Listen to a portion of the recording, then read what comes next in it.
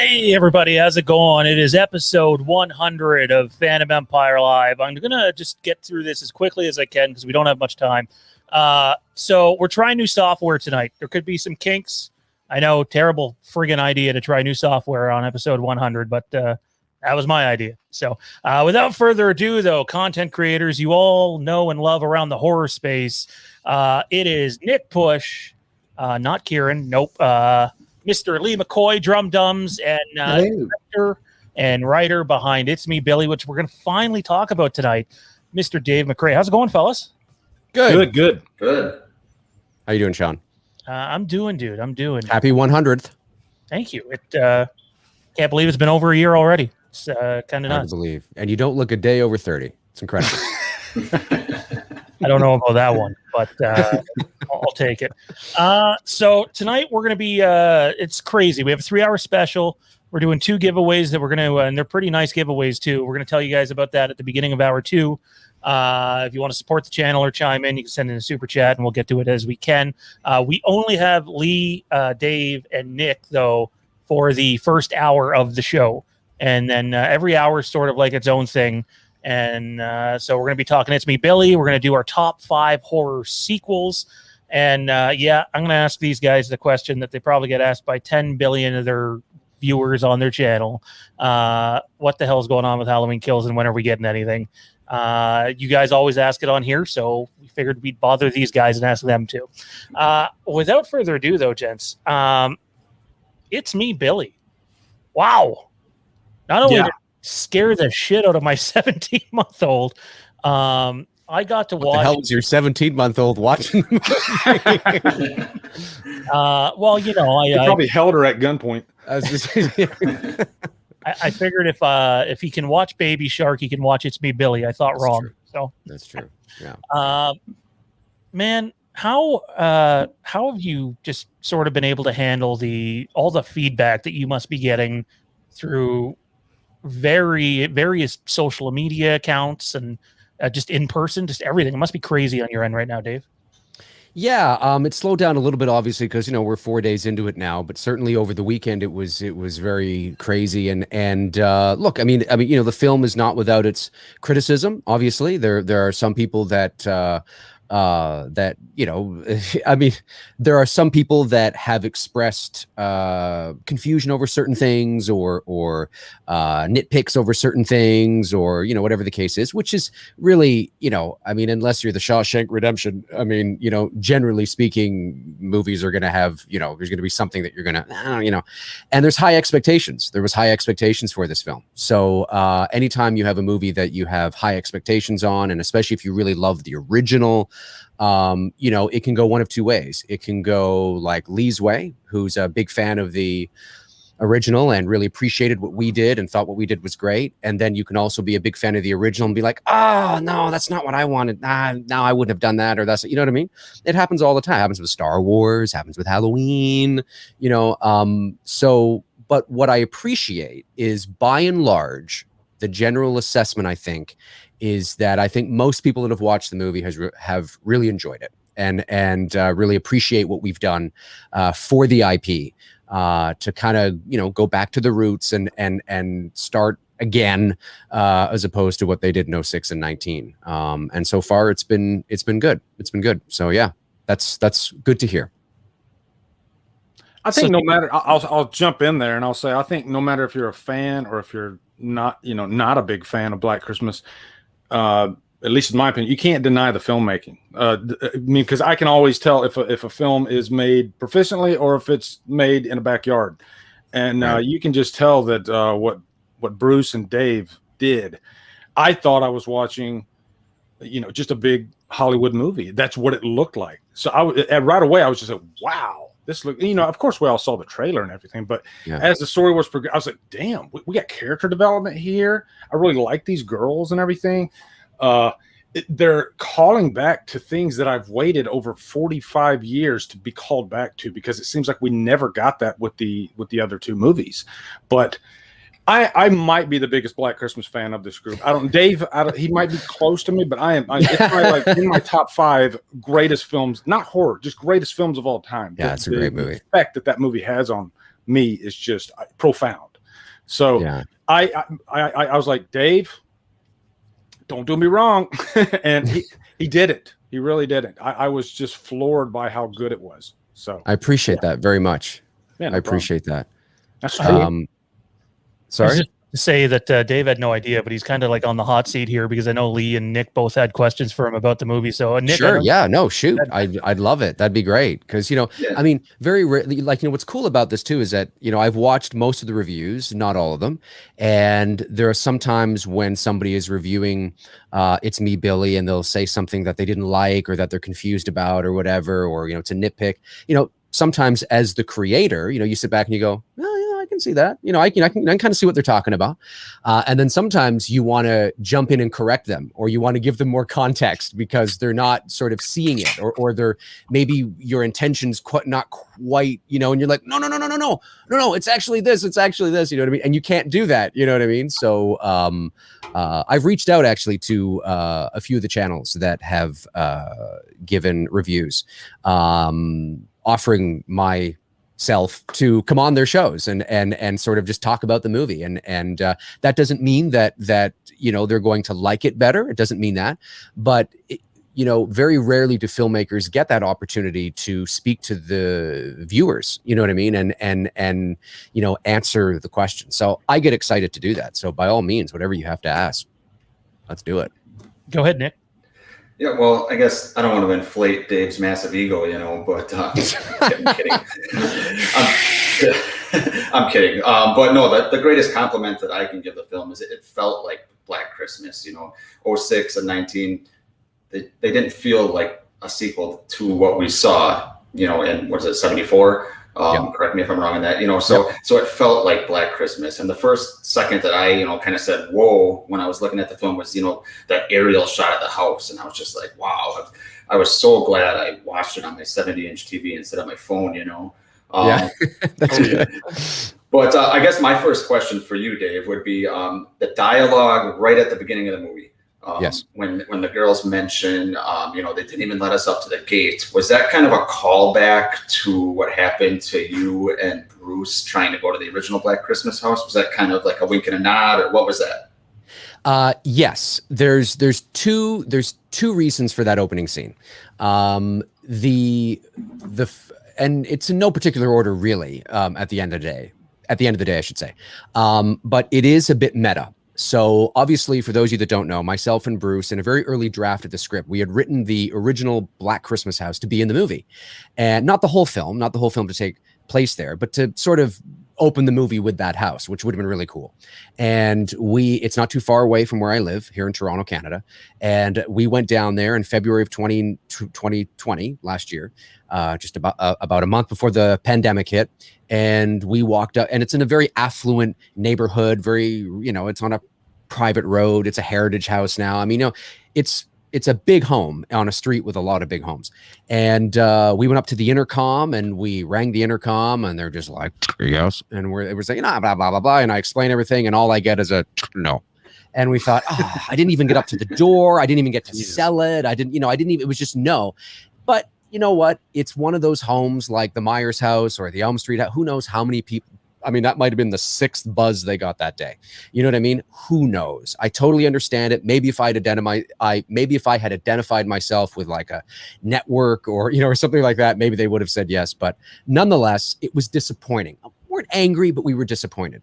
So we took that as sort of the symbolism of that and wove it into the story for Sam's character. And it works for Sam's character as well, because Sam, of course, so she thinks, is suffering the loss of her grandmother. And of course, her mom died however long ago. And we open up on the shot of them on the road, and clearly there's tension and something's happened. Either they've gotten into a fight or there's some sort of tension there. And, Sam is extremely disappointed that she couldn't get into the sorority house because her grandmother used to talk about it all the time. The exact line there is, I'm sorry, I just wish we had gotten in. My grandma used to talk about it all the time.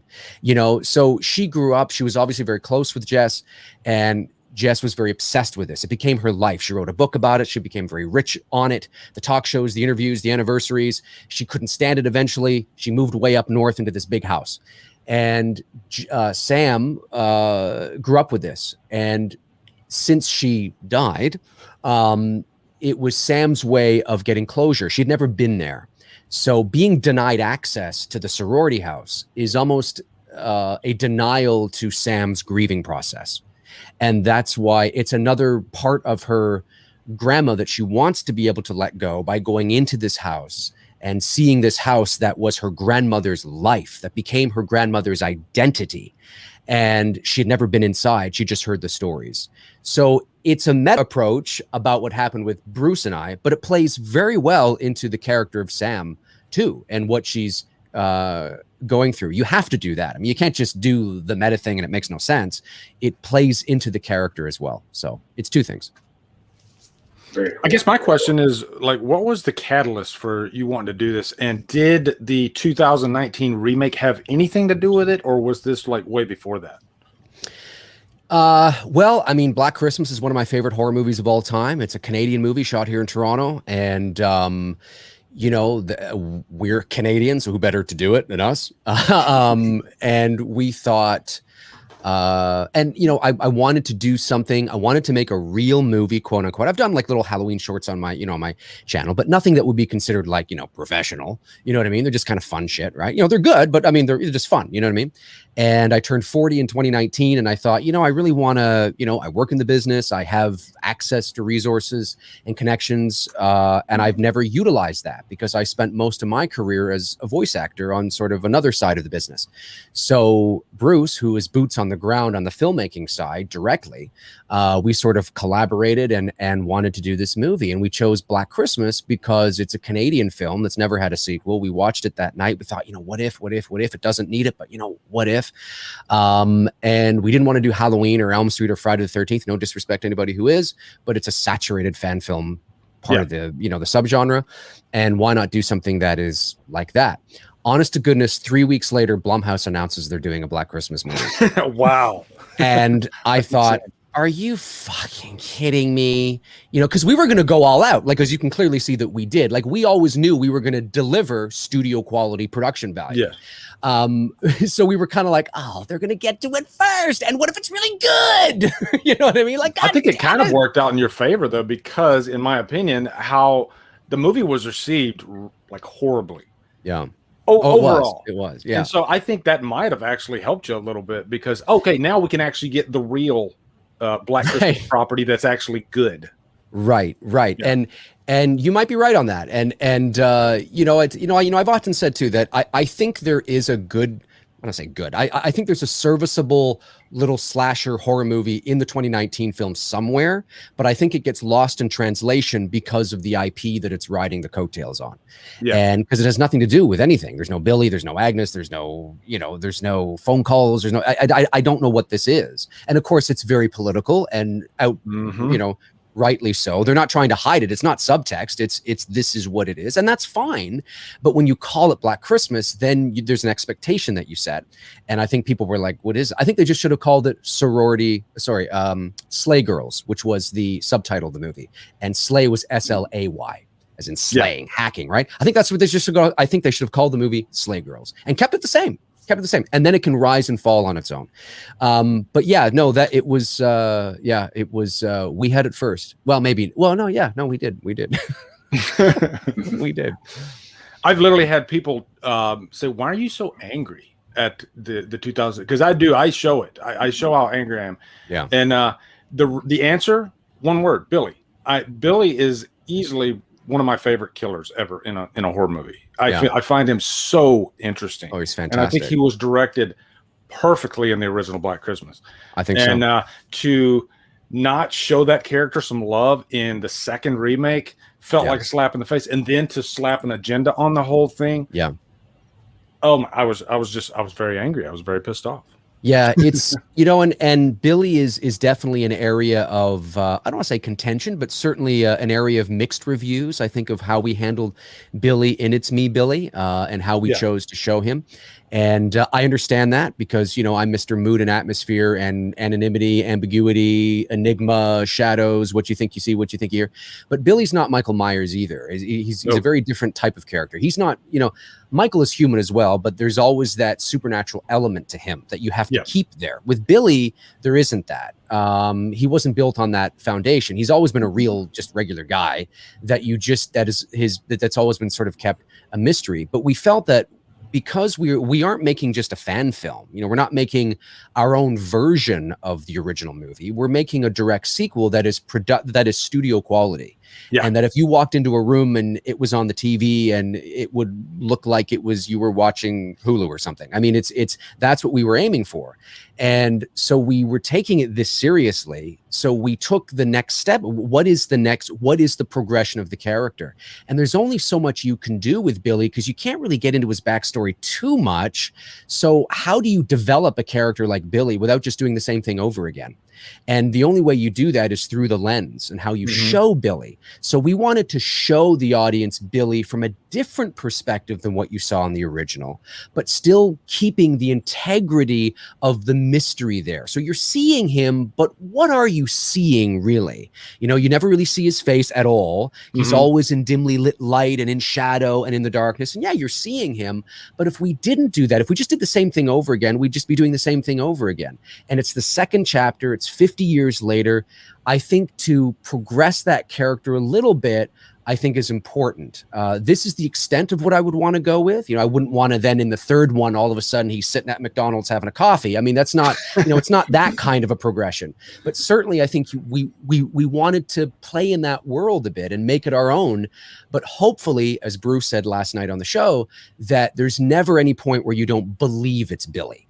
You know what I mean? That that's okay. Maybe I'm seeing him in a way that I would rather not see him, but I believe it's Billy. And if that's what has happened, then I think we succeeded. So, Nick, I think you said you had one more, right? Yeah. So don't want to obviously say anything about the ending, but when in the process did you guys decide that's how you wanted to end the movie? Did you know from the get? Did you kind of start telling the story and kind of realize, this is where we should end it? How did that come together? That's a great question, Dick. So as I said in a social media post today, the cat is kind of out of the bag. And, I think some of the reviews, not all of them, there are some reviews that have, maybe they're not, I don't want to say not favorable, but, maybe some people have some nitpicks or issues that are not dependent on this. But there are some that I think, It's Me, Billy was always designed to be episodic. And we couldn't let people know that because then the pure, knowing that something is coming that is episodic tells you that it's being designed and set up for there to be more. And we didn't want to do that. We wanted you to believe that maybe it'll end with a sequel, but maybe it won't. This could be its own self-contained thing, right? You had no idea. Because if we said to you, oh yeah, no, It's Me, Billy is episodic, then you already know that, you may not know how it's going to end, but you know that it's going to end unfinished, maybe on a cliffhanger, maybe on something, right? So we didn't want to sort of tell anybody that it was episodic. So some of the people that I think are confused over, well, what does that mean? Well, what does that mean? It's designed that way because if we had studio backing and if we had, Netflix behind us, you would already be on to the next episode. You would have finished it. She would have said what she said in the basement of that house, and you would have been like, next, you know what I mean? And that's what happens, right? But we have to, because we're independent filmmakers, we're like, hey, we kind of have to do this in little chunks, and present to you sort of, use what we've created now to say, hey, want to see more? You know what I mean? And then hopefully that exactly what Vince did with Never Hike Alone. You know what I mean? Is that you, unfortunately, because we don't have the studio backing, we have to do it that way. So yes, there are unanswered questions, definitely, but it's designed that way. And so we knew very early on, Nick, that is how we wanted to end it. And we wanted people to think one thing, and then at the very end, just wallop them and make them go, what? How does that but didn't they bury her? Like, how would she not know that she was? Like, what is going on here, right? If this was one movie and that was just the ending, that'd be a shitty fucking ending. That would be the worst. Like, I mean, why would you end a movie like that? That's terrible. That's terrible. If we had no desire to move on, we would have ended it 2 minutes earlier. I don't want to spoil it unless we're going to get into that. 2 minutes earlier with the shot through the car, right? Through the car, and you see the person. That's where we would have ended it, because that is a classic symbol of the movie. Oh my cuts God. to black, and that would have been great if we had no desire to move on. And then you would just assume that, well, I guess they got them. You know what I mean? I guess they got them all, right? But we wanted to go that extra step because we felt so confident in the quality and the work that we were doing that we had ideas for more. Not like, like a 10 episode thing, but at least another episode, another 40-minute episode that could complete the story. And if you were to put the two of them together, you have a feature-length film. I will say at the end of this movie, I'm not going to spoil anything, but I did a fist pump for a specific scene, but there are also, I like that it wasn't just one, it was like a few things at the end that just like, boom, and you're like, oh, yeah, oh, shit. Yeah, it's just like a couple things hit me like right in a row. Three. Yeah, three things. And then, I didn't want to say it until you said it, but three things. And then all of a sudden the credits roll and I'm like, oh my God, I want more. This is amazing. My wife, well, that's like, it. And, I forget what review I was watching, but there was a review from somebody that said that they were actually a few people have said this, that they were disappointed when, I mean, this is not a spoiler, look, it's a horror movie, people are going to die, when a couple of the characters go, right? And they were disappointed because they wanted to see more of them. And they wanted to see more of that dynamic. And I actually take that as a compliment, because very rarely in horror movies do you at all get characters that you can care for or that you can root for.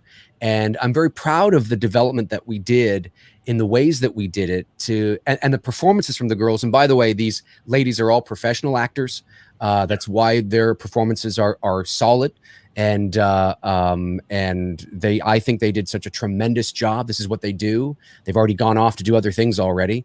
So it was a delight to direct them with Bruce. And but yeah, no, it was designed that way, on purpose, because we have more that we want to tell, for sure. So this will be the last It's Me, Billy question before we get to our lists here, guys. Dave, I got to ask you, and it's probably sort of open-ended and probably way the hell too early, but I think we know everybody's going to ask this. So what now? I know you talked about it a little bit with Lee, but like, what's the process look like now? Do you slow it right down? You take, a considerable amount of time, or are you going to get right back to it? Well, I've got Dylan's New Nightmare coming up if the borders can open. So obviously that's something that, Cecil just launched another campaign today, actually, for that. So I have that coming up. The plan, I think, for that is maybe a fall shoot. The film's doing well. It's been out for 4 days, has 17,000 views, which for a Black Christmas fan film that has really had no press, actually. Nobody's actually picked it up, as far as I know, which surprises me, actually. I thought some people would have picked it up, but there's still time. But 17,000 views without press is pretty good. And for a film that's not Michael Myers and Freddy, or Jason. So it's I'm proud of it. Like I said to you before we went live, like to dislike ratio, it's 97% positive, which is good. And we're just going to continue to monitor it. I don't want to speak for the rest of the cast or those that would be returning, but I think they would like to return and complete the story. We're going to take a bit of a break and let this breathe for a bit and see what happens. And of course we got to get the perks out to everybody now. But yeah, I mean, I'm excited to start the development process, but we haven't started that yet. You know what I mean? And obviously there is a certain big key to that cast that we would love to lock if we could. We will recast if we have to. I mean, the story comes first, and if we have to recast, then we'll recast. I mean, that's what you have to do. But if we can solidify a certain somebody, that would be amazing. Oh, yeah. Dean Renner sends in a super chat. He says, "It's me, Billy. Was excellent. So well done." Thank you, Dean.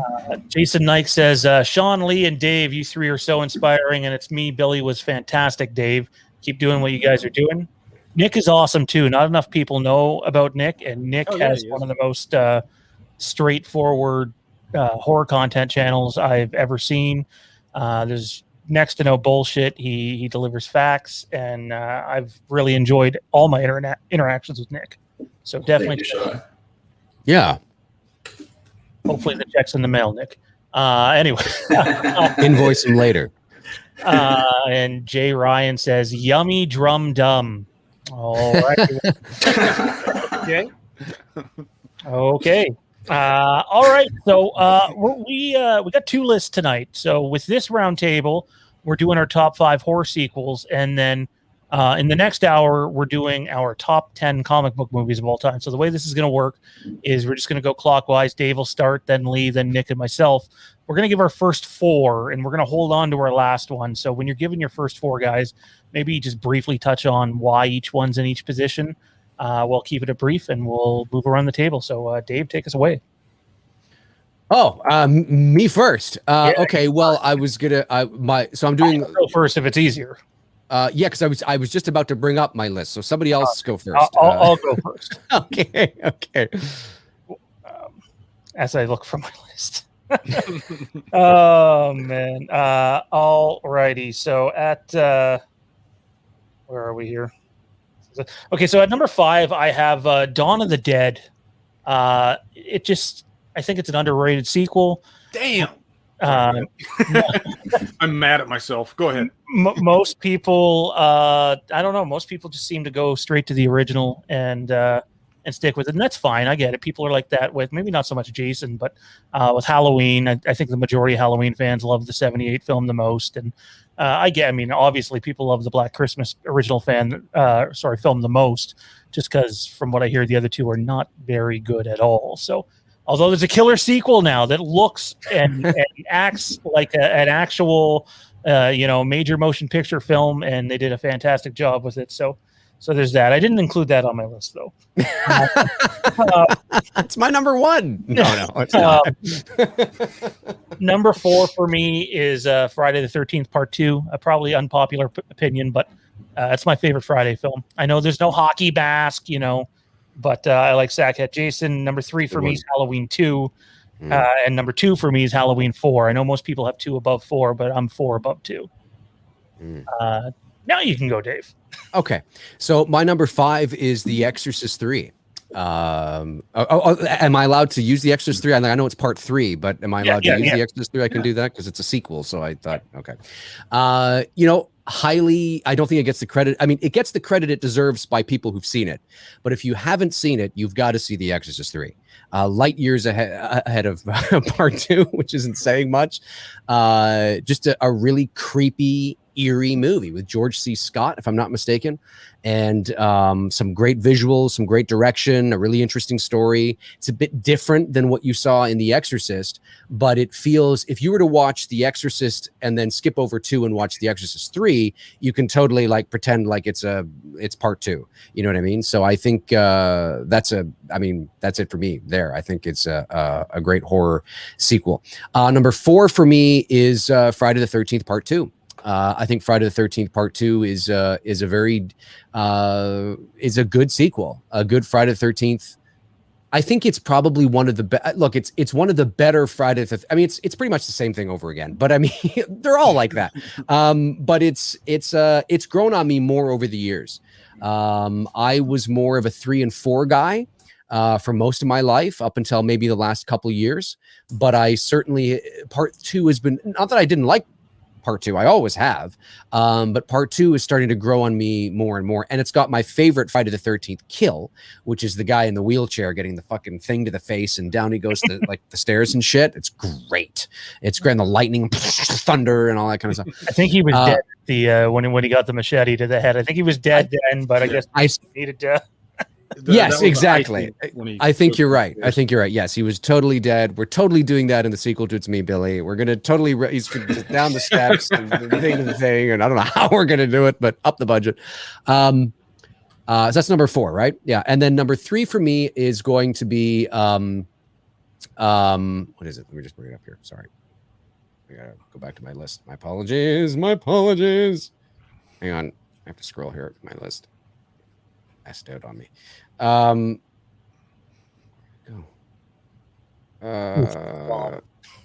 on, I lost it. Okay. So my number wah, wah, wah, wah. My number 3. So 5 was Extras 3. 4 was Friday 13th Part 2. Number 3 for me, at the very least, is A Nightmare on Elm Street 2. And A Nightmare on Elm Street 2 for me is a sequel that a lot of people don't particularly like, and I get it. I understand why. It sort of steps out of the continuity of the rules of the first movie. But I believe it was the first Elm Street movie I ever saw. I think I saw 2 before I saw 1, if I'm not mistaken. I always have this memory of sitting in my basement in the mid 80s and watching, I thought they were ladders, right? The New Line Cinema logo, I thought it was ladders. It's film reels. Or not film reels, film strips, right? But when you're like 6 years old, you're like, it's the ladders. It's the Freddy ladders. You know what I mean? And that's what I used to think. And then I have this vision of this, you know, that music that like, shilling, and the bus coming around the corner, you know, in the background and stuff. It's got one of the best dream sequences in that opening. It's very surreal. Oh my God, Salvador Dali painting. Holy shit, the bus is on this hanging on, and Freddy is arguably the scariest he's ever been in any Elm Street movie. Yep. You can make an argument that Freddy in Elm Street 2 is scarier than 1, and he's frightening in 1, and the scariest he's ever been. So Elm Street 2 for me is definitely my number 3. And then my number 2, it's a bit of left field actually, but I was trying, and again, I don't think these are the best horror sequels. These are just some of the ones that I tend to sort of enjoy watching. My number 2 would be Jaws 2. I think Jaws 2 is it pales in comparison to the original, but I think how do you follow that up? Like, how do you follow a masterpiece up like that? You don't. And so, they did sort of a similar thing, but it felt like Jaws 2 feels like a story that if this was really happening in real life, that I could totally see this being the events that unfold. It's a couple of years, it's like 5 years later, he gets fired. He's like, I'm telling you and everybody in this room, that's a shark. And I know what a shark looks like because I've seen one up close. And you better do something about this one because I don't tend to go through the hell again. I mean, I can totally picture somebody in a room saying that. And Roy Scheider just sells it. You know what I mean? He's fantastic. And I've always appreciated Jaws 2. Not the masterpiece that is the original. It doesn't have the character depth or the development, but certainly it's a decent sequel. So that's my number 2. Nick, how about you, man? What's your top 5? All right. So number 5 is going to be probably not on anyone else's list, but it's Hellraiser 2.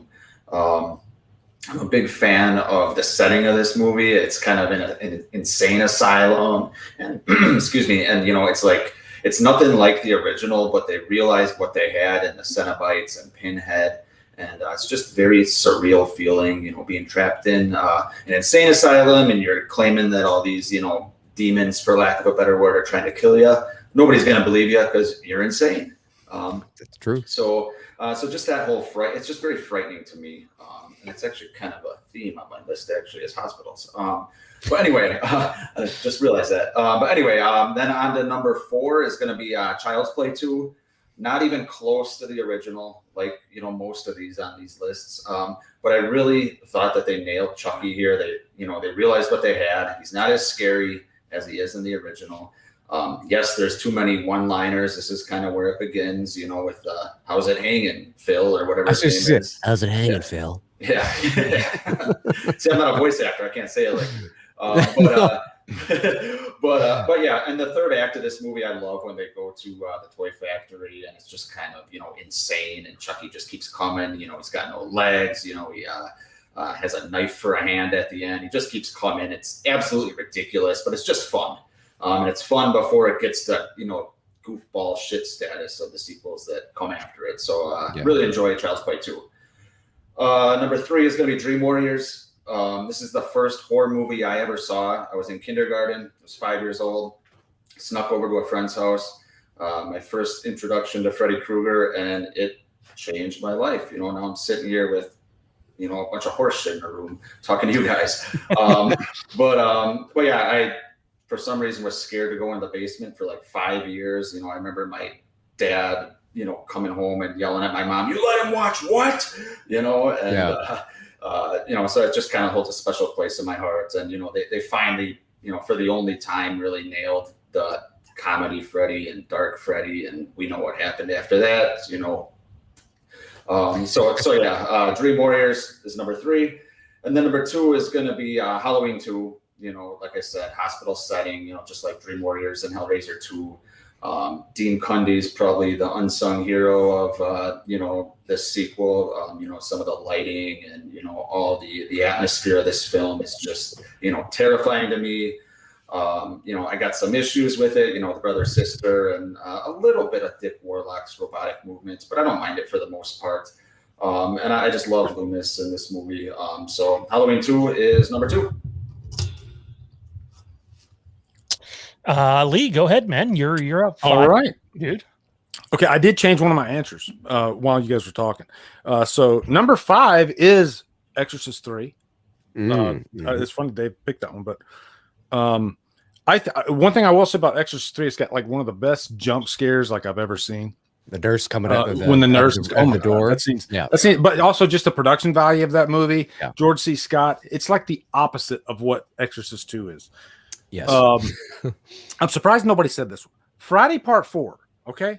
And funny enough, I prefer Stackhead Jason over Hockey Mask Jason, but Friday Part 4 is a meal. Like it has every single. You got the TNA. You got the greatest kills ever. You got my favorite Jason, Ted White. Yep. As far as the actor goes, we're still alive today. By the way, I think he's like 95 or something. Ted White was amazing. The characters, I think I prefer the characters in Part 4. It has like the most satisfying final act with Tommy Jarvis. Oh my God, Friday 4 is just amazing. One of my favorite slashers ever, actually. Number 3 is Aliens, just because it's just one of the best horror action movies, horror action, sci-fi, all that. But Aliens. I mean, Jesus, it's freaking. I don't need to say anything about Aliens. Number 2 is Amityville 2: The Possession. That's a curveball. Yeah, it is. I just saw this one for the first time, actually, probably about 6 months ago. And I was just floored because I've always I'm just a casual Amityville fan. And I didn't even know that there were like 20 movies. But I'd always heard legend of Part 2 for some reason, just because of how whacked out crazy it is. And so finally I was like, I need to see this. And so I think I bought the import or something like that, and I watched it, and I was just like, damn, now I know what they're talking about. This movie is insane, and it's probably the scariest haunted house movie I've ever seen. And I'm saying that as a 47-year-old man who's seen it. It's a scary-ass I haven't seen it in years. I have to check it out again. Yeah, you need to check it. It's great. It's great. So, yeah, that's my number 2. All right. Well, it's time for our number 1s. Mine probably isn't on anyone else's list. I haven't heard it mentioned. My number 1 is the Dr. Sleep director's cut. I'm a big fan of The Shining. I dig that movie. I haven't seen the TV special yet. I know they did one, and I know that that seems to be preferred by some. But I love Jack. I think Jack's great in The Shining. I enjoy it. I think it's it's a slow burn, but it's one of the scariest movies to watch if you're like home alone, all the lights off, no one's around, and just, I mean, come on, guys. We've been going through it for like the last year and a half now, like the seclusion, like, oh my God. Well, I mean, I guess Lee and Nick are opening up. Dave and I are still in prison, it feels like. So, but yeah, no, it's the director's cut. I didn't know what to expect. I didn't know if I, believe Ewan McGregor as Danny, and I was completely blown away by the director's cut. I understand that that's different, quite a bit different from the theatrical cut, but I was blown away. And by the way, in hours 2 and 3, we're going to give away a brand new copy of the Dr. Sleep director's cut here on the channel. And the Dark Knight trilogy on Blu-ray special edition. So we're gonna give both of those away today, and good stuff. Dave, how about you? What do you got at number one? Well, my number one is just because I like the creative choice to do it this way. It pales in comparison to the original. I've said that many times, but my number one is Halloween 2, the original from 1981. And I don't think it's a bad movie. It's a terrible film, but I don't think it's as good as the original for the variety of reasons I've said on my channel. But I've always appreciated because it's not like it was the only film to do it, but it really, despite the fact that it takes place, that it was shot 3 years later, you have a different Michael. Laurie's wearing a wig. It certainly does feel, like a direct sequel, and it Halloween 1 and 2 feels like one movie, but with two separate parts, and the analogy I always used is, back in the day, for those of you that are not old enough, although I'm sure everybody's old enough here in the chat room, I'm not sure, but when you used to rent VHS tapes, that like if you'd rented The Green Mile, for example, or, some 3-hour film like Braveheart, I think that's a 3-hour movie, but anyway, you would rent it at the video store, and you would rent it on VHS, and you would get 2 VHS tapes, and because the movie was so long. And that's kind of what it feels like, is that you pop in Halloween and then it gets to the end. And if you pretend the credits don't roll, you just kind of take it out and pop in the next one. And it's a continuation. And I've always appreciated the organic nature of that. It does really feel sort of organic. Yeah, there's a few little things in there that you can nitpick, like, hey, you want to talk about nitpicks? What about Dick Warlock walking up a ramp over the balcony? I mean, it's just, his feet are parallel with the railing of the balcony. It's like, what the hell's going on there? Is he floating on air or something? What's going on? But I've always appreciated the film for what it is. And it has despite the fact that I am a diehard Halloween purist, as we all know, I appreciate some of the sequels, obviously. But it has one of my favorite moments in any Halloween film. And it's probably because it's the most Halloween 1 moment in Halloween 2, which is the moment where Janet is killed. And she's like, Dr. Mixture, something's going to be. Laurie's had a reaction to the medication, I think she says, and she's backing up, and then Dick Warlock's face it's like this nice red, and it kind of emerges from the darkness, and it's amazing. I mean, it's just that is one of my favorite moments in any Halloween film. The brother-sister arc, I've talked about this ad nauseum on my channel. I mean, but I definitely would be remiss if I didn't admit that certainly nostalgia does play a big part in my decision to put this at number 1. So it's Halloween 2 for me. Nick, what do you got at 1, man? Well, Lee, I mentioned in it, final chapter, Friday the 13th. There you go. The dead fuck. That's right. That's right. For me, this is the quintessential slasher film. I mean, where's the corkscrew? Sounds just like God, I'm horny. Ted. Can you dance like him, though? That's the question. No. But sorry, go ahead. No, that's fine. Every single kill in this movie is just phenomenal. They're just brutal. There's just something about this film. When you watch it, it just feels epic. It's lit darkly. Joseph Zito, I think he directed The Prowler in like 1981, which is another good film too, by the way. But he just knew exactly what he was doing. It's paced well, and every single character, you care when they die, which is something you cannot say about most of the Friday sequels. So Jason Ted White is awesome in this. Like Lee said, the final showdown with Corey Feldman is, it's just classic now. It's something they've just never been able to replicate. So for me, final chapter is my favorite sequel. Amazing. Hot Tub Time Machine 2. Peace. No, my number 1 is Halloween 4. For me, of course, nostalgia plays a big part, but I just remember when this movie was being marketed, everybody was like, oh, Michael Myers, where? Because remember, Halloween 4 came out like 7 years after, Halloween 2. And at the time, it was Freddy and Jason getting all the love. Yep. But there was always this mystique about there was the legend of Michael Myers. That's it. Even the name Michael Myers, for some reason, gave me chills. I don't know what it was. And so then I saw this movie opening night in the theater. And it's still to this day one of the greatest theater experiences I have ever had in my life. Like, that crowd was freaking out. Jamie and Rachel, I fell in love with these two characters.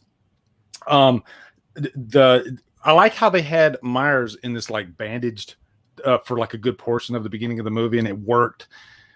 Just so many great things. But then, of course, the last scene, you know, with Loomis, and Loomis thinks, okay, it's over. We're finally done with this. And then, you know, for me anyway, when I see the mask go down and the point of view, he's going down the hallway, and I'm like, oh my God, he's alive again. And then he comes around, and then Loomis, you know, Dwight Ace Little directed this scene perfectly, but Loomis just running up and close up of his face. He's like, oh, no, just really quiet. No. And then all of a sudden just no. And then you show freaking Jamie Lloyd with the blood. Oh my God. I get chills just thinking about it still. But that movie is the movie that like got me in terms of like, everybody's got that movie that scared them, because I don't get scared a lot by movies, but Halloween 4 is the one movie that literally scared the shit out of me. And I like had nightmares about. Myers is the only guy I've ever had nightmares about. That's because of Halloween 4. So yeah, that's my answer. Good choice. I think that's everybody, right? Everybody? Yeah. I think we all get number one there. Yep. So, all right, let's talk about Halloween Kills for a second here. We're going to be talking about Halloween Kills later on. I know Dave put something out a couple weeks ago. I think it was something along the lines of you're not expecting a trailer until July. I know a few other places have done that, including us ourselves. But there seems to be some people that are convinced. And I mean, if you follow what happened with 2018, the poster came out before the movie, but the poster doesn't always, of course the poster came out before the movie, before the trailer. Posters don't always come out before the trailer, and our chat seems to be always obsessed of when they're going to get a poster. You know, everybody wants to see the poster, even though I thought it's up on my wall, but like the 2018 poster, I liked it because it was plain, it was simple, it was straightforward. I don't know if we'll get that again. I hope we do. That seems like a clever marketing tactic. But do you guys think there's a poster coming anytime soon? Because even when you look at some other movies, they don't typically release, at least some franchises don't release the poster until after a trailer is released. Like if you go all the way back to The Force Awakens, even they released their poster. Now, I'm not talking about the Drew Struzan one at a convention. The official poster, which is way too busy, was released after the trailer came out. So I'm just curious if you think it's a set thing that we'll get a poster before a trailer, because I don't necessarily think it's set. I think it'd be cool if they actually released the trailer and the poster on the exact same day, just because of the wait that it's been. You know, I think if anything, Blumhouse has been very strategic about their marketing for even Halloween 2018. I think they, as I'll take a term from Dave here, but they were freaking bang on with the timing of everything that they put out, and I think that's why that movie made so much money. And I think they're scrambling because they had to deal with this pandemic. But I think it'd be cool to do like a 1-2 punch. And hey, we're going to give you the trailer, and then maybe at the end of the trailer, boom, here's the poster. Or just release the poster online same day. So then everybody would be like, and if Dave's right and they release it in July, I think the timing's right there, because what do you got? July, August, September. So that's 3 months away. You get the trailer, you get the poster. You get the fries, you get everything. So I think it makes good sense. Yeah. I don't know. I haven't asked either information about a poster. I can, again, and I know this, I don't know. I just assume that maybe, and I can understand talking about sources and all that kind of stuff can rub some people the wrong way.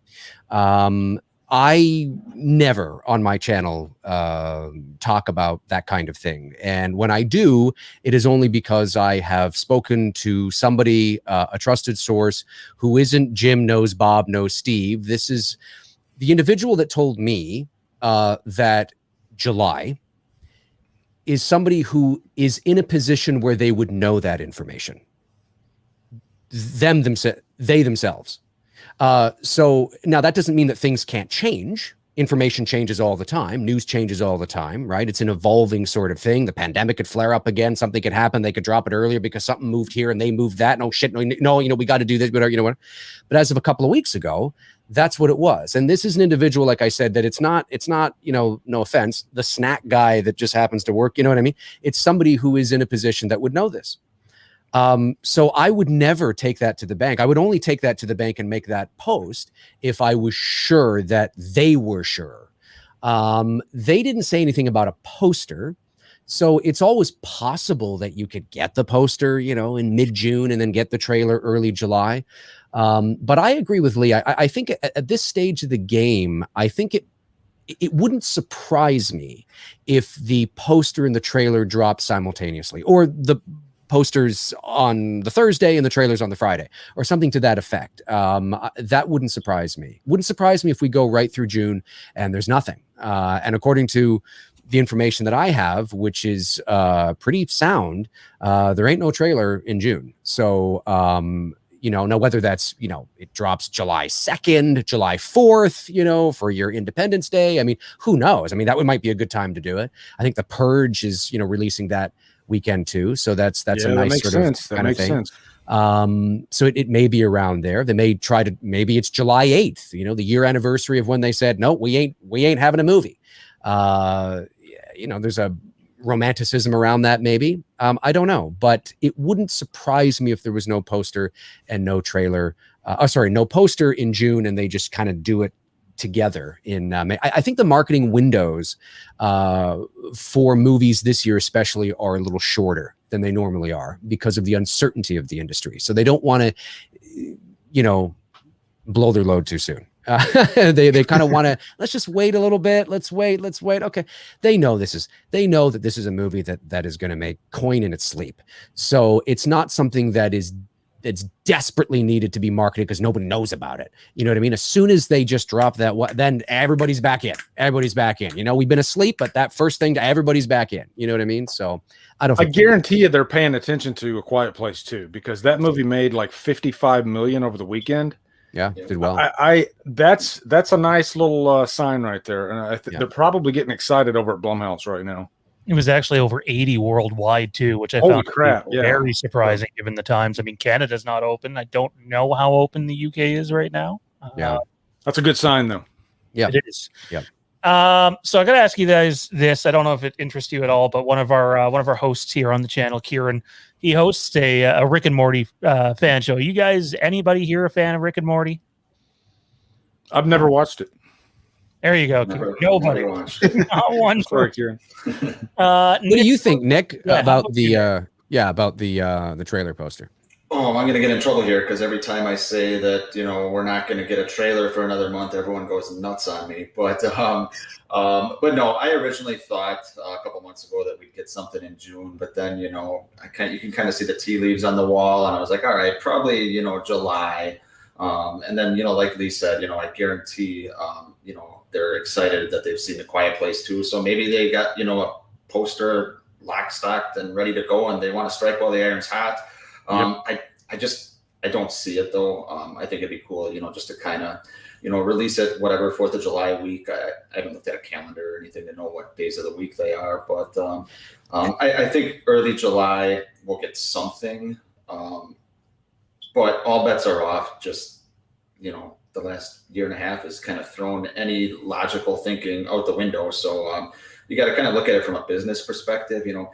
When I was telling people, we weren't going to get a poster, Super Bowl week, people are like, oh, why not? I'm like, well, it doesn't make any sense. It doesn't make any sense. What do they have to gain by doing that? Then you got, 7 months to sit quietly. So yeah, I think July is probably the most logical landing spot right now. But a poster, I haven't studied the history of, how posters are released and things like that. So I don't know. This individual that I talked to does know the date. Know the date of the release of the trailer, but they didn't tell me. Yeah, they said, I know the date, but I don't want to tell you yet. And I said, yeah, no problem. I mean, they totally trust me, but they don't want they just, you know, I get it. You know what I mean? Like, kind of like, no, I'm just going to keep it close to the vest right now. And it could also be that they don't want to give me false information. I know the date. This is the date, but they want to wait a little bit in case something does change. You know what I mean? And that's a possibility too. But they did say, they said July. It's not May. It's not June. It's July. And I know the date. And I said, oh, really? I haven't heard anything specific about like dates in July, but I always thought it would be, you know, kind of cool that, you know, what if you released the trailer a year from the day that the movie was delayed, or in and around that time? Yeah, it'd be a nice. That's what I. That would be July 8th. I always remember that because that's my mom's birthday. So, and I did a video on that day last year talking about how, you know, everybody's disappointed because, you know, it's been delayed. It would make sense. When I asked this individual that if that was a possibility, they said I was in the ballpark. So that tells me it's not the 8th, but maybe it's July 4th weekend, maybe. Interesting. We Very super chat in here from our chat mod Matt Whitfield. He says, Dave, with Billy has given people who want to do a fan film a guide and a standard to strive for. It's an absolute gem. Thank you very much, Matthew. I appreciate that. Thank you. I hope so. I hope it inspires people. And again, like I always say, it's not lost on myself and Bruce and everybody's involved. That, I mean, obviously we work in the industry, so we have access to the resources and the connections that we're able to produce a product that looks like that. The average person, you know, it's very hard for them to do that. So you know, there's an asterisk there, obviously, but at the same time, you know, you can produce incredible work on prosumer cameras and DSLRs if you know what you're doing. If you know how to light a scene, if you know how to, you know, what angles to, you know, learn to craft your shots. You're telling a story through the camera. Don't just plop it on a tripod and point. You know, think about what your lens is looking at, you know, who's in the frame, you know, all that kind of stuff. It's filmmaking 101. And if you understand all that, you can shoot on just an iPhone and shoot something. I mean, it's not going to look like it's me, Billy, obviously, but if you know how to tell a story through the lens and through shots and crafting those shots, you know, it'll be good. It'll be fine. I mean, we worked so hard on the shots that we wanted to craft, you know, like that slow zoom over the table. No, actually it's not a zoom. It's a jib shot. We're not actually zooming. The camera actually is moving over the table towards Sam. And, you know, just things like that. Like we really worked hard on crafting the shots to tell the narrative. So, yeah, I appreciate that. But if you have passion and drive, anybody can do it. All right, fellas, that is going to do it for our number one. Nick, where can everybody find you at, man? And what do you got going on? You can find me if you search my name, Nick Pusch, Nick Pusch's Horror Channel on YouTube. You can find my channel. Just ramping up for Halloween Kills stuff. You know, I do a lot of you know, like goofy type ranking videos, like stuff like which Halloween character would you want to have a beer with, and you know, little stuff like that. Bud, you know, little fun stuff like that. In addition to you know, the usual lists and, you know, me ranting and raving about you know, God knows what. So yeah, you can find me Nick Pusch's Horror Channel, YouTube. Awesome, man. Appreciate you doing this. I know you've always supported us, and it means a lot. Lee, how about you, man? Where can everybody find you at, dude? What's going on? Drumdums. My channel's Drumdums, and right now I'm actually editing an Italian horror film called What Have You Done to Solange? I'm all over the place. But come to my channel. I have all kinds of crazy Halloween shit, and I review horror movies and have snacks and stuff like that. So yeah. Man, this would kill me if I didn't ask any of you guys about this. I don't know if you're Nirvana fans, but quickly, I've been listening to it a lot lately. Have any of you heard the MTV Unplugged album? I think it was done shortly before his death. Oh yeah, years ago. Yeah, that's a favorite. I know you do a lot of music stuff, Lee, so I wasn't sure what you think of that. So, yeah, it's a great. That's a great show, great album for sure. Dave, where can everybody find you at? What you got going on, man? It sounds Well, like I'm at the back of the dollar store. They can find me there. On YouTube, Dave McRae. McRae's MCRAE. I always say that because there's like 10 different ways to spell McRae's, at McRae's, at McRae's, at McRae. As McCree. Dave McRae, MCRAE on YouTube. Dave McRae 79 on Instagram. At The Voice Man, man with 2 N's. The Voice Man with 2 N's. On Twitter, and then Many Things Dave McRae on Facebook. And I'm taking a bit of a break this week. I mean, you'll see me on social posting shit, but in terms of my channel, I'm taking a bit of a break just because it's been, although I might appear on some other channels talking to me, Billy, but on my own channel, taking a bit of a break because it's been a heck of a last, few months with the release of the movie. But I talk horror movies and Halloween and all that kind of stuff. So come on over there and sign up. awesome. I appreciate all you guys showing up today and supporting us. It means the world. For sure, Sean. Happy 100th. Like I said, you don't look a day over 30. It's great. Thanks, Sean. You rock. Yeah, thanks, Sean. Congrats. Take it easy, fellas. All right. So for all of you that are still here, don't worry. We are not going anywhere. We have Mike Bish, Johnny V. Hopefully he's behaving this week because last week didn't go too well for him. Tommy B and our boy Kieron in hour number 2. And then in hour number 3, Tommy's going to sub out for Matt Whitfield. Hour number 2, we got a whole lot of shit to talk about. Spider-Man, No Way Home. So much shit's going on there. We're going to talk about the reports, the rumors. We're not going to get into heavy spoilers or anything like that. Enjoy the film when it comes out in December. No, the trailer's not coming out today. No, the trailer's not coming out this week. I can tell you that for certain. So no Spider-Man, No Way Home trailer this week's not happening. But we're going to talk that. We're going to talk about our top 10 comic book movies and so much more. And also, we are giving away the Dark Knight Trilogy Special Edition.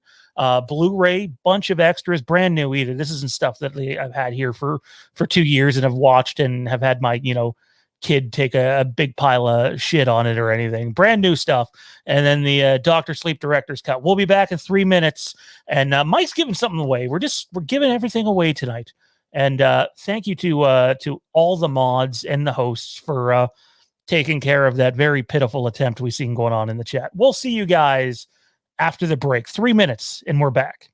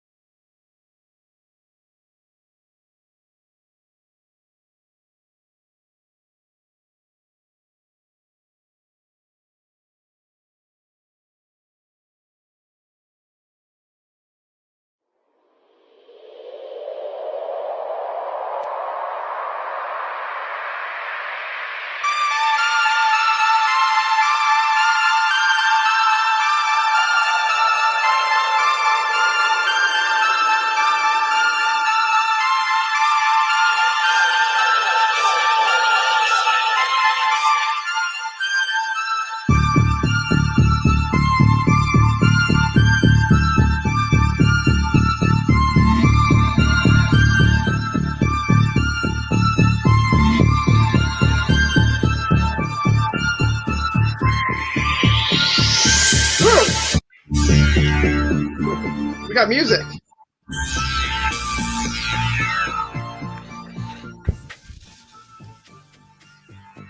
We do. We have music. I'm so going to abuse this whole green room thing. I think I'm already abusing it. Anyways, we're back, ladies and gentlemen. Hour 2, Fandom Empire Live, episode 100. 50 people left, and I figured that'd probably happen. So that's fine. That's fine. It's not for everybody, but I want to say special thank you to Nick Pusch, Dave McRae, and our boy Drumdums Lee McCoy for coming on out here, supporting the channel on the level that they did. Appreciate it. I just want to say, and this is not a cheap gimmick to get people to super chat more, because even a troll tried super chatting. And if it would have went through, I would have read it. We're having issues with the super chat. I've had now 4 people tell me that there has been some super chat issues, that they're trying to get it through and it won't go through. Matt Whitfield got one through. I think you guys just need to keep trying or try a different device if you have a phone by you or a computer. YouTube does this once in a while. It's unfortunate that it's happening on this episode, but the most important thing at the end of the day is we got shit to give to all of you tonight. And I'm not sure how Mike wants to do his, so Mike can tell us about that when we intro him here. But yeah, we're talking Spider-Man No Way Home this hour. Boy, was I fucking blown away by some of the stuff that's come out. It's not really heavy spoilers. It's just I guess you could say I wouldn't call it the entire plot of the movie, just a little bit about what the movie's about, since nobody apparently knew before now. Oh, God, Frank. Really? Are we going back to this already? Oh, I was trying to get our boy Johnny V a fresh start here. You're not helping. All right. Without further ado, episode 100.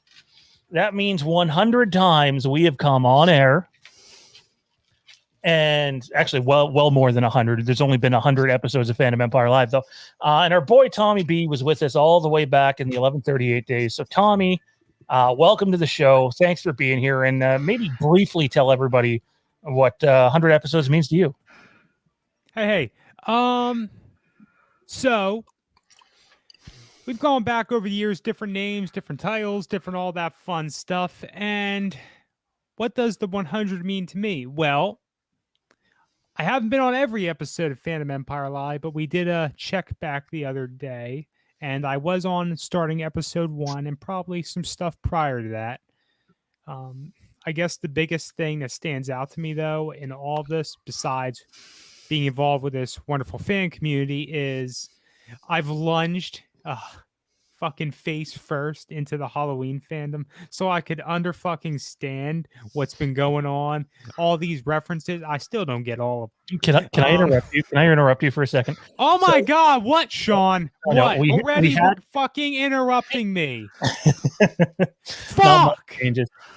So I got to give this troll. It's probably the same guy because he gets all hurt, and I'm not going to address the trolls too much because you guys have done a phenomenal job of just fucking.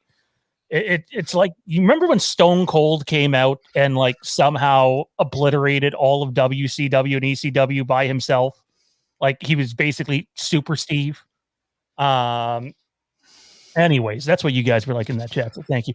But this one had a pretty good one. It was Spider-Man. No way I'm watching Fandom Empire again. You know what? I'll give you horns. That one's not bad. Bye. That's not bad. I got to give him some credit. So, anyway, Tommy, continue. Bye. I've lunged face first into the Halloween fandom, and although I had seen the movies prior here and there growing up, I had a parent who loved Halloween, loved horror. It's been great. It's been great getting to know it, through new eyes, a new perspective, if you will. And there's some other horror that comes with it too. Friday the 13th. That's a franchise I've watched some of, and some other stuff here and there.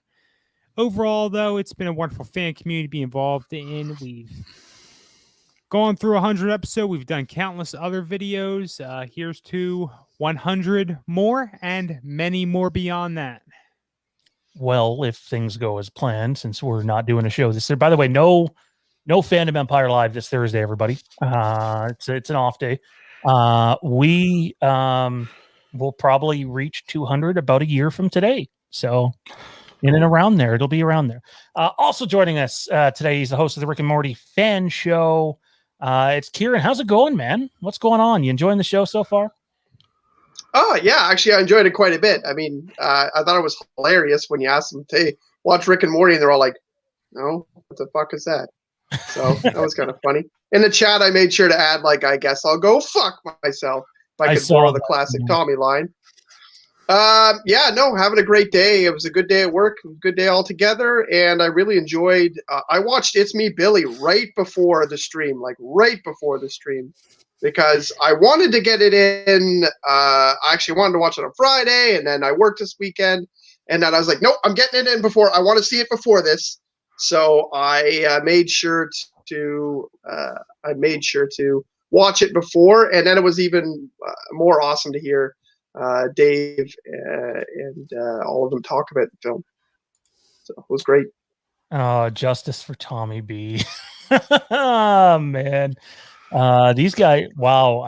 I got nothing. I actually kind of like that one, but you just got stunned too. So also joining us this evening, by the way, guys, what do you guys think of that? I have Jade up here also, June 1st. Happy Pride, y'all. I like that. Again, there's some things I don't like about this. I don't like my lighting on this, but I like that we can, there's not everybody can afford to send in a super chat, but I love that even if we can't address a question on air because we don't have time, that we can highlight a question kind of like this. Our old buddy, Jake Damon. I keep hearing I need to watch the Rob Zombie Halloween film only, and I'll know everything I need to know. Can't wait. I know you're being tongue-in-cheek because I know you well enough, but you'll probably never want to watch another one would be my guess. So, but who knows? Maybe you would. Also joining us this evening, he's been here such a long time. He's put in so many hours to this network and a big part moving forward. What does 100 episodes of Fandom Empire Live mean to you, Mike? Well, I can tell you I put in a lot of hard work to help this channel grow. And I must say, no, I'm just joking. I've only been here. He wants a raise. Third or fourth episode, and it's been great, man. And I found you guys through YouTube, and I actually went back and watched some of your first videos, and to see what this channel has done as far as progression, in the simplest ways, just your backdrop, the way that you run the YouTube channel, period, has been phenomenal, and I'm glad to be a part of the team going forward. Well, we're happy to have you. Now we'll stop picking on him. The guy who has been here a very long time. We won't talk about last week. We'll just say fresh start. Apparently works for everybody except for the Maple Leafs. Fresh start this week. Johnny, how's it going? What's 100 episodes mean to you? Or even dating back to the 1138 days, man. Oh man, wow. 100 meant something the first time we did it. No, I mean, I love all these. Every time we go out there, and it's so much fun getting to interact with all these people, and Fandom Empire Live has given us a whole new segment of people to interact with, and it's so much. I don't want to talk bad about the time spent on 1138, but it's a completely different animal being able to immediately interact, with your fans and your listeners and your viewers, and it just makes it so much more fun when you can build relationships with people in the chat and have jokes and have fun with that we didn't get that going back. It's just so much more. It's invigorating. Getting to actually that immediate response is so good. Like even the trolls, you've made it when trolls are trolling you. Like that's. So it's one of the marks of success, right? They really don't like. You like all the interactions, like even with me. I walked right into that one, didn't I? No, man. Even you're a special friend, man. It's okay. Well. Ooh. Oh boy, we're already going back there. I was gonna crack the Frank Riker. Would it be okay? Turns out, we're actually cousins. Oh God. Oh my God. Oh no. Oh no. Here we go. Read your comment. I did read your comment. Unless you met another comment, I can't pick 10,000 of them out here. Oh, sorry. I guess she has a comment towards Mike. I'm being told how to run the show. By the way, I just want to point out, though, and I know Johnny wasn't saying anything bad about 1138, and there's definitely been our differences in the past. But if it wasn't for being able to do this show here, hang on, guys, I'm going to sort of make myself big. Not that that takes much work. If it wasn't for this show right here, way back that started in 2015, there wouldn't be a Fandom Empire Live. And we started off on that platform and made a lot of friendships. It was definitely sort of an up and down time. And now you have the IPC guys that are over here on the channel as well. You have Kieron with the Rick and Morty fan show. There's a lot going on here and lots of moving pieces involved. And we really appreciate all of you. Jade, I'm having a tough time finding your Mike is your full name. Yeah, Mike's full name is totally Hawk. Yep, that's accurate. Oh man, Mike Hawk, that's a great name. That's accurate. Joe Grizzly's one of those people at the Horror Talk Discord, a real fine group of individuals. Anyway, I believe that's actually Joe Grizzly's hot dog. Huh? That's what a glizzy is, isn't it? Oh, so he means his wiener. Yeah, I guess so. Oh, or lack thereof. Not that that's a bad thing, but yeah. It was wiener. It was a wiener joke wrapped in a wiener joke. So that's wienerception. Wienerception? Wienerception. Oh, no. Frank's gonna do some Stupid things is with what that it meme. is. I can feel it already. Fucking stupid. Is this an Inception thing you're going on here? Is that where that was It's from? Because now fucking I'm just thinking stupid, of that's a what it wiener inside of a wiener inside of a wiener, and that's just sort of going nowhere. This is probably the appropriate time to remind you that this is our actual staff on here now, so things are a little bit more loosey goosey, and it's not a show for your children. So put them to I'm bed. cursing a lot tonight. Tommy is not taking no shit tonight. I'll tell you that. Speaking, we talked about the history here. I was going through some papers the other day, and I legit found the 6-page show notes you made for the very first Wastelands. Oh, is that the one where we recapped? They hadn't released. I remember parts of the first show, but some of it's a blur.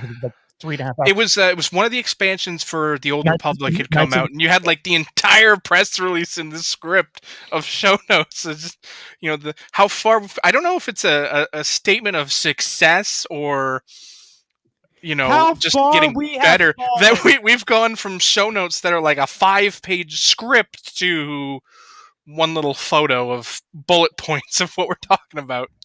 Shh, you're giving away our trade secrets. Yeah, I know. Wienerception is what you're all choking on. Oh no! Wow. Aww. I'm starting to think that just guys 12, 13 years old. Anyone else getting that vibe? Well, don't forget, and this is our sort of our love to the trolls here, and then we'll move on. Is they're convinced that our boy Mike Fish and Tommy B are secretly out to ruin Fandom Empire, and Ray also apparently has a brother who was fired on the set of Haddonfield to Vanish, and we got into a fight and all that stuff. And I'm trying to wonder what Earth that's on. Earth 1027. That must have been while I went to go get the pizza in that other town. Right, a pizza that, by the way, I never. How do we get 2 party pizzas and I didn't get one fucking slice of that shit? Come on. I'd say that's shocking, but I feel like that's happened to you before. It has at parties we've had at your place going back at this point 10, 12 years ago that you'd be complaining at the end of the night. I didn't even get any fucking pizza. All right, I like to put people on the spot. He has no idea this is coming, but since I watch his Facebook feed, I know where he just came from. So quickly, Mike, in a minute or less, tell us what you thought of Quiet Place 2 without spoilers, because I still haven't seen the first movie. Amazing. I saw nothing but great reviews going into this movie, so naturally I'm going in there with my hopes really, really high, and that's what they were. And usually when that happens, I kind of get let down, but in this case I didn't. I thought it was very well put together. I thought that the story line was great. They picked up really right where they left off, and that's not a spoiler. That's kind of out there. I picked up right where they left off, and I just thought it was a great movie. The visuals and the sound effects during the movie, I paid a lot of attention to, and I thought it was one of the best sequels that I've seen in a really long time. And I haven't been able to see a lot of movies. None of us have this year, but it's the best movie I've seen this year by far. I would say it's 10 times better than Spiral. In a movie you should absolutely see in cinema, or if they have the choice for video on demand later on, is it, it depends on how bad you want to see it, but I would say for the sound effects and what this director really focuses on, which is sound effects a lot. I would definitely see this in a theater. There's nothing like being in the middle of a theater and seeing this movie. So if you can make it happen, see it in theaters. It's a must see period though. Did Krasinski direct too, or did he just write? That's a good question. I'm not sure, to be honest with you, off the top of my head. I'm not sure. I thought he did. Did he not do both for the first one? I know he was. Anyway, go ahead. I don't know. I thought he did. I thought he did both, but I'm not sure off the top of my head. The sequel was written and directed by Krasinski. Nice. That's awesome. That's good stuff. Actually, now that you said that, I think I saw an interview before I went and saw The Quiet Place, and he said how much he focused on the opening scene as far as sounds, as far as like, I'm not going to give too many details away, but like ripping bags off the wall or just picking up keys, things like that. He really focused on the sound, and it just, once I heard him say that come out of his mouth, I really focused on that in the theater. Just phenomenal. I thought it was a phenomenal movie. Am I the only one who finds it nonsensical that a movie about being quiet is produced by Michael Bay? Can I just point out the irony of that statement? First off, I didn't think I would like a movie like this, but I was shocked. I rewatched it again last night, the first one, before I went and saw it today, and the first one was great. It's still one of my favorite movies in the past few years, and 2 topped it in my opinion. I like 2 better. Just putting that out there. I've heard a lot of people say, and you usually don't hear this with sequels. I've heard a lot of people say, "Hey, 2 tops 1." By quite a bit, and people love 1. Like 1 made north of $300 million worldwide, which is just exceptional for what's not a super high budget movie. So that's cool. What do you guys think of this? Do you guys like the ability that we can pop up the chat questions on the screen now? I do. Oh, absolutely. I like the setup a lot better. If YouTube gets their shit straight with the super chats, I think this is for sure the move going forward. Yeah, we can all see each other in a much more easy fashion without any sort of delay or anything like that. It's quite nice to hear the words and see the lips moving simultaneously. Right. I mean, mine's always like that, and most of the times Johnny and Kieron are fairly okay. But when we have this many pieces, it was worth the. To me, it was worth getting rid of the headache to bite the bullet and swallow the cost. So anyways, Patreon supporter Marcus Hicks. This seems like a good way to get into the main topic here. Have you guys heard about the insane plot that has been leaked for Spider-Man No Way Home? Well, the problem with calling it a leak is there's really reputable places covering it, and they don't really cover leaks. So when I say we're going to talk about Spider-Man No Way Home, we're going to talk about who the main villain is in the movie. I'm going to tell you right now, I think we all assume that Tobey Maguire and Andrew Garfield are probably going to pop up at some point, but nothing we have to talk about tonight has anything to do with that. It's literally just this is where the movie takes place, and this is who the villain is and why they're there. That's it. So there's no big cameo spoiler or we know who lives and dies, or we know what if it goes into another movie. It's nothing like that. We're going to briefly touch on Marcus, and you probably already know what we're talking about. So before we get to any more super chats, guys, let's dive into this a little bit here. Unless the super chats have to do with that exact same thing, in which case we'll take them. Here's a super chat. We'll show this one because I know Johnny's been waiting for this one. He snickered at it. Matt Whitfield, Johnny, save the wieners for your Pornhub page. Yeah, I responded to that one live in the chat. I said no promises, bro. Ooh. Yeah. Careful now. Careful now. Anyway, if the chat mods want to keep up on it, that would be fan-fucking-tastic. That's great. Again, continue on with the stream as as best as you can. We understand if the the trolls sort of get to you, but it happens. And Marcus Hicks sent in a $5 super chat just to say Brzezinski directed too. Well, that's very kind of you, Marcus. That's appreciated. All right, fellas, here it is. Spider-Man No Way Home. No, there's no trailer for it yet. How many of you have heard who the primary villain of this movie is? Again, this is strictly reports, but they seem to be coming from really reputable places that we've run stuff from before, and it's like 95%, true. So, yeah, I mean, this tracks back to Collider Reporter, doesn't it? I mean, that's kind of where it started. Jeff Snyder, Jeff Snyder had the. They're going to approach Paul Rudd for Halloween Kills. That happened. Jeff Snyder also threw out along with us that they approached Jake Gyllenhaal, and nothing happened there. So he also had when it became Michael Anthony Hall. So Jeff Snyder's all over everything, really. And I know Collider's a bit of a dumpster fire now, but Snyder's really good at what he does and deserves a lot of respect. He's a scooper. We're not scoopers. Snyder's a scooper. And so here it is, everybody. The main villain for Spider-Man No Way Home is one Norman Osborn. And it's not a new Norman Osborn.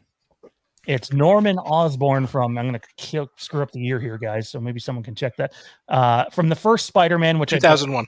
Was it 2001 or 2002? Yep. I've got the Slash Film article now. So oh, nice. It's right there, yeah. Nice. Okay, so you saved it.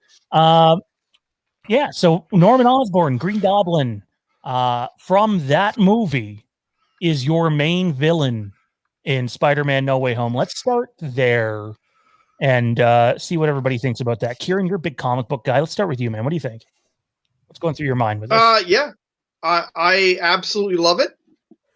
It's one of those things that comic book people love because when you get that set of movies, that original set of Spider-Man movies, which were beloved and really took comic book movies, into another level. Like, it's pretty much all up to the X-Men, the first couple X-Men films and the first couple Spider-Man films, and also a really big deal for the first Blade film to kind of bring comic book movies can be good. They were terrible for a long time. There was some good Superman and some good Batman movies, with lots of terrible superhero movies. And one of the things that was amazing about the first Spider-Man movie was Willem Dafoe. It was fantastic in that movie. A lot of people wanted him to play Joker for a long time just after seeing that performance and seeing how evil he can be. And I mean, there's not too many people who have a better evil smile than he does. But fantastic performance. But what happens is comic book fans love when you take a universe that is now outdated or happened before, and it's saying, you know what, that's still part of what we're doing now. Like, that's still out there. It's still real. It's still canon. And comic books do that quite often. There's a lot of things that will happen. A one-shot comic book, something that's not meant to be canon is beloved, and then all of a sudden they go back and say, you know what, alternate dimension, that did happen. And comic book fans love that. I love it. I'm super excited about it. And I mean, I love Willem Dafoe as just an actor altogether. So it's really exciting for me, and it makes sense. And it also means we're probably getting the Alfred Molina that we thought we were getting, and we're probably getting some other villains from other Spider-Man movies. And I think it's really given the big tie together is probably going to happen. All these Andrew Garfield and Tobey Maguire things are probably going to happen then. So really excited. I thought that was great news. Again, I know all these reports stop short of mentioning anything about those two. I think, to me, you don't have all these characters in it if they're not going to show up, but that's not what we're here to talk about. Johnny, you and I have watched some of these movies together in cinema. What are your thoughts on the idea of Willem Dafoe, even though he's in his 60s, returning to be the big bad? I mean, I'm perfectly content with it for a host of reasons. The first is I thought it was an amazing casting the first time around, and he did a really great job in that role. And it's, people be like, oh, he's 60 years old, he can't do. But the fact is, the Green Goblin is probably the perfect role for somebody of that age because it's a masked villain. I mean, you don't, when he's doing, impressive physical things, he's wearing the mask. You don't see, him without the mask as Norman Osborn, running around jumping over boxes and doing flips and all sorts of acrobatic stuff like that. No, he's a hard-nosed businessman, and obviously Willem Dafoe can still pull that off. There's no question. You don't reach a certain age and then your acting skills just drop off the face of the earth. At that 60, at 80, sure, there's prime examples of amazing actors who get too progressed in their age, and then their acting skills just fall off a barrel and you wonder what the heck happened. But I think it's a great casting. I mean, the question for me comes down to whether or not this is a cross universe thing, or if it's coincidental that the Norman Osborn of this Earth looks the same as the Norman Osborn of whatever Earth designation Just so the Sam Raimi films had. Since you brought it up, and I want all the hosts to have an opportunity if they don't want to hear this, although I don't find it a spoiler because you're going to find out right off the bat, basically. We are going to answer that question. So your choice if you want to hear it or not. To me, it's not a spoiler because there's, again, right at the beginning of the movie, and it just sort of passes by quickly, again, according to reports. So that's your guys' choice. I mean, I think they open up the door for him to be from either universe, what with seeing, J. Jonah Jameson at the end of the second movie, right? Because to our knowledge, to that point, there's been no shifting of, universes of Earth. Now, obviously, certain things could come to pass timeline-wise that change that, but, it hasn't happened yet. And I mean, I thought that WandaVision was the place where that was going to happen, that they were going to open, the forbidden door there, and they didn't. I mean, they could open the forbidden door in Loki, which could make sense based on the story that they're telling, but, it's going to come down to interesting for me. Like, I kind of want him to be this universe as Norman Osborn personally, because then there's no baggage attached to that, like you can create that chemistry with him and Tom, compared to what he had with Toby, and make it new and different. Whereas, him dealing with a Spider-Man that's not his Spider-Man, I don't necessarily think it has the same impact to me. But it all comes down to writing and and how it actually works out. So again, I told you we're going to answer that question. So, but before we do, we just want to judge what everybody's feeling about Willem Dafoe returning as the Green Goblin. Mike, how do you feel about this, man? I like it. I really do. I mean, for me personally, when I sit back and I think of Spider-Man, I think of Green Goblin as being that number one villain.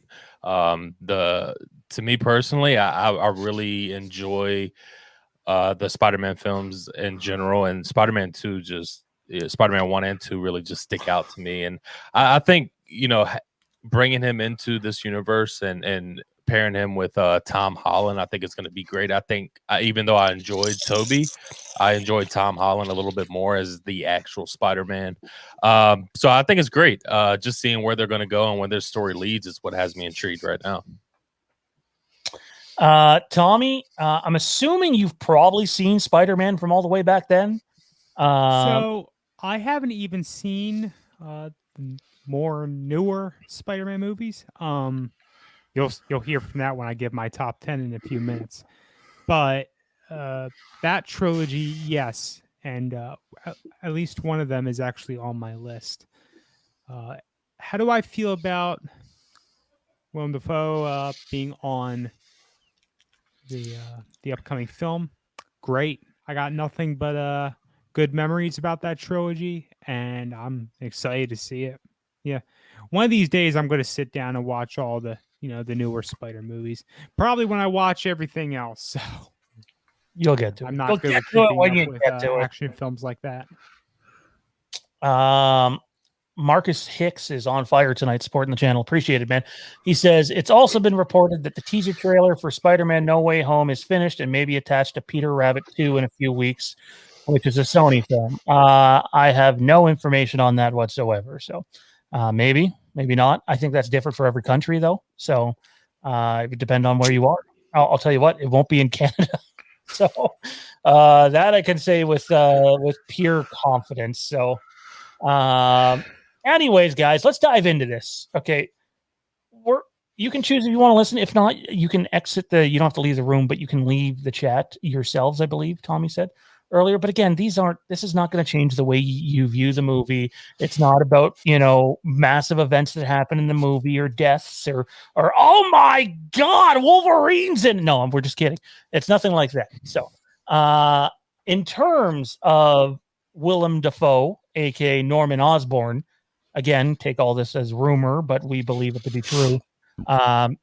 It is in fact Willem Dafoe from I almost called him Peter Maguire. Tobey Maguire's first Spider-Man movie, the Green Goblin himself. And basically, I'm not going to say how, but there's a real clear reason that character is in this universe. And while I don't know how it happens, I know what the end result is.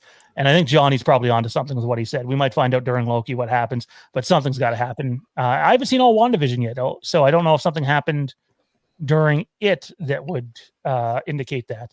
But anyways, from what I understand, this is basically a different take on a Sinister Six movie, which a lot of people didn't think we were going to get. But like by now, you're piecing it together. You go, oh, Willem Dafoe, Jamie Foxx. You have 3 of the 6 already. There was one other one that was named too. I don't remember what it is off the top of my head. I know there's pretty confident about 5 of them, and then the 6th one, everyone seems to just throw a bunch of names. Michael Clark Duncan's Kingpin? No, go with what's his face. I mean, there's a whole host of reasons why I say no, but dude, really? Well, we know Daredevil's rumored to be in it. Yeah, okay, but yeah, I mean, but there's another reason, an important reason. Yeah, Michael Clark Duncan has unfortunately been, in the next life or whatever comes next for probably 8 years, 9 years. I was gonna say 8. Okay, you're talking about the guy from the Green Mile. Yeah. All right. Yeah. Yeah, I say he passed away a long time ago. Yeah. Obviously, I'm all for Kingpin as played by, oh God, Michael D'Onofrio. Vincent D'Onofrio. Is it D'Onofrio? Yeah. D'Onofrio, right? Yeah. So I mean, I don't think I've ever pronounced that name properly. I don't think I've ever heard him pronounce it either. It has an apostrophe in it, doesn't it? In an awkward place, yes.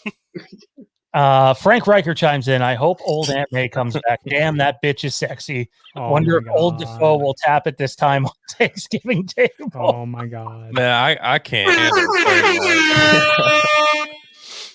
Oh my goodness. So Frank, take your champagne and go get in the hot tub. Like you're. Anyways, too much tonight. All these other characters are in this universe, in this movie, to our understanding, because of Doctor Strange, obviously. He was already announced in the movie forever ago. So that's how you tie them in. I'm hesitant to say anything more, and I was going to say more until Johnny brought up the Loki show, and I'm guessing Loki, which debuts next week, I think, is probably going to be the thing that sort of sets everything on its way. So again, I don't know how it comes to be. I just know that it happens, and whatever happens has to have happened before the start of this film. So, and I don't want to inadvertently spoil something for Loki. Who knows? I have no idea what Kieran's talking about in the chat. What? I'm saying I didn't know that. Like, I remembered that Michael Clark Duncan passed away like 5 seconds after I said it, which was why I was like smiling, laughing after. Oh, I thought you and casually hoping that nobody would notice you said it. Well, whatever. I don't care about making mistakes. I put it in the chat, so whatever. But yeah, like he should only be like 50 or 60 if he was still alive. So yeah, he was very young when he passed. I totally think he had a heart condition, didn't he not? I I want to say it was something like it was a pre-existing condition of some variety. I don't remember specifically what kind. All right. Well, I liked him as Kingpin. I liked hold that. up over time. Sorry, two people talking at once there. Tommy? How'd that Daredevil hold up over time? I'm just thinking. Not well. I considered it briefly for my movie list. or the TV series? The not the TV series, although I have Not seen well. that. So Not you're talking about the movie. He's talking Ben Affleck. What was it, like 03? Something like that?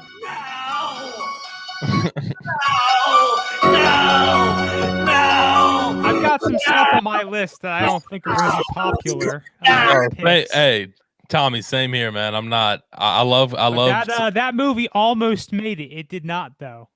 Oh, If that movie I had actually- made your list, I think we might have thrown you off the panel. At least I would have. I mean, I know. I'm like gonna that have. movie. Something I'm that I okay think we're with gonna it. like even less. I liked worry. the movie at the time it came out because I was like 13 years old and it was an action movie and it I was was a kiddo. it was okay. And I accept that as, you know, a contemporary enjoying it, but watching it back as a grown ass man, like, just, no. This is my awful. God. Oh my God. Oh Jesus. Of all the fucking messages you spotlight, Sean. Okay, Frank. I'm not even going to read that one. I'm just going to put it up on the screen. And I'll read it.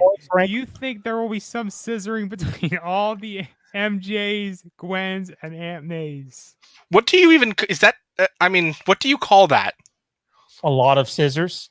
But okay, but like, what do you call having sex with an alternate version of yourself? Is that masturbating? No, you are not allowed to talk about this. You are not allowed to talk about this. No. Somebody had to ask the question.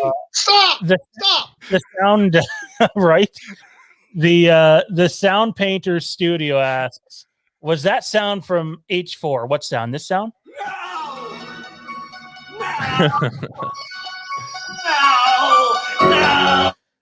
Toronto Freddy gave me a great idea for a sound clip. I just didn't get time to do it today. Wow,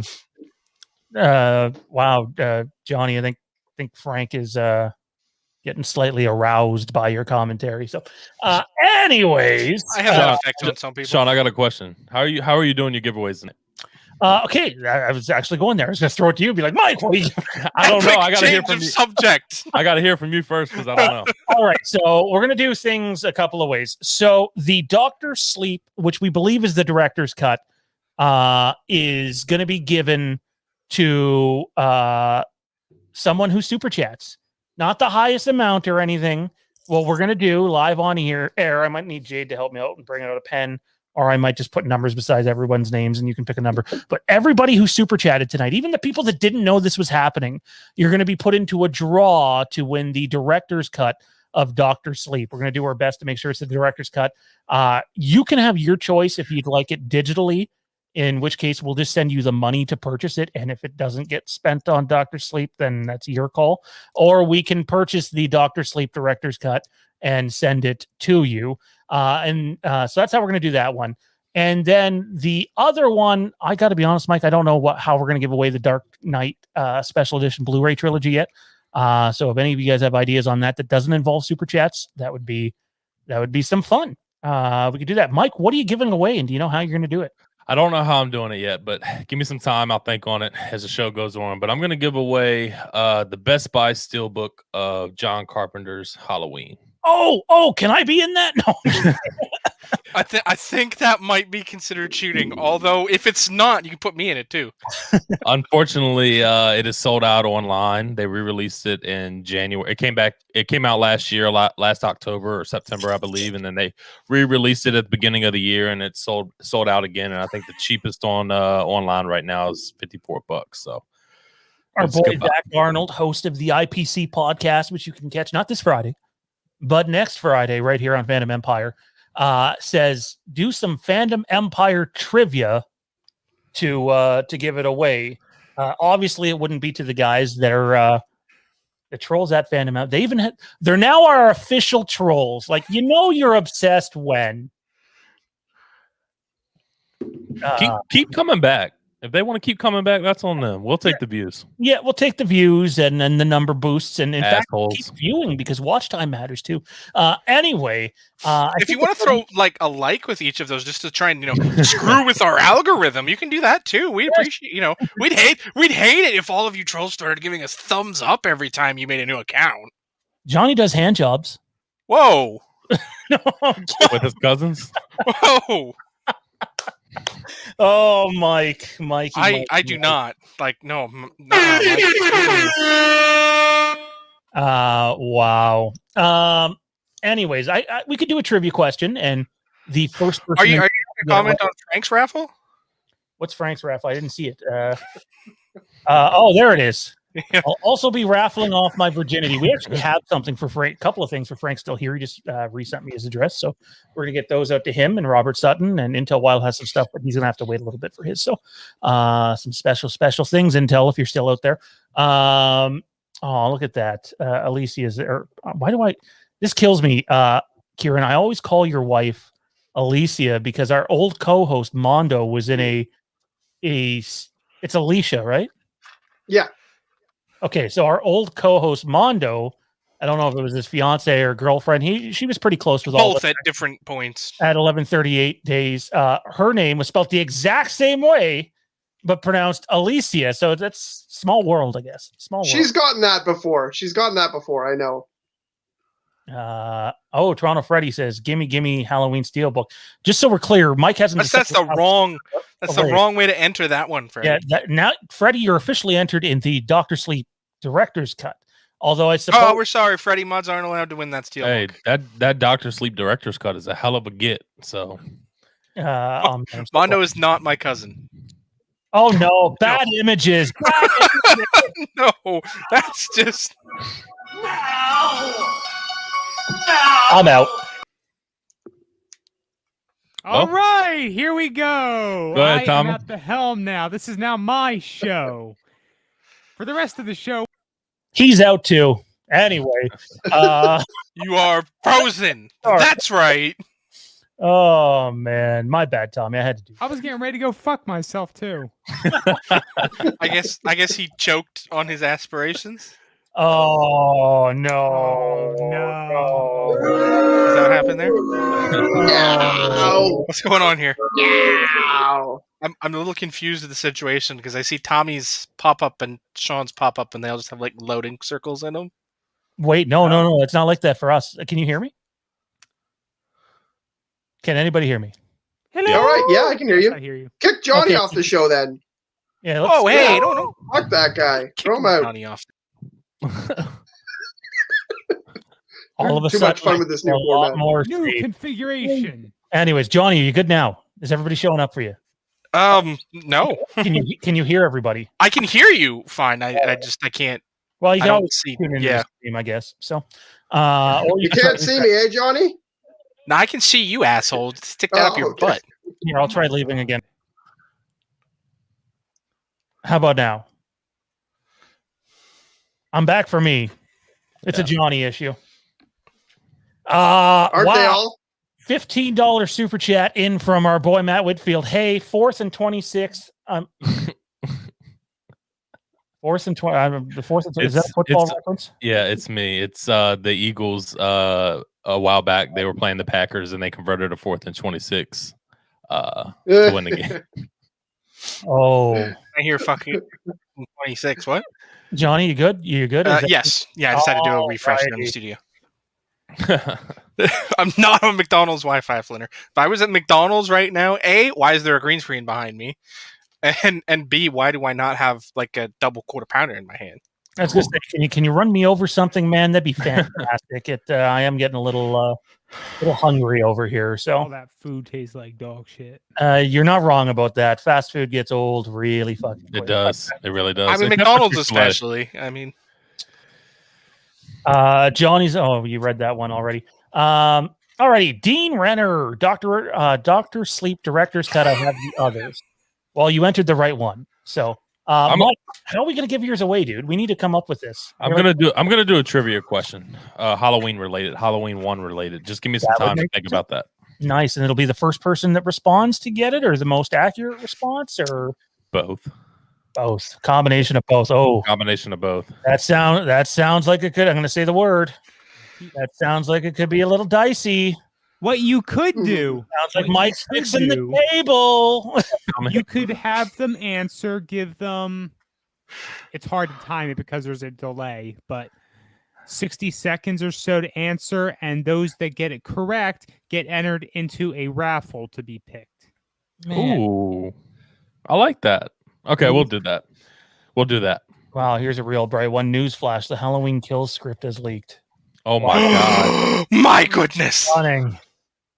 It's not like I have it right here. Or anything. Anyway, Freddie points out option C. oh, I wouldn't be sitting down at a McDonald's. no, you wouldn't be allowed. So I snuck in. That's what I did. I found out at like literally 3:10 today that I didn't work tomorrow. So real. I never did get that answer. So there it is. I guess. It's a shit show, man. I got to watch what I say because if anybody ever watches it, then But it's okay. We're almost 2 hours and no one's watching us for this long. Well, I mean, 60 people are watching us for this long, so no one's watching us who are not genuinely interested. That's true. Trolls. What about that? Are they genuinely interested? 62 trolls. 62 trolls in there. You think seriously though, we appreciate the support that each and every one of you mother Canuckers have been giving us all this time. It means a lot, but it's time to do a bit of a fast version of. I just realized I didn't send Matt Whitfield the link to get in. He has the link. I gave it to him earlier. You gave it to him? Thank you. Is it the right one? Yes, it is. All right, Maddie, if you're listening, come on in, man. We'll be outroing Tommy after our lists, but it is list time. Mike's not here. He, I don't know what stepped Mike away for uno momento. So we're gonna make Tommy the center of attention right now because I like him in the center of the room. Man, I just can't stop touching things with this. What? Can't stop touching things. What? Terrible choice of words. Buttons. I can't stop touching buttons with this. You can't stop touching buttons. What is buttons? Buttons. Oh, there he's back. Sorry. What is buttons code for, Mike? Do you know? By the way, I feel like we made a terrible mistake. I'm trying to remove that one. Thank you very much, DMT. DMT's on top of everything. Oh, and by the way, to the fucker that's spying on my fiance's Facebook. Now we know that you're someone who's on her Facebook, so that wasn't very bright. Yeah, they do these things by order of when you added them. So now it's even narrowed down more, and I've been saying all this time that I know there's someone local, and now you're caught. So congratulations on that one. Jade wanted to see my dog, so I'm going to show my dog. Oh, Jade also wanted to know where Nick Pusch was from, but I forgot to ask him. No, he's a doggo. Hey, I think you've just improved the scenery there, Mike. Damn right. 76ers poster on the wall. Do you see that? Oh, you saw that, yeah. Okay, clearly I'm talking about the dog. No. Unless that's like a 2001 era 76ers poster, then I can get behind that. Sean was like, oh. So, yeah. Anyways, it's time for our list. We're going to do them a little bit differently because we got to rush through them here. On this one, guys. So we don't have to be off at the 3-hour mark, but this will stop us at a 4-hour mark. And Tommy has work in the morning. Most of you guys do. So, anyways, we're going to do our list. We're going to go around the round table. Kieron will start, then Tommy, then myself, then Mike, and then Johnny. Try to keep your points short, guys. Maybe 15 seconds a movie. And you're going to give your your 10 through 2. 10 through 2. 10 through 2. The same way that we just did the list on the horror panel. 10 through 2. All right. Starting with me. Hang on. Giant countdown in the form of a Sesame Street sing-along, says Zach Arnold. Let's do it. I don't remember Sesame Street, but me neither. Jensen's been watching something called Jade. What are they called? I don't know. There's these 4 little guys. They're not all guys. Some of them are girls, and they're like They go around to like different places in a spaceship and do things.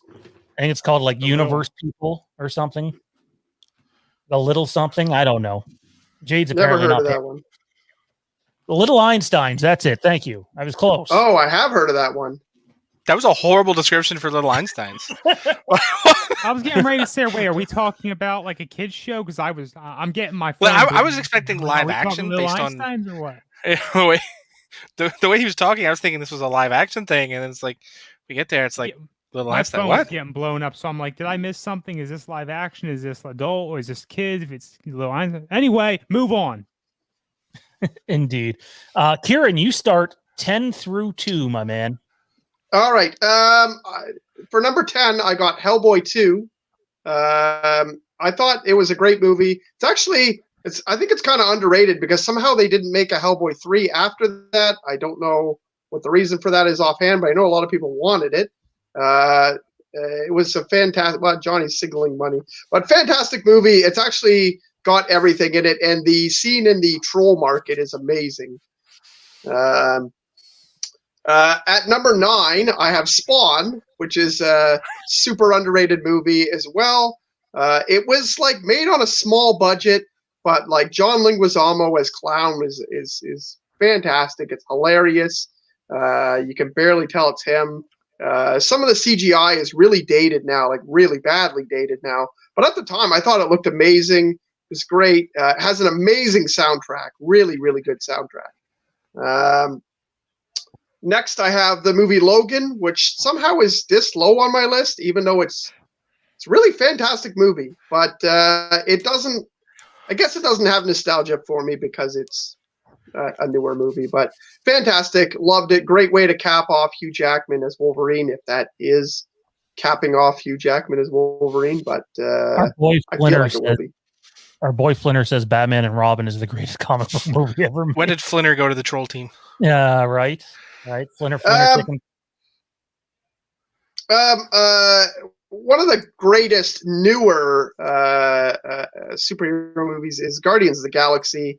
1 and 2, really. I put one here, but the Guardians of the Galaxy movies are amazing. There's such a great blend of action, comedy, and just amazing sort of story, world building. It's really great. I honestly think that the Guardians of the Galaxy movies are probably the best franchise in Marvel right now. I'd be more excited for the next Guardians of the Galaxy than probably any other Marvel project. At number 6, I have Thor Ragnarok, which is actually my favorite Marvel movie. It's my favorite Marvel Studios movie, but it's a really great movie. It's pretty much the same reasons as Guardians of the Galaxy. It blends a lot of humor in. Taika Waititi is doing a lot of films coming up, and I'm just super excited for almost anything he does because he's so funny. He's so hilarious. He's so quirky. He knows exactly what people want, and I'm really excited for any of his projects. I think he's tied to a Star Wars project coming up now, right? So that's going to be a little odd, but I'm excited for it. Next, I have Batman '89, a movie that I grew up with. I can pretty much quote the entire movie. I think when I was around 5-6 years old, I basically just watched Ninja Turtles and Batman '89 over and over again on a loop. A little bit of He-Man, the old terrible He-Man movie in there too. But like I just watched those movies on a loop. Fantastic, lots of nostalgia. But like even when you go back and watch it, it's amazing that a movie like that got made. Like Tim Burton making a Batman movie is like it's really crazy that it even got made because it was like a really weird offbeat view of Batman. It seems normal to us now because of what Batman is now. But at the time, that was like really strange. You know, Batman was viewed by a lot of people as a detective in blue underwear, and it wasn't the thing that it was there after Tim Burton got a hold of it. Honestly, it would be like Quentin Tarantino doing a Star Wars movie now. Like it would be something crazy that you wouldn't expect, and it got made, and it was a fantastic movie. And I mean, it's well beloved, so I don't have to say too much more about it. Spider-Man, the first Spider-Man movie that we talked about. Willem Dafoe, I already talked about him. Great performance. Even though Tobey Maguire does not look like a teenager at all, he did have a good performance. And it's fun to watch. And like I said, very, very important movie for comic book movies to even be happening. Like if we didn't have like I said, X-Men, Spider-Man, and like I said, Blade was like the first one to come out and people were like, actually kind of like this. Led to all the crazy Marvel movies we have, the 3 or 4 movies we could have every year now. So fantastic movie. Number 3, I have X-Men 2. I'm a big fan of X-Men. It obviously pushed this movie up the list. It might not be everyone's favorite, but big fan of X-Men 2. Wolverine got to really let loose and kill people and throw them over stab people right through the chest and throw them around. And it was really exciting for me. Also, it starts off with one of the best openings to a comic book movie ever, which is Nightcrawler fucking disappearing and reappearing and absolutely throwing people around. It was a really, really fantastic opening for that movie. At number 2, I cheated and I just put The Dark Knight and The Dark Knight Rises because I wanted to cheat, so I cheated. I actually like The Dark Knight Rises just as much as I like The Dark Knight. I know Johnny's going to shake his head and all that shit, but I honestly go back and forth between watching one and watching the other. They're my go-to movies to just watch when I'm like, if I'm pissed off or I'm like, whatever, I just want to fucking throw on a movie. I usually just look up those movies and watch them because they're amazing. I do like Batman Begins, but it's not on the same rewatch value as the other two. So fantastic. That is my 10 through 2. All right. Tommy B, give us your list, boy. What do you got? 10 through 2, man. By the way, I love that Kieron had The Dark Knight Rises. Also, how's it going, Kenny? Appreciate you being here. And last but not least, before Tommy goes, I'm just going to say this because this one I am going to address. But like attacking a dude who's battling cancer is like that shows your cards. You sick, stupid fuck. Anyways, Tommy, go ahead. Really? Dark Knight Rises? I love it. It's over such a good Bruce Wayne movie. Oh, I'm not saying I love it over Dark Knight. I never said that. No, I love them I actually love them equally. And that's pretty hard to say too, but I love them equally. I didn't throw Dark Knight Rises in my list because I ran through Dark Knight and I wanted to spread the love. There's no love spreading for me, baby. I got mine clenched. I didn't have Rises because it's garbage. Oh wow! Here we go. Yeah. He's a Rises hater, man. He is. That's for another show. He could go on for a year about it. He wants to know how Bruce Wayne got back to Gotham. He can't give it up. Tell us how you really feel, Johnny. Sorry. Apologies. Getting a little worked up here. We're going to introduce our boy here quickly. I know Tommy's getting ready to do his list, but Matt Whitfield in the house. How's it going, man? We'll get to you a little later on, but how you doing? You enjoying the show? I'm concerned about the time portal he's using to communicate with us from the 1960s. How? He's not black and white for me. He's just a little gray. Definitely black and white. Can Matt hear us right now? I can hear y'all perfectly. Oh, there he is. How's it going, Matt? You enjoying the show, dude? Yeah, I'm enjoying the show. Why you gotta be bashing me, Johnny? I mean, what's your go-to movie? movie? You're Showgirls? black and white on my screen. I mean, we already know your go-to movie, Showgirls. What's wrong with that? Oh, you know what? Say it on your Pornhub page, buddy. Is Green Bay Packer fans fighting with one another? I enjoy it. What? It's like, okay, he's Brian Gutekunst and I'm Aaron Rodgers. So Whoa! Excuse me, sir. I know how to draft a wide receiver in the first 3 rounds. All right. So, Sean, I'm in a fantasy football league with Johnny. I cannot confirm that. Bullshit! You cannot confirm that. Hey, but Kieron, you like my quarterbacks? You know what I can do on this one, Tommy, is I can go like this. I just realized I can do this. I can go doop, doop, doop, Dude, oh, now nobody but me can interrupt you. All right, go ahead. Do you want me to go through Sorry, one 10 more. through 1? No, 10 through 2, man. 10 through. Oh, wait, you need to get out of here, right? So yeah, you can go through 10 through 1, man. Go ahead. Okay. So, as we all know, comic book movies, these sorts of films are not my forte generally. However, I do have a number from over the years that I am generally attached to. I have no fucking clue what you're doing putting Kieron on spotlight. That's not me.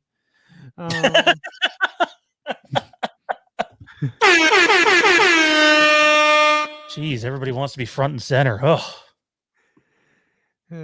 So, beginning out my 10 and 9, Captain America and Iron Man. You know, these are easily the gateways to the MCU. I enjoy them. I have an attachment to them, if we will. And that's not all I have from the MCU, but for a little bit, that's it. Moving down, and this is one that no one's going to like besides me, because I got attachment to the character. Number 8, I'm coming in at Ghost Rider.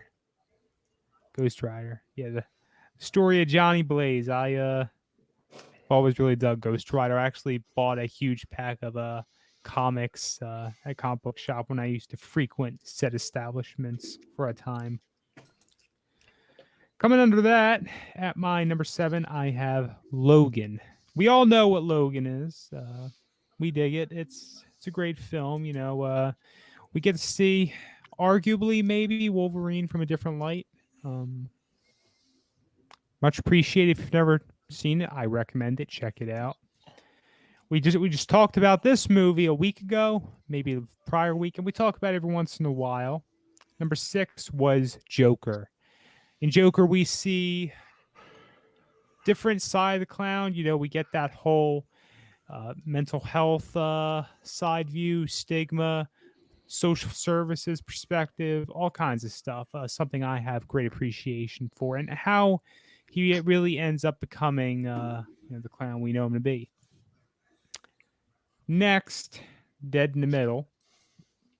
I wanted to pick one of the Maguire Spider-Man films, so I threw in Spider-Man 2. I think, in my opinion, that's the best one. You get to see Doc Ock all in action. That was pretty great. Number 4. This one's not that old. Might be considered old now. Who knows? Maybe I'm getting old. We got Deadpool. When you look at the 2 Deadpool films that are out there so far, that one, number 1, definitely sits up top for me. You got comedy, you got great action, some character development. It's much appreciated. Higher than it was on. Actually, you didn't have this one, Kieron. I got Guardians of the Galaxy 2. And then I'm going to continue by saying my number 2 was Dark Knight. I could have also cheated and put Dark Knight Rises as well right next to it. They're both great films, but Dark Knight definitely wins the day for that one. And my number 1 came in at Guardians of the Galaxy. Guardians for me is my favorite comic, superhero, it's so on and so forth type of series. Anything that Marvel's thrown out there right now, that's what I'm most interested in. Hell, me and the wife, we both go and watch them. We've seen them both in theaters, I'm pretty sure. I can't wait for Guardians 3 whenever that friggin' comes. Who knows anymore? Oh, and that's my top 10. Alrighty. Well, Tommy, I believe that is it for you, sir. Where can everybody find you at, man? Well, we can find me hanging out on Facebook, Fandom Empire Den. We continue to grow day by day. That is our channel's primary Facebook group. You can find me hanging around our other pages, Future of Halloween, Future of Star Wars, so on and so forth. Our Twitter, at FandomEmpireNow. Sounds right to me. And my Twitter and Instagram, at TommyB1650. All right, man. Appreciate all your behind the scenes work and all the help you do here, dude. And we'll see you. We'll see you next week. Later, Everyone, Tom. have a great evening. Later. Tommy is gone, and a couple of those last comments were a bit harsh, if you ask me. I'm not going to call them out though, by name. Anyways, I just lost our order here because Tommy's on. Was I next?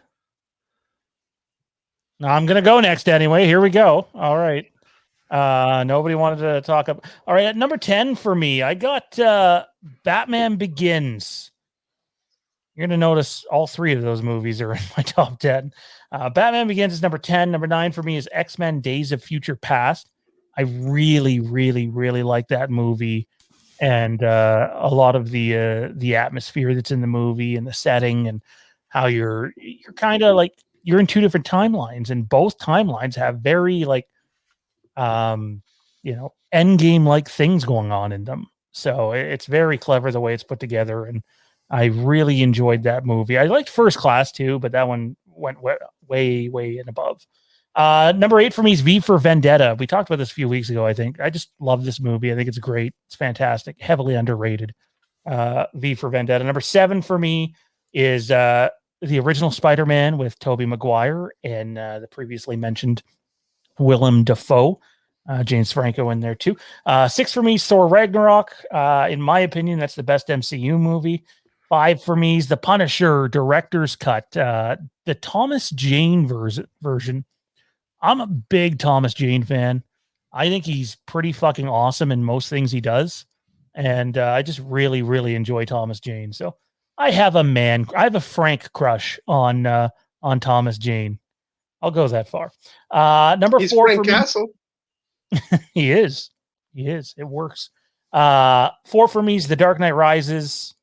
I think it's a great movie. I think Johnny's just out to lunch on his hatred for it. 3 is Logan. 2 is Joker. That's right. Joaquin Phoenix's Joker. Still a comic book movie. Thank you. And the Dark Knight is obviously number 1. I know a lot of people praise the MCU, but there are very few MCU movies, in my opinion, that come anywhere close. Like, they don't really come close to touching that Dark Knight trilogy. I still think that is the pinnacle. I really liked Joker, but I'm going Dark Knight over Joker. And we have another super chat in here, so obviously they're still working for some people. It's Mrs. Kieron. Kieron, you want to read that? It says, can I pick Black Widow as my number 1, even though it's not out yet? LOL, these delays are killing me. I every time I would go to a comic book fan expo, any of those things, I bring back Alicia a Black Widow something or other. So she has a big display of all Black Widow stuff. So she's been killing for this movie. So I think we missed a super chat earlier that asked me something as well about Black Christmas. But anyways, you can find that when someone else is talking. Yeah, I'll go back and look for it. Go ahead. Oh, no, you've already done yours. All right. So I guess it's Mike. Yeah, it would be Mike now. Mike. Sorry, Tommy threw me off. It's fine. I'm going to go ahead and roll through my list real quick. Number 10, I have X-Men 2, X-Men United. Really love this film. Enjoyed it a lot, actually, when I first saw it. I went and saw it with really minimum expectations. But I walked out there because I've never really been huge outside of Batman and Spider-Man into the whole comic book fandom. So the more and more I'm watching these movies, the more and more that I'm really starting to love them. Number 9 for me is going to be Captain America, the Winter Soldier. I thought this was a great film as well. It's my favorite Captain America movie. Number 8 for me. This is going to be throwing it out there. It's going to be a little different. It's Into the Spider-Verse. I really enjoyed this film. I wanted to throw an anime film in there. And when I saw it, I'm not really big into anime, but I kept hearing people talk about it. So I was like, I'll give it a shot. And I absolutely loved it. So that's going to be my number 8. Number 7 is Avengers Endgame. I think that speaks for itself, in my opinion. Number 6 is Logan. I really enjoyed this film. Like Tommy said, we get a different look at Wolverine. So number 5 is Iron Man. This is one of the first ones that sit with me, first ones that I see that I enjoy. So if you want to read that before I continue my list, go ahead, because that's definitely worth reading out loud. I had to stop myself. I was like, yeah, that's worth reading. Frank Riker says, no love for Howard the Duck. Bunch of communists. Wow. And Flinner, for some reason, wants me to say Michael Caine. There. I said Michael Caine. Do you know Michael Caine? Do you know Michael Caine says his name the same way Michael Caine would say my cocaine? Oh, Michael Caine. Yeah, that's cool. So he's not actually saying Michael K. What is your name? Michael Caine. All right, number 4 for me is going to be the original Spider-Man. I love this film. I thought Tobey Maguire did a hell of a job, and I thought he was the best Spider-Man until I saw Tom Holland. I still think Tom Holland kind of took that from him. I didn't really like Andrew Garfield, to be honest with you. Didn't really enjoy him at all, but I enjoyed the first Spider-Man film. Number 3 for me is going to be Batman '89. And I go back and forth with this and the Dark Knight. I really do. As far as what Batman movie I love more, '89 I just absolutely love. Number 2 for me is going to be Joker. It's high up on my list, just like it's high up on Sean's list. And number 1 for me, no question about it, The Dark Knight. It's one of my favorite movies, period, of all time. It's in my top 5 all time. So it's only right that it goes number 1 on my top 10 comic book list. I so badly want to get like an original theatrical poster of that movie. God. We did have a super chat earlier. It's not going to let me put it up on the screen because we've moved too far along. But it's from Mark Ryan. Congrats, everyone.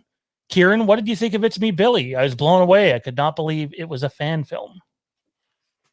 Yeah, I was totally blown away by the movie. It was amazing.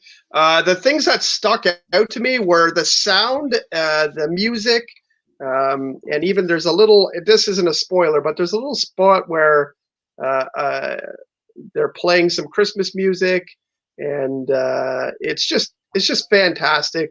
The movie was really great. It was definitely film quality. Like, it's definitely not fan film. Like, it can't be lumped in with fan films. It's almost a travesty to call it a fan film, but it by definition is a fan making a film and not making a shit ton of money off of it or anything. Fantastic. I thought the movie was great. I love the story. I love the ending. For some people who might not love the end, which was said on this channel, so I'm not saying anything that wasn't already said in hour 1. The end, I loved it. I thought it was great. So yeah, honestly, it was great. And I'm a really big fan of the original. When I watched the original, it jumped into my top 5 horror movies. I know it was on my list. Fantastic. I really loved it. And thanks to the guys who made it, who were also on in hour 1.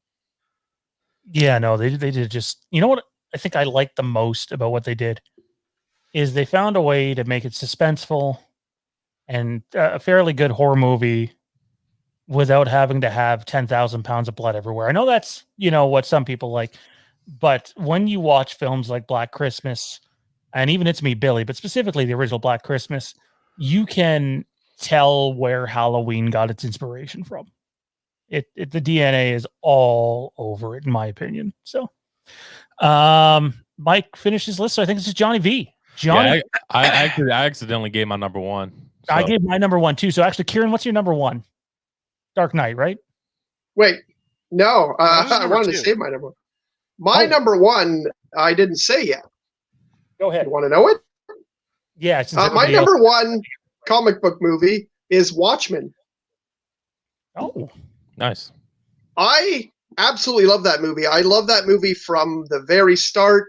When they play The Times Are Changing and have the little montage that goes at the start of the movie, it's fantastic. The fighting in the movie is really cool. I love they break down fighting sort of in a 300 sort of way in the first fight that happens at the start of the movie. The tone in it is very much like the Dark Knight series, same sort of tone as that series, but love the characters, love the lore. I went back and watched a lot of, read the comics and kind of got into it and found out a lot of things that I didn't know about the series, and it's just amazing. I think it's a movie that is just an absolute masterpiece. So Watchmen is my number 1 comic book movie. I found even though it's kind of, it's a 50-50 for fans. Like, there's some fans who love it and there's some fans who fucking hate that movie. So Man, I knew someone that was so hyped for that movie. Johnny knows him too. Like, he could not wait for it. And then when he seen it, he was like, "Oh, okay." I mean, I'm not a big Watchmen guy, but when I seen it, I thought it was a good movie. I didn't have any issues. That's a lie, Sean. You only lie. You lie. I know, right? I actually have this up for Don't very lie. good reason. I feel honored. You fucking hated that movie, you liar. Sean lies. Why do you always lie? Like, all the time you lie. I like legit. Like, why do you always lie? Like, how much wood could a woodchuck chuck if a woodchuck could chuck wood? But like, what do you lie about? That's my question, because you always preference your answers or your statements with, I mean, it's just always, I don't know. It just pisses me off. If you always lie, what is your name? My cock size, definitely. Let's be real. All guys lie about that. Who doesn't? Anyways, I've been promoted. It's no longer shown. It's been shown forever. SHON. They've learned how to spell my name. Sorry, I thought that I'm in a mood. Anyways, Watchmen, interesting. I never thought that would have been your number one, man. I didn't know you were a big Watchmen guy. Have you watched the series? I haven't talked about the movie on the channel at all, so I was excited when I could bring it up because I have talked about my love for the Nolan films and my love for X-Men, but I haven't said a damn thing about Watchmen, so really love that movie. Oh, for the record, I think we could get the Halloween Kills poster next week. Did I just do that? Yeah, I think I did. Yeah, but you always lie, so that's not the truth. Yeah, no, I could be lying. Who knows? Leprechaun is a great movie. That's a lie. Yeah, but you don't lie, Maddie. Honest Maddie down there. Matt, what color is your hat? It is gray with a black logo. Oh, speaking of hats, Sean, I thought you would appreciate my hat. I'm not sure if you can see it. Hang on, let's blow it up here. That's not there. That's blowing. Yes. I was like, I'm gonna wear it just for Sean. Yeah, so I'll send you my address. It wouldn't fit my head, but yeah. Anyway, I find it amusing that in this layout you had there, that the Fandom Empire logo just like blocked out your face entirely. Oh, me? Let's see this. We can record like that all night. He's the new mascot. Oh man! Oh Jesus! Zach, Sean lies about The Last Jedi. He does. Yes, I love it. Ugh. It's He my really loves favorite film ever. Who cares about the Empire Strike? Let's just rip this down right now. We'll put a Last Jedi one right there. He got that before The Last Jedi came. Actually, you do have a Last Jedi poster, so. Oh shit! He just Trash downgraded. it. I just got downgraded back to SHON. That's unfortunate. This is terrible news. You still do always lie, though. Yes, So yes, there's all that. the time. All the time. Yep. Anyways, that I believe is the end of the list, right? No, Johnny's got a list. Johnny's got a list. I'm almost afraid to hear it, though. Wait, sorry, there's no time? All right. We're going to start off at number 10. This one's kind of a personal favorite one because it's one that Sorry. Dancing Fandom Empire logo. The logo on It's the very distracting. bottom's wearing a hat, too. You know what the worst part is, though, about using this program is, like, I can't actually, this is why it's so restricted. The bottom is so much smaller now because you can't actually choose what you do with the videos. Like, I can go like this, but I can't change anybody's size. And I can't move that logo from there. I can get rid of it completely, but I can't like put it over Johnny's head unless I do this. That's a lie, Yeah, but Johnny's Sean. head's You taking can up the do whole it. screen. Yeah. Anyways, hey, because we're doing this new thing, your Packers hat survives. That's welcome. right. You're welcome. That's right. All right. Now it is time for me to start my list. So all y'all just fuck up. Can we get Johnny always lies because The Dark Knight Rises is going to be number one? That's a horrible movie, and it's not on my top 10. It wouldn't even be on my top 25. Ooh. You've been downgraded again. Now you're Shin. I kind of like Shin. I could go with Shin. That's his karate name. Hey, Jade, what do you think about Shin as a name? That's Ooh. no. I don't mind Shin. Anyways. Just No. Wait, so Johnny's gonna talk now? Yes, God damn it, Johnny is going to talk. Are you reading Death of Superman? Is that what that is? No. I don't know. It's the Dark Knight 3. Okay. It looked like you were holding a Death of Superman upside down. This is an amazing series, by the way. If anyone can get into the Dark Knight 3, it's fantastic. Back to Johnny. All right, Johnny, take it away. I'm confused. I'm concerned you're reading a David Wright book, Matt. All right. My number 10 is a personal favorite. It's one I grew up watching. It's the Batman 66 movie because it's campy, it's fucking stupid, but awesome.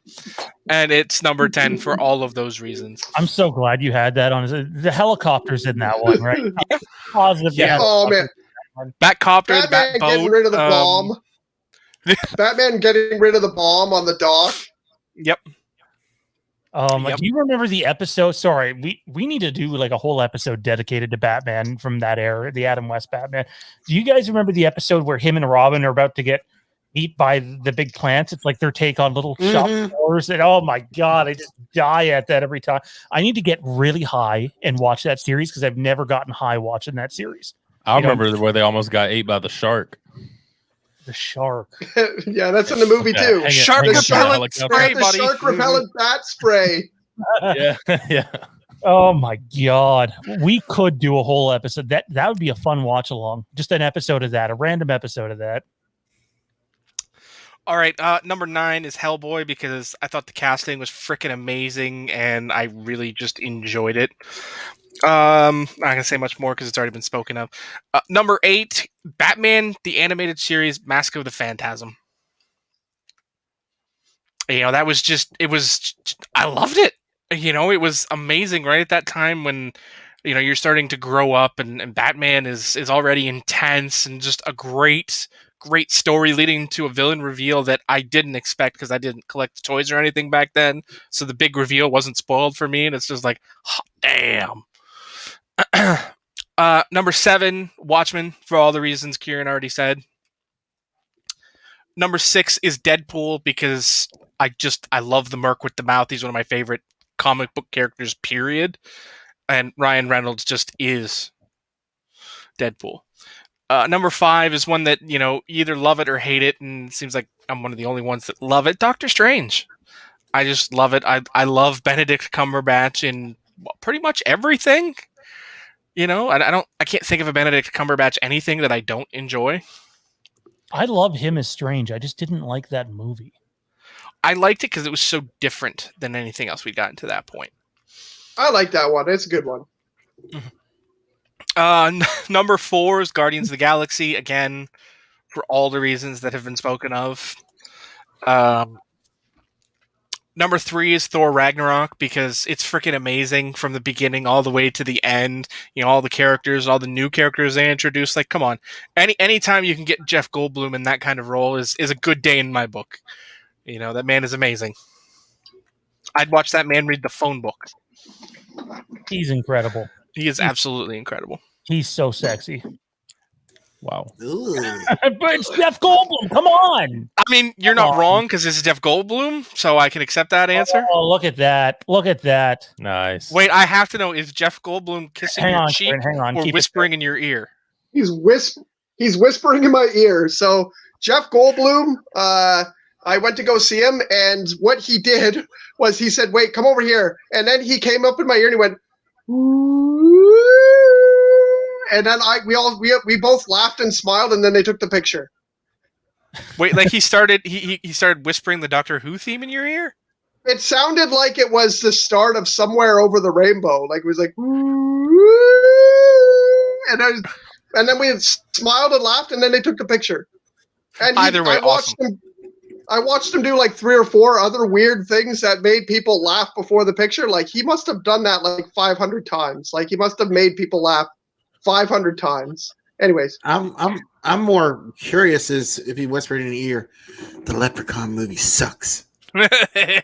He wouldn't say that because he's a smart person. I think he'd say that because he's a smart person. Number 2 is Avengers: Infinity War, because it was the culmination of just so much awesome universe and story building that it just was fucking amazing. And number 1 is just so goddamn amazing. Like we could do a 3-hour episode just on this film alone. It's The Dark Knight. You know? Yeah. Wow, apparently we didn't film. They're on fire. You can't get the story straight. First, we didn't film, and then second, Ray had a brother who got into a fight and got fired, and wow. That's all great in the world. I'm confused. How is it a controversial opinion to say Jeff Goldblum is your favorite character in the Jurassic Park movie? I mean, how many other correct answers are there to that question? And I don't know. He's not saying it is. He's saying I don't know if it is. Some people love Alan Grant, but no, Jeff Goldblum. Jeff Goldblum's the way. And there's nothing controversial about that pick. There's a reason he got brought back as the main character in the next movie. Well, so did Alan Grant. So, aka Sam Neill, I believe. Mm-hmm. He wasn't in the second movie. Third movie. He was brought back for the third movie. Sorry, I thought you were talking about the next movie. No. Oh, they're bringing everybody back for this one. Wow, I'm sorry. I'm getting Jurassic Park and Jurassic World mixed up. I can promise you, Frank, you've seen a lot of things on this show, but you have never seen my Vinegar Strokes. I'm sorry, you're what? Vinegar Strokes. Google it. No. Oh. It actually is a Jeff Goldblum thing, so it's okay. God. It'll probably link you to a Jeff Goldblum video, so it's fine. Anyway. Daddy's OnlyFriends page. Who wants to give away a prize? I want to give away a prize. Trolls, sadly, are not included in the giveaway, which is unfortunate for you guys. But it's unfortunate for them. They've been trying so hard with all these different accounts to get multiple entries that we're just going to throw them all out. For sure. Oh, God. Oh, God.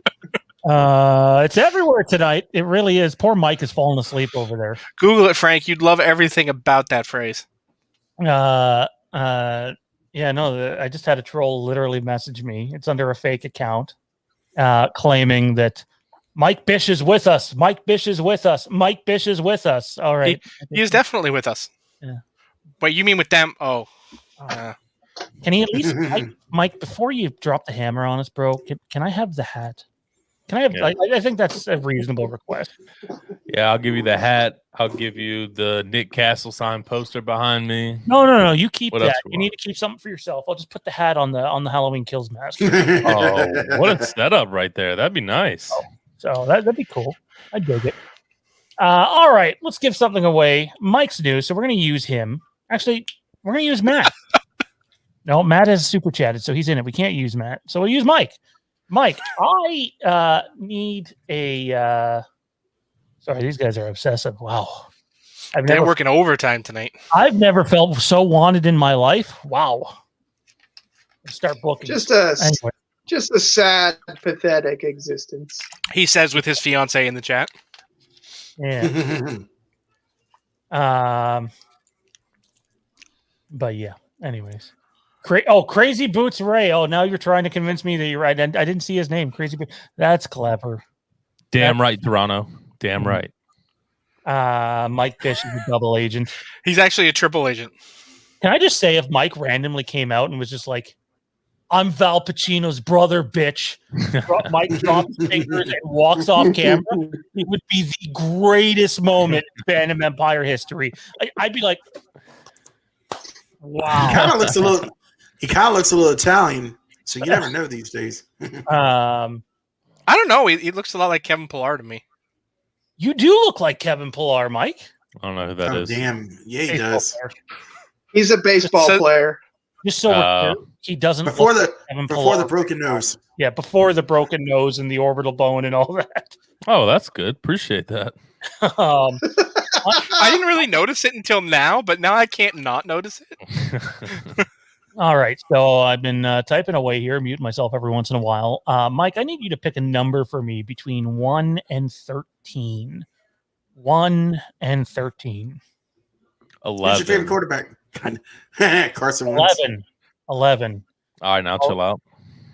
11 is our boy Dean Renner. Is Dean still here? Is Dean still here? Frank says 14. Wow. Frank's on the ball as always. Oh my God. I'm Val Pacino's brother. Bish. Mike drop walks off. Mean Dean still here. Mean Dean, you have won yourself the Dr. Sleep. We believe it is. This is more so Tommy and Johnny saying they think it is. The Dr. Sleep director's cut. So Dean, I think you're American. Let us know in the chat if you're just from the US or Canada. If it's US, Tommy's going to get it to you. If it's Canada, I'll get it to you. Just easier logistical wise, doing it that way. Makes sense. Mean Dean, let us know. And yeah. Congratulations. We'll let man, Mike, we still got to come up with trivia questions, man. I got one. I don't have any yet. I haven't been working. Oh fuck! When did I mute Matt? Oh no, he muted himself. He muted himself. Oh wow! The power's gone to his head. He's forgot he muting people. Oh my God! Way to make me feel like a. You know what's funny is if you mute yourself, I can't unmute you. So. Well, I had a loud ass burp, so I didn't want to be rude or anything, so I muted the mic. He muted the mic. All right. I need to refer to our show notes here. We know our boy Maddie's in the house. This is technically hour 3 now. 40 minutes into it. Probably Welcome, Maddie. half an hour, 40 minutes to go in this one. What is the number one moment in Halloween? Yes, let's start there. Let's start with everybody's favorite moment in the Halloween franchise. Can be any. We already know what Sean's is. Even, yeah. Let's get mine out of the way now. When Tina gets killed. That's number 2. That's number 2. This is number 1. The ending of H4. Steal Love the that thunder, one. bro. Love that one. Anyway, for those that have seen Halloween 3, our boy Toronto Freddy wants us to put a Chalice clip in there where he's at the end of the movie and he's going, "Stop it! Stop it! Stop it!" And I thought, oh, where was that soundbite last week for Johnny? Stop it! Stop it! You'll never stop me. Oh, man. Oh, look at that. Look at that. Our boy Troy Grubb, the ending of Halloween 4 for him. We got other people with class here. Cool. All right. Maddie, why don't you take us away, man? You're fresh to the show. It's when Loomis walks down the stairs at the beginning, at the end of 1, and looks out. It doesn't see Michael, and it's almost like I knew all along. But is he surprised at the same time? That look sells it for me. I think it's better than H4. I think it screams sequel, but it's almost like Loomis being like, that look, his eyes, the way they light up, the piercing blue. It's just like he just raises it, and you just don't know what he's thinking. He's thinking, I knew this was going to happen all along. It wasn't going to happen. I'll pass it along. And we're talking, just so we're clear, and we're on. That's OG, right? Yeah, OG. Yeah, OG. For some reason, my brain started thinking H2 there. I'm like, no, that's OG. So, all right, Kieron, favorite moment in the Halloween franchise, man. It's the ending of Halloween 4. But if I could throw another one out there, because that's going to be it. I really like Halloween 4. I really like Halloween 4 when Loomis meets Michael at the gas filling station. I'm a big fan of that whole scene when he says, like, you don't need to go to that place. Like, you don't need to go back and bother those people. Like, just kill me. And, like, I really enjoy that whole scene. And that's one of my that's probably my second favorite part, which obviously tells me, like, everyone, that Halloween 4 is my favorite because my 2 favorite parts are from Halloween 4. Nice. Johnny, what are you doing, man? Oh man, my favorite moment in the Halloween series is every time Busta Rhymes opens his mouth. Oh God. No, it's just obviously it's. Yeah, I mean, you hit it right off the jump. So I mean, then you'd love Leprechaun 5 in the Hood. You should check that out. Oh no. No. Yeah. Oh man. Sorry, are you saying it's the end of H4 for you as well? Yeah. H4. That's code for Johnny has no idea what the question was. It looks like. Well, the question was in the hour that we had for we swapped that to hour 1, so I didn't actually think about it literally until you mentioned it, and it's like, wait, what? I thought that was in the first hour. Our boy, Double Agent Bish. What's it gonna be, man? This was tough. This was very tough for me. But when I sit back and I think about the first one I saw, which was the original, I'm gonna go with the scene that gave me goosebumps. And unfortunately, it doesn't have to do with Michael Myers being on the screen, but it does have to do with him, and that's Dr. Loomis's speech about the devil's eyes. The way that he subscribed that with that low tone music in the background just gave me chills. Still does to this day. Meeting the 6-year-old child with the blind, pale, emotionless face, the devil's eyes, that just gave me chills. Still does to this day, like I said. So that's going to be number 1 for me. Awesome. Good shit. So I have to admit, I was a little surprised that both Johnny and Kieron had that as number 1 on their list. It's actually not as long to go here in the show as I originally thought. Next question up. This is a fun one. And to be honest, I haven't thought of my answer yet. So I might not have one here. It might just be you guys. What is one movie? This goes to the chat too. You know what? Instead of a trivia question for the Dark Knight trilogy giveaway, special edition, by the way, Blu-ray. Whoever has the best answer to this question that the panel as a whole can agree on will get the Dark Knight trilogy box set. And then Mike can do his giveaway last.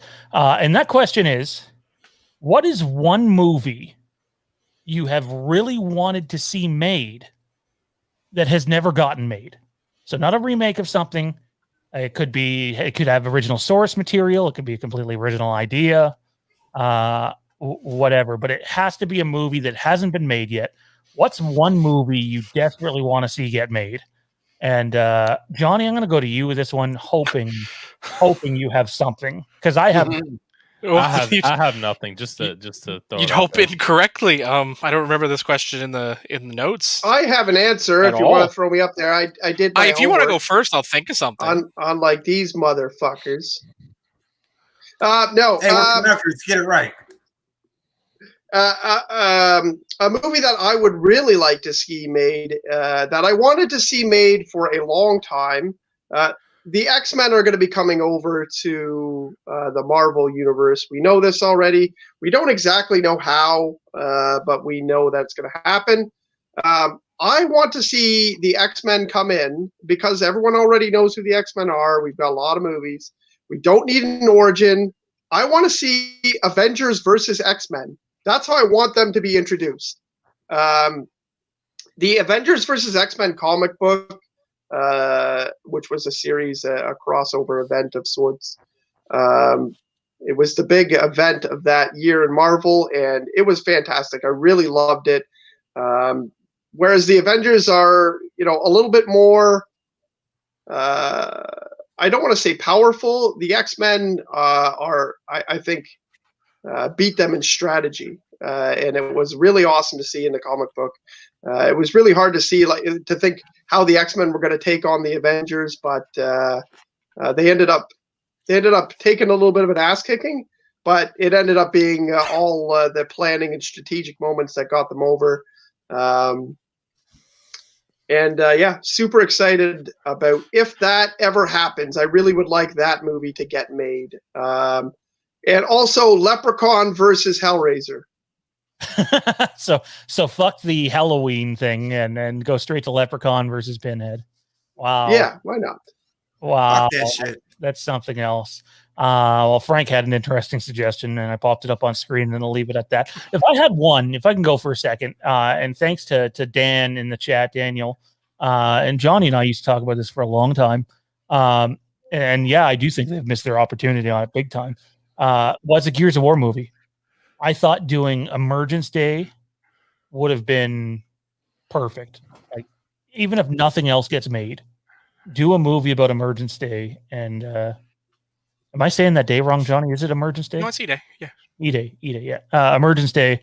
I would have loved that. I think Gears of War was a property, even Halo, but more so Gears of War had some really good storytelling possibilities. And I know Dave Bautista went and pitched a movie, but and I know his acting chops have definitely come along, but I don't think it's going to get it done, even though he was a character in the movie. To do a Gears of War movie properly, that's a massive budget. We're going to talk about those massive budgets next. Johnny, what do you got, man? Well, in the interim time I had to actually come up with an answer, I realized it wasn't as hard a question as I thought it was. Especially once Kieron went in the comic book direction, just kind of slapped me in the face. Secret Wars. Nice. Yeah. I know exactly what you're talking about there. I know with the late, great John Schnepp would have loved to see that. And I know he was pretty convinced they were going that way eventually, and they could go that way still. But it'd be a little bit different than how it's done in the comics. I thought Zach was just going to say Zombies 4 or something. But anyway. Oh, God, that implies there's a 2 and 3. I mean, there's a 2, isn't there? I don't know. There is a 2. Yeah, that implies there's a 3. No, thank you. Kieron gave his already. Johnny gave his. Matt, Mike, you guys have anything on this front? Oh, I got one. Alrighty, take it away, It's man. from a game, actually. Ooh. Gods of War.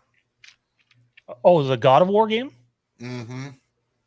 I've I've been never wanting that played for a one. movie. Oh, my God. You need to play. Dude, it's an amazing game, amazing storyline and everything.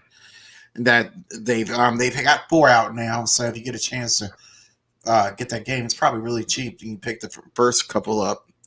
But yeah, that with Kratos and that storyline and then his son and all that, yeah, definitely one that would that be like a major, like big budget, like a Halo or a Gear of War type thing. Terry in the chat says a Star Wars and Star Trek collaboration. That one's been out there for many years.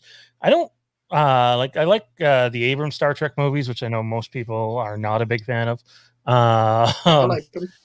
But I could never be in charge of that movie because I'd just be like, all right, so here's the Death Star, and there goes Star Trek. End of movie. The crawl would come down, the Death Star would be there, and it would just blow everything up. And then I mean, the Borg cube would probably destroy the Death Star. I was going to say, I think the Borg win because they'll just assimilate everything. I don't know enough about it to know what that is. So, Resistance I thought Maddie's movie was going to be a biopic on Aaron Rodgers since he's retiring. Oh man. So Maddie, what's going to happen with Rodgers quickly? Is he staying or going? Yay or nay? Staying. I see. He's going to make him sweat. He'll be in like the staying. first. Yeah. He's staying on Jeopardy. What does Johnny think? Staying or going? Oh, he's not going anywhere. Yeah, he's going to make him sweat first couple of weeks of training camp. I think a new deal is going to get done. I never thought I'd see more delusional fans than elite fans, but you guys are taking the cake on this one. I don't have nearly enough insider football knowledge to know either way, but I just know in all sports these things typically don't end well. So I'm not saying it's going to end well, but that's a this year thing. You're asking me this year? Like, is he going to play for the Packers in the 2021 season? Absolutely. 2022 season? That's an entirely different question. Well, I hope if and when he doesn't, that you guys are able to accept it. Hey, you see that cliff? Tom Brady's going to go down that cliff. Ooh. Yeah, he won a Super Bowl. Yep. Jalen Hurts is going to be right behind him. He won 7. Several of them. Anyway, my Titans almost won a Super Bowl once upon a time too, and sadly that didn't happen. Yeah, my team's never fallen a yard short of winning a Super Bowl, so that's good. I do know Mike is excited of the possibility of Flacco coming in. Not gonna happen. Oh boy! Can we start him in the playoffs and not at any point in the regular season? Like, if that's the magic, that'd be okay with that. That's the sports talk for this episode of Fandom Empire. Let's move on to something else. It's a little more practical, and all these movie studios are going to face this, guys. is COVID has just happened. We see even though Quiet Place 2 did fantastic worldwide, $80 million opening weekend, which is tremendous considering there's not a lot of theaters that are open to full capacity yet. That's stellar. That is really fucking good. It's not going to be as good as the first movie, obviously, but it's enough to basically, I saw a couple people talking today, way more in the know-how than we are. Well, maybe not Mike, but the rest of us anyway, that suggested that it already made its budget and marketing money back. And so everything from here is gravy. And I think that's amazing considering who knows what was going to happen in the movie, industry a few months ago. So that is really good news. I'm really enjoying that. So yeah, sort of where I am. What's going to happen, guys, at the studios? Most of these studios approve insane budgets. Like, I love Blade Runner 2049. That movie never should have had $200+ million. I think it's visually the best looking movie ever made in history, period. But $200 million for a cult following movie did not make much sense.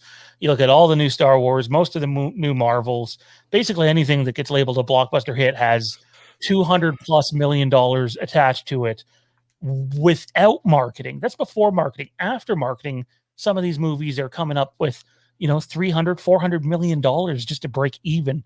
Now, we know Lucasfilm ended up creating the stagecraft technology, which is lowering costs, and a lot of places are using that. We know Taika Waititi is using that on Thor: Love and Thunder. A lot of people are going that route, so that should lower costs a bit. But can you guys see, just in terms of the pandemic, things being rolled back a bit here and not seeing blockbuster films get $250 million and maybe they only get $120 million because of how much money's been lost during this time? Mike, I want to start with you, man, because you work in this industry. Where do you fall with this? I mean, I think budgets are going to be cut for sure. I mean, it's just the way things are right now and the way things are going. But I will tell you that I think with budgets being cut, I do think your premium movies like, the Batman that's coming out, movies along those lines, or anything really that's on that premier top level, they're going to make 10 times, or I wouldn't say 10 times, but they're going to make their money back and more. So you're really talking about what are these other side films they're going to do? Like, what are they, or how do they feel as far as, distributing all that money? And I think it will be cut back. So I do think we will see a cutback as far as the money goes. Johnny, how about you, man? Where do you fall on this? I mean, I took this up to just pull up a list of, budgets of films, and it was already going down. It was already trending down even before COVID. Looking at the actual numbers and where things were going, it was already trending downwards unless you were one of those super blockbusters. I don't really think that's going to change. Johnny, I will say this, don't mean to cut you off, but I do want to throw in there that sorry, I had a thought, but everybody's dancing's throwing me off. sorry. That's hilarious. No, you're good. We're just fucking with Johnny. You're good. That's funny. I was cracking up myself. I forgot what I was going to say. Go ahead, Johnny. My bad. Oh no. No. It wasn't important. I love it though. I love it. It's fine. Go ahead. No. Oh, all right, Johnny, take it away. No, I mean, like I said, like one of the guys. There he goes. He can laugh about it. I was worried we just upset him there for a second. Oh no, come on now. But no, I mean, like in general, like the trends were already going down to a certain degree, like outside of the high budget tentpole blockbusters, and I don't think that's really going to change. You're still going to have your tentpoles, you're still going to have your blockbusters, but obviously, it's getting to a point where Hollywood is cyclical. I mean, it kind of always has been. Like, even if you go back to like the early days of cinema, in the early days of film, it was a progressive circle where they reached a point where they were spending so much money on things like Cleopatra at the time it was made was a ridiculous sum of money. And then Hollywood scaled back and started doing more for less again. And I think that's it's kind of the trend we're seeing. And, you know, I mean, obviously, you know, the pandemic situation we find ourselves in, you know, heading into 2022 obviously has affected, you know, that trend. It might have even, I don't want to say sped it up a bit, but, you know, we don't really know, because I think it's going to have sort of an opposite uptick for a brief period, where some blockbusters are going to be higher costed because of, you know, additional costs in, you know, I almost want to say the maintenance, you know, is probably the right area. Like, you know, maintaining social distancing and, you know, having to like disinfect between takes and things of that nature, it's affecting budgets. And, you know, I think it's going to cause that only the proven blockbusters are going to get that $200 million budget. And I don't think that's going to change, because I don't think it necessarily can, you know, because once we get back to full capacity cinemas, you know, there's going to be a knock-on effect, but it's not going to be a super long knock-on effect, because the blockbusters are still going to draw. I think The Quiet Place proves that, because it's not a tentpole. It's a big release, and it's a tentpole in the current situation we find ourselves in, because it's the first major one we've had at any sort of, you know, world getting back to a normal place, with America finally being ahead of the curve instead of behind it in getting things back to, you know, a status quo sort of thing. That, you know, you're going to see, like, you know, Fast 9, I think, is going to be a big one. You know, if The Quiet Place can do this, what's that going to do? Yeah. You know, I think that's the next question. I think that will kind of affect the, you know, the knock-on of things like that. Like, if it can't pull back in its money, you know, and it can't make a huge profit, then I think it's going to have, you know, Hollywood taking a look at that super high budget. And let's be real, they went crazy with Fast 9. Like, even in a pre-pandemic world, some of the things they're planning for that movie, fucking ridiculous. You know, and just so it's going to have a knock-on effect. I think you're going to see more for less. You know, because they're finally proving again that you can do more for less. Like, Blumhouse is a perfect example of a more for less. You know, they didn't sacrifice quality. They haven't sacrificed quantity, but they are making buckets and buckets of cash on relatively low budget projects. So I think that's what we're going to see. I think Hollywood's, you know, they're embracing the digital age, which is something that they've kind of been reticent to do in, you know, the emerging market. Like, they were still stuck in the theaters and exclusively in the theaters. And obviously, you know, 2020 changed all that. So I think they're going to be looking at, you know, additional routes for releasing things, which is going to open up more avenues for revenue. And, you know, major companies are opening more and more streaming houses, which is artificially increasing their growth on the back end. You know, so it just, budgets are going to come down, but you're still going to have those huge, you know, 1 or 2, 3 movies a year that are still in that $200 million range. I don't think that's going to change. It turns out I can't interrupt you when I'm muted. That's unfortunate. It's known to be difficult to talk when you're muted. So quickly here, Wayne Gawkey, and then I have a point. Wayne Gawkey says Fast and Furious 9 dropped the ball, not casting Batista and instead casting Cena as Don's brother, who looks nothing like Vin Diesel. The film has been laughed at in South Korea. All brothers look alike, Wayne. That's true, but I'm going to throw something out here, and this is going to be controversial for wrestling fans. And while I don't know as much about wrestling as two of the people on here, maybe even more, I know a fair bit about movies and acting, and I never thought I would have said that Dave Bautista would be a better actor than John Cena, but I am totally willing to say Dave Bautista is a better actor than John Cena, and it has nothing to do with Guardians of the Galaxy. It really honestly doesn't. Agreed. I always looked at I think he's a better actor than Dwayne Johnson too. Oh, you're a crack. I don't know if it's being real right now. Hang on. Is this legit or are you fucking with us? I'm too high to know. No, I'm legit. I think he's a better actor than The Rock is. Is you gonna follow Gridiron Gang. What movie that Batista could go up against Gridiron Gang? Has good movies. San Andreas was better than anything. Is San Andreas the one with the big tower and the girl from Scream? Yes. Oh, Nat Campbell. Oh, wow, you're getting a little lit when. I like that take. I mean, I don't think I liked The Rock's earlier movies better than he is now, personally. I agree. Like I loved The Rundown. I loved Walking Tall. I think I don't want to say think Walking Tall is his best film. I don't want to say he's money grabbing, but at this point, he's doing whatever he can to keep the title of being the highest paid actor year to year. I feel like he's definitely padding his resume with some projects, no question. But I think he's found his niche in certain aspects. Like the partnership he has with Kevin Hart is amazing. Like, yeah, those two have turned into an amazing pair that I never would have predicted. Our boy Toronto Freddy in the house. He says, I have seen one Fast and Furious movie. It was the first one, and that was enough for me.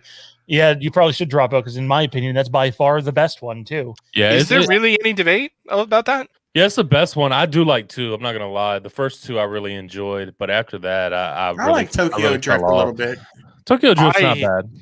That one took me out of it. Like, when that one came out, I was just like, nah, I'm done.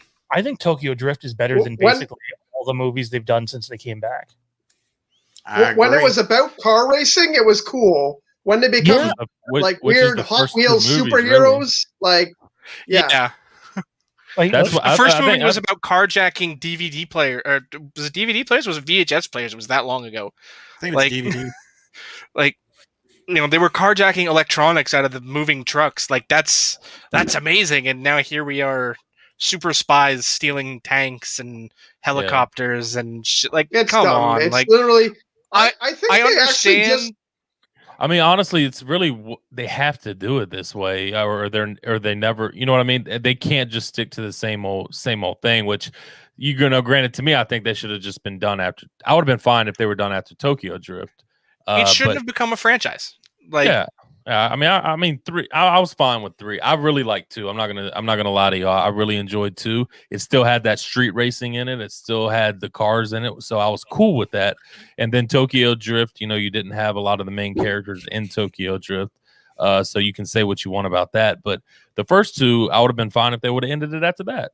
Oh yeah, it's not a very good cast in Tokyo Drift, and yet the movie I still find to be more.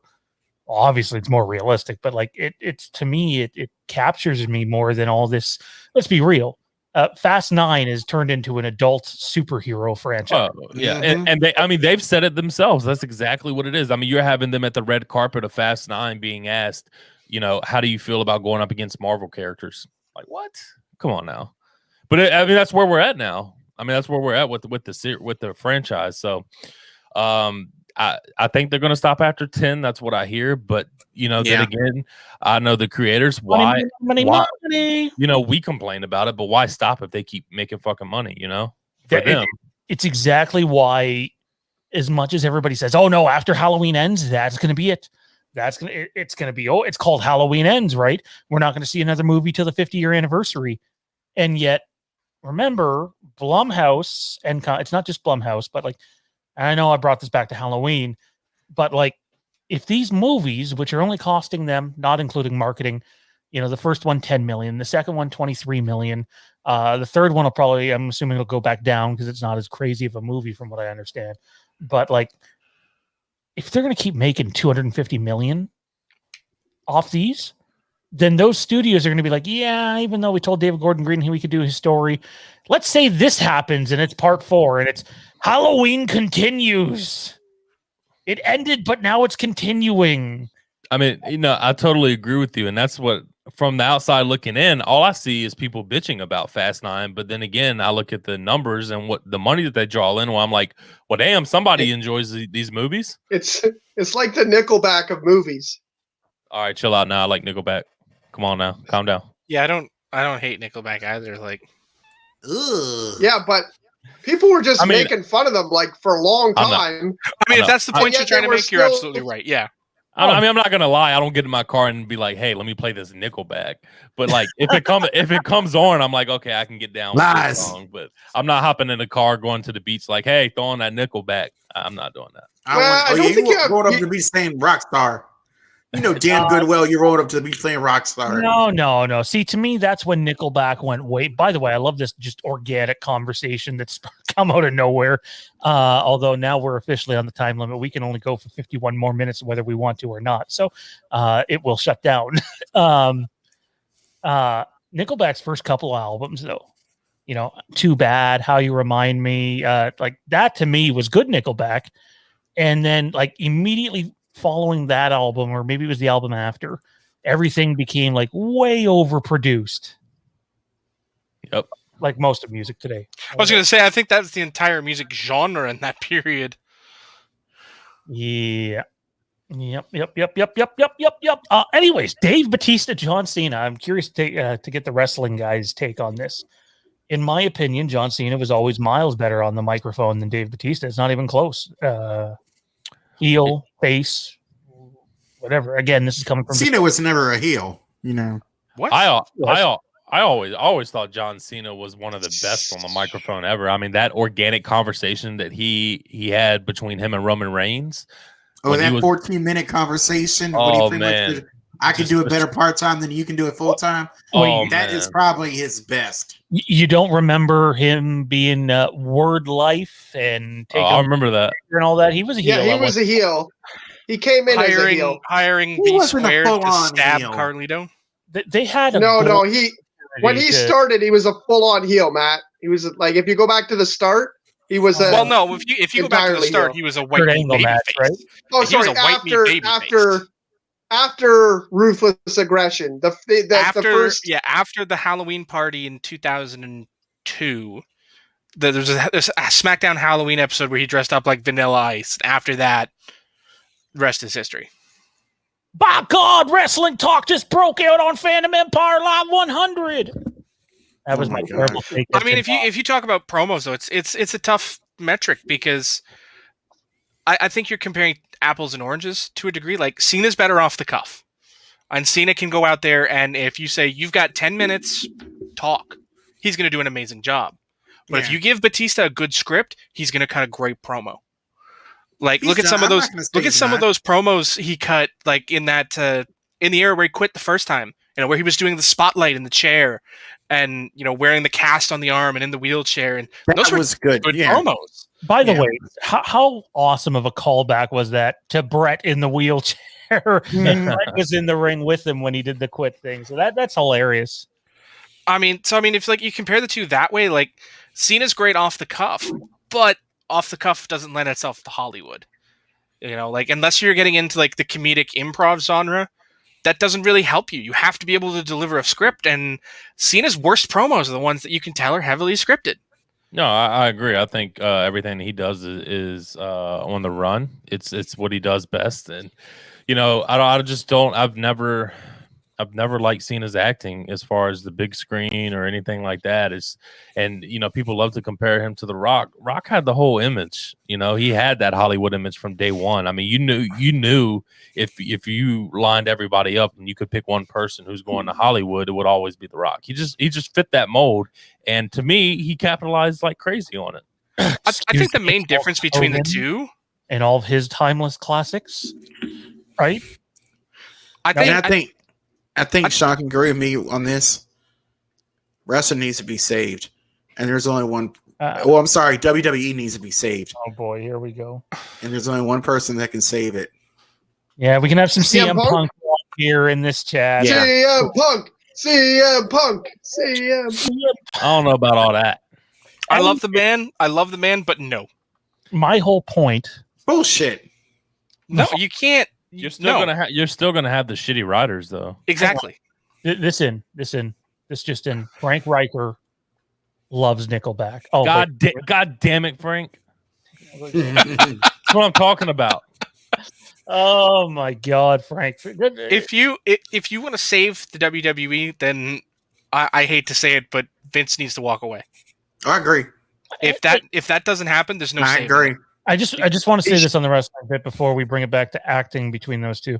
Damn, Flinner! As much as I haven't been a Vince McMahon guy like at all, obviously he's accomplished so fucking much. Some of it with a little luck, some of it with most of it with genius. It was vision. Man, that attitude error, man. Oh man. Sometimes, everybody gets lucky once in a while, but he was brilliant. He was uptight. He could have folded. He could have gone away to Turner with all that money back then. Like, it would have been really easy. So, like, I know he's probably like, can you imagine, not the character, Mr. McMahon, Vince McMahon, the person, the grandfather. Can you imagine how big of an ego that guy probably has? Because I'd have a huge fucking ego. To walk away would be really fucking hard. I'm not saying it shouldn't happen, but I think he's shown it's really hard for him to loosen his grip on it. And it's not gonna happen. Absolutely no. He'll get prove that by tightening the grip. He'll die, or he'll get too ill to be able to do it. He won't leave, which is unfortunate because I think he's done enough at this point to be like, you know what? Let me ride out on the sunset. It's already like 10 years too late. Look at what Triple H does with NXT. Yeah. Look at what Triple H does with NXT, and then those guys go up to the main roster and get fucked. I hardly watch wrestling anymore. I watch a little bit of AEW here and there, and I hadn't watched WWE in the longest time. And when we were filming the one morning, NXT was on. I was like, okay, and Kieron and I were the first ones up, I think, and like the wrestling was great. I don't know what's going on storyline wise or anything, but like the wrestling was awesome. I dug that. That was cool. Anyways, tracking this all the way back to Batista and Cena. Maybe you guys knew. I didn't know. I can admit that. Never, ever would have predicted. Someone's like, hey, I'll bet you $1,000 that Dave Batista is going to be a better actor than John Cena one day. Never would have taken that bet. I would agree. Not me. I would have. I mean, I would have agreed with the person saying that. Oh, see, I wouldn't have. I didn't have that kind of insight on him. And like, again, his role in Blade Runner is small, but it's so good. He's really good in that in what's a pretty bad Bond film as well. I haven't seen Stuber, but I hear great things about him in it. Oh my god. Stuber I is refuse so to acknowledge good. the Daniel Craig Bond movies. And like, I definitely want to see them. He doesn't like that either. He doesn't like them. He doesn't like The Dark Knight Rises. I didn't like them because, like, we could do an episode of why I dislike them. No, I have a very serious reason for not liking it. It's very simply, I do not like when you take source material and piss on 50 years of source. This guy also doesn't like The Empire Strikes Back. Whoa, come on. Now you're just making shit up. I hate enough things legitimately that you don't have to make shit up. Maddie, you tell me, dude. I don't know how big of a wrestling fan you were. Obviously, you were talking with a bit of knowledge earlier. Like, would you have ever guessed Dave Batista would be a better actor than John Cena? And that's not factual. It's my opinion.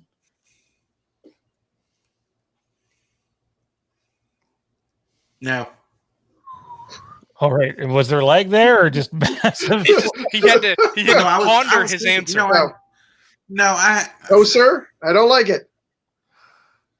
I think doing his best Tommy B there. I mean, I think if you give Batista a script and say do it, he'll do it great. But I think if, as part of it being an actor, you improvise, and I think that's where Cena can beat Batista. I think the real, I don't want to say real test, but I think a real barometer of whether or not Cena can go as an actor is going to be his run with James Gunn as the Peacemaker. Yeah. Like, that's going to be the true test of whether or not Cena can cut it. Like, I think a big barometer, like people say Rock versus Cena. I don't think you can compare the two for one simple reason. Rock walked away. He walked away from the WWE and said, I'm going to do my own thing and I'm going to do it great. And he did it. Cena never could walk away. He couldn't separate John Cena, the character, from John Cena, the person and actor, whereas Dwayne "The Rock" Johnson became Dwayne Johnson and The Rock. You know, like it's a split. Like, it's a barometer of where you know him from, well, by what name you know him from. If you know Dwayne "The Rock" Johnson, you know the actor. If you know The Rock, you know the wrestler. And I think more people know Dwayne "The Rock" Johnson than know The Rock at this point. I found him funny in that movie about Paige. I can't remember what it was. Obviously, he was just Fighting with My Family. Yeah, like even at the one point, I was like, "Oh fuck, he's going off on it." It's like, no, and that. Well, I don't know if any of you guys have watched Young Rock, the sitcom, but his parts are some of the best of that series. Like, it's really good. Like, the wrestling, like, as a wrestling fan, I look at it and I'm like, you fucking idiot. This fucking sucks. But the Dwayne Johnson portions at the beginning and end of every episode are amazing.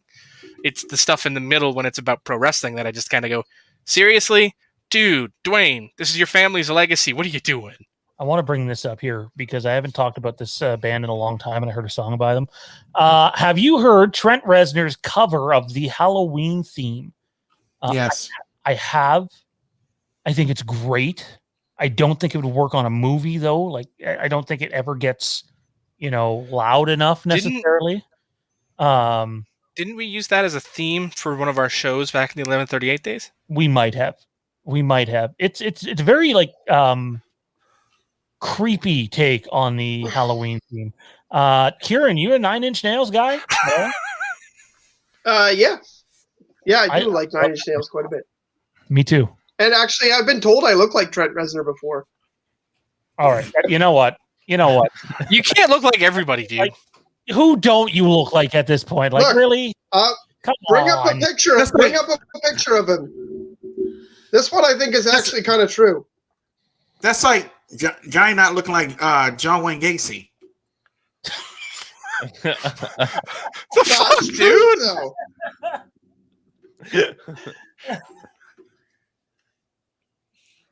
Oh my! I get another one. I get another one for that. That's just not even close to reality. Wow! You look like the guy who played him in the movie, the one who was in Teen Wolf too.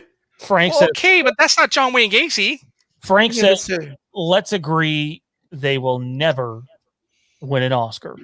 Who are we talking about? And what are the odds? I'm assuming he means Cena and Batista. And Okay, because like if somebody says like I'll give you like 1,000 to 1 odds that somebody never was, you always take that action. Like even if it's like $5, you take that action. I'd do a Rock.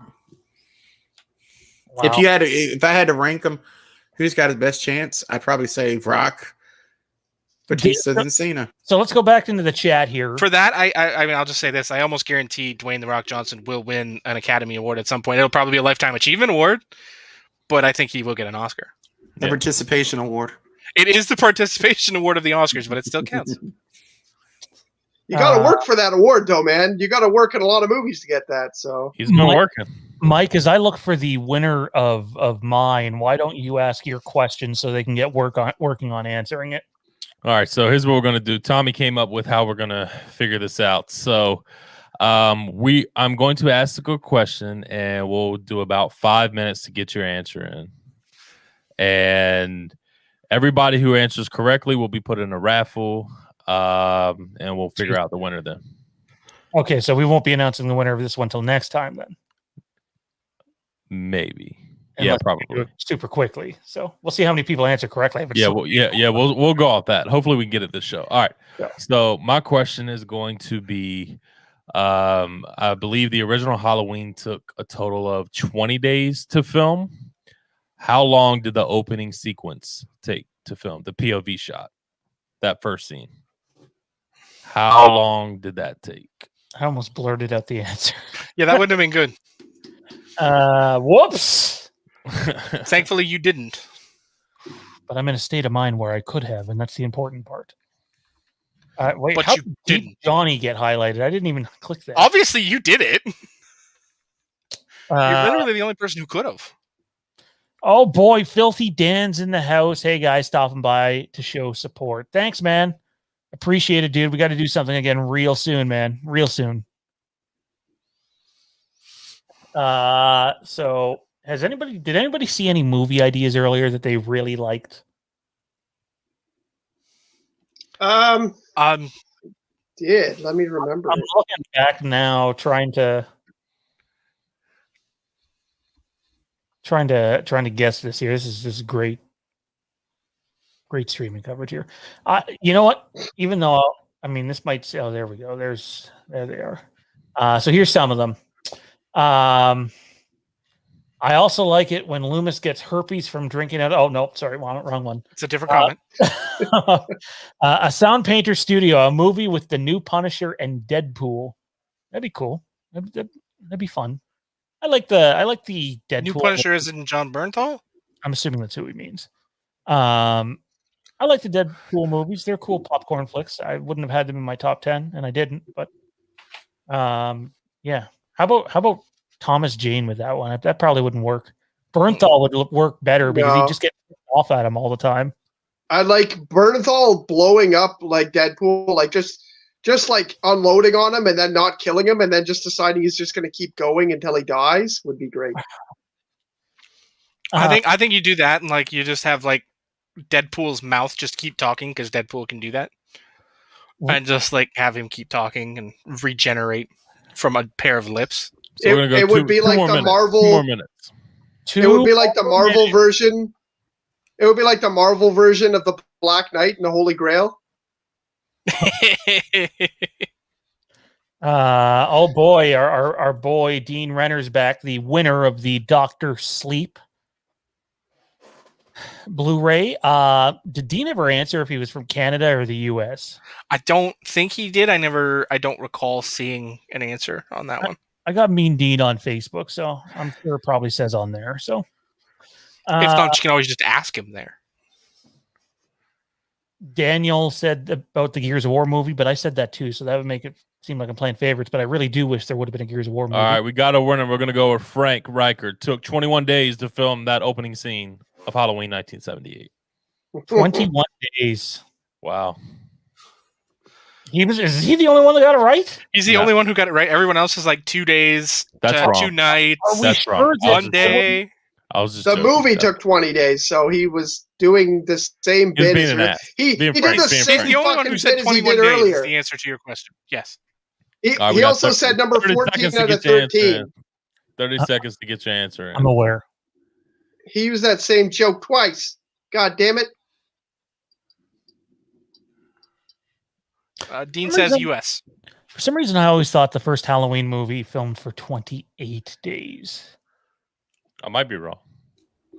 I feel like it was 28 days, but I might be wrong on that. Why don't we get I think you're right. Why don't we get fact checker Matt to look that up? Can you look that up, Matt? Or maybe you're thinking of the movie 28 Days. Could be. Good movie, by the way. 28 Days Later. Sequel. All right. So here's what I'm going to do. I'm going to write 1, 2, 3, 4, 5. 6 people guessed. I'm going to write a number by each of their name. I'm going to send it to the group page for Fandom Empire.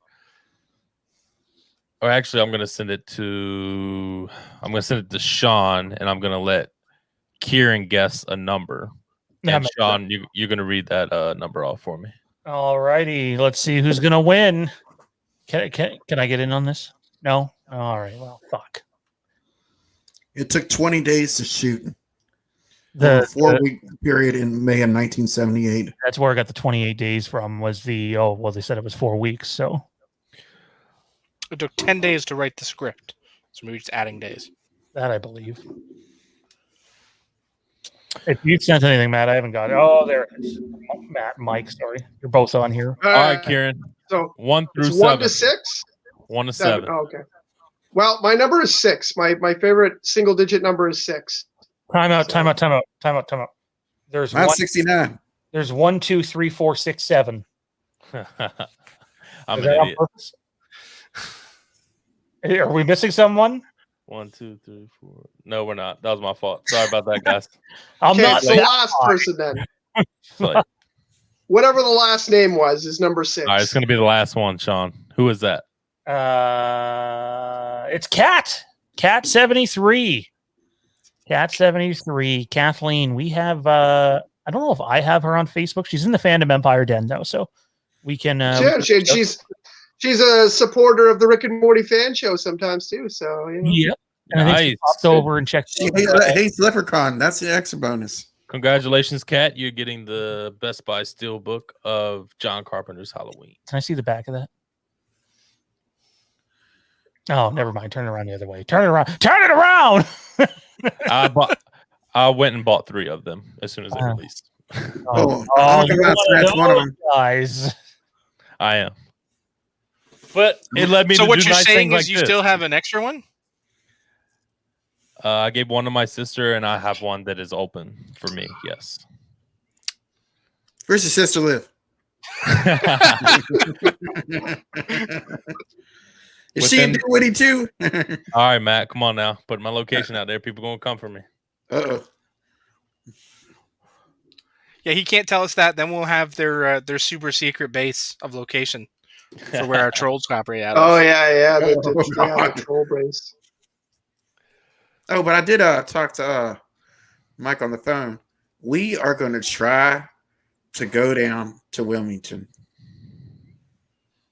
when they start shooting kills.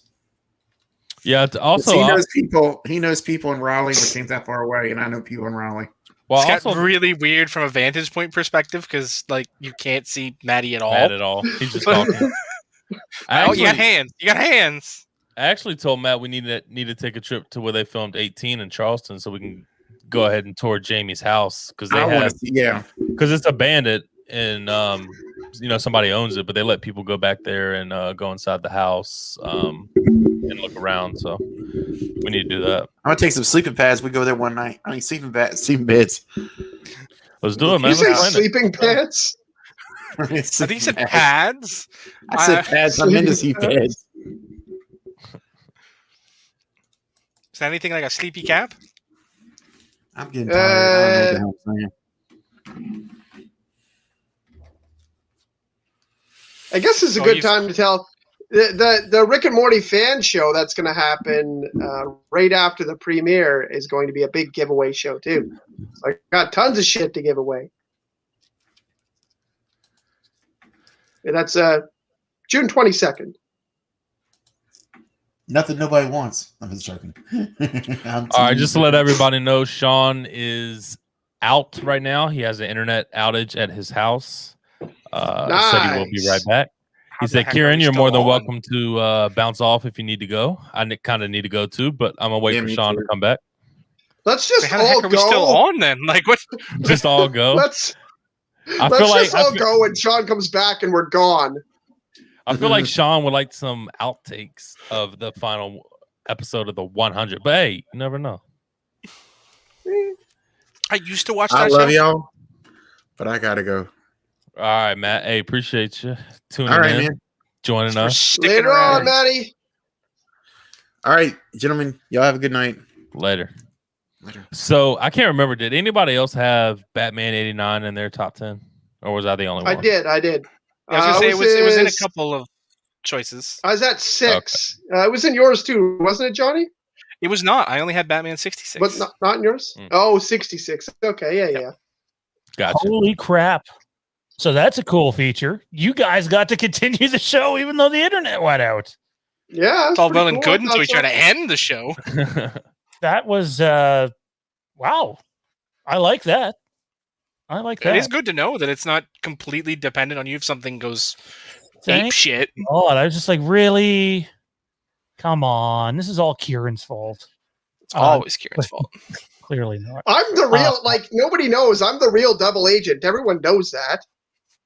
I do.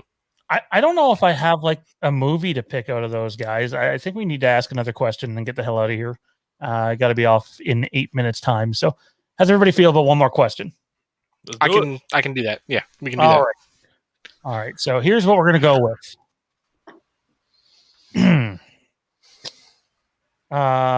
Does anybody have a question?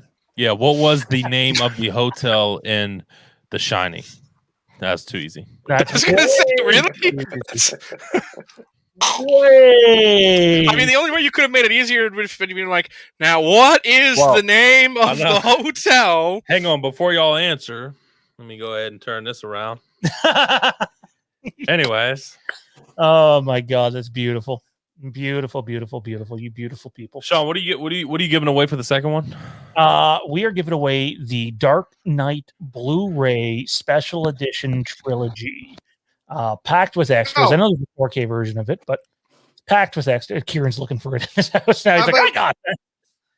No, I was just thinking, we just why don't we just go with like a super easy Dark Knight question? Well, I don't know about a super easy one, but we can go with a Dark Knight question. And just see who answers it first. All right, here's how we're gonna do it, and this is how we'll know if people Googled it or not. In the chat, you guys can't play, so don't do it. Who played Two-Face, aka Harvey Dent, Gotham's White Knight, in The Dark Knight? Who played Two-Face, aka Harvey Dent, Gotham's White Knight, in The Dark Knight? Sean, I got a question for you. Yes, sir. So, which Rachel did you like better?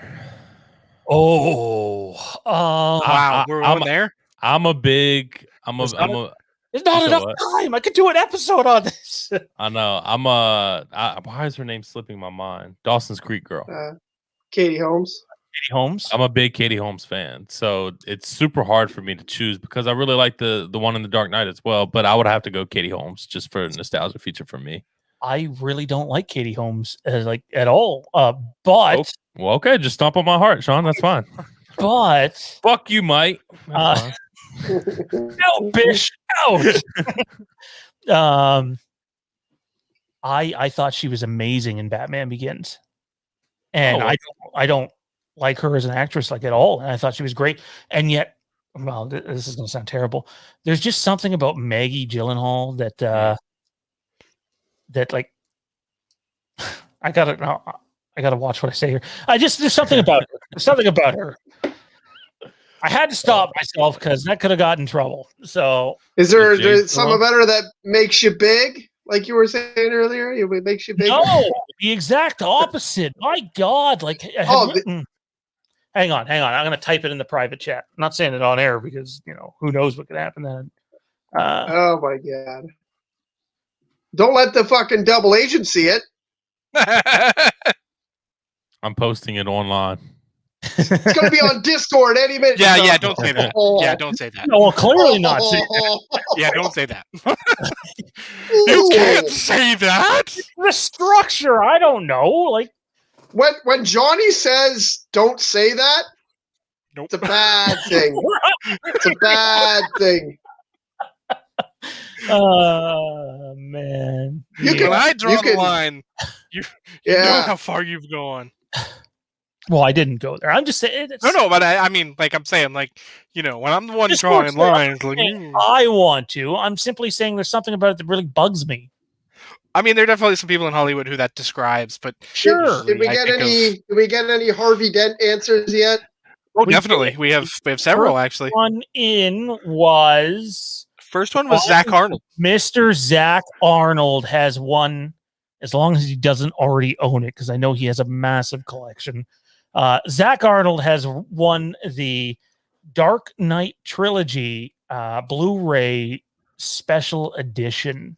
Yeah. So our boy Zach Arnold winning, winner, chicken dinner. Anyways, gentlemen.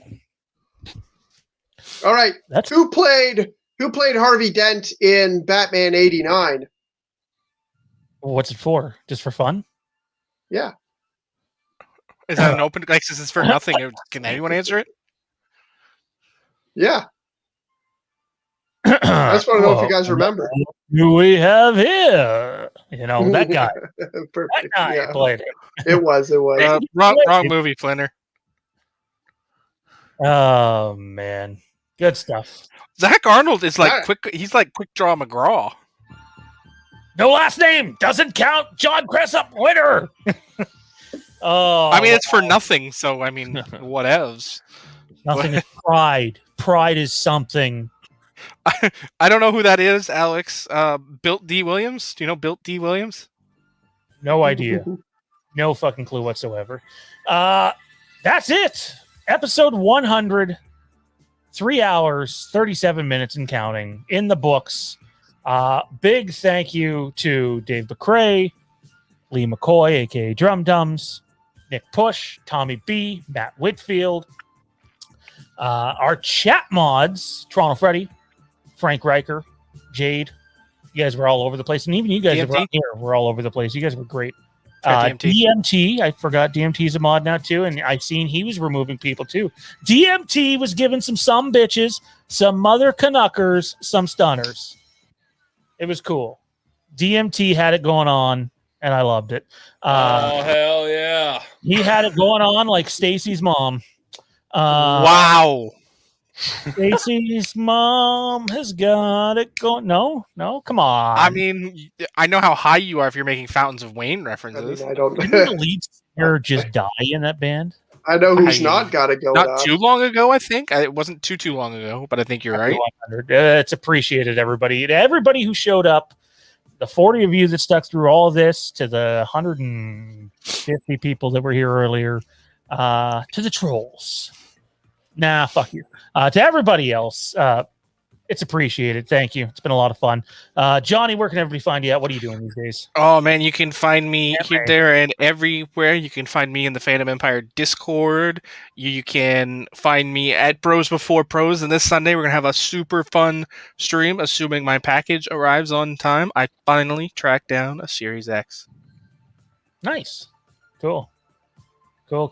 I'm just in no rush to get one. I could have bought one a while ago and chose not to, and I was like, I don't know. I find this to be like the weirdest gaming generation release ever. But hey, if that's what obviously I want to get one eventually. But like, I'm in no rush, and I'm glad you got one though, because you usually have to pay a pretty penny over actual asking or retail. Actually, price. not too bad. I mean, it was over MSRP, but not by a. I didn't have to give up a kidney or an arm or my firstborn child. It's always good. My comment just got posted twice. So does that mean it's posted 3 times now? I don't know. Wow, Toronto Freddy dropping a Scotty doesn't know. I think the trolls were actually the same guy all through the live stream. You don't say. It's like 1 or 2 guys. It's a safe bet. Bet. There was a couple of them. Are you one of them? No, I'm kidding. Am I one of them? Are you one of them? Mike's one of them. What do I get for being? I am. Anyway, Kieron, where can everybody find you? What do you got going on? Everyone can find me at Gogan Kieron on Twitter. You can find me at Rick and Morty Fan Show on Instagram. You can find me at the Rick and Morty Fan Show Facebook group, or you can find me at the Fandom Empire Den on Facebook. And June 22nd, I'll be having a big special giveaway Rick and Morty Fan Show to celebrate the start of Rick and Morty, which is premiering on the 20th. So that's big, exciting news. I think next week I might even do the return of trivia on Rick and Morty Fan Show. So see how it goes. I think that's what we're going to do. It was a really big, successful episode last time. So wait a minute. Did you just say trivia? No, dear God. I mean, it wouldn't be episode 100 without some. You guys did enough dancing with the Fandom Empire logo on your faces. No more. No mas. No mas. We love you too, Johnny. That had to go out there.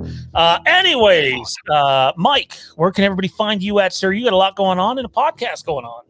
Yeah, you can follow me on Twitter at MichaelBish_ and on Instagram as well at MBish_.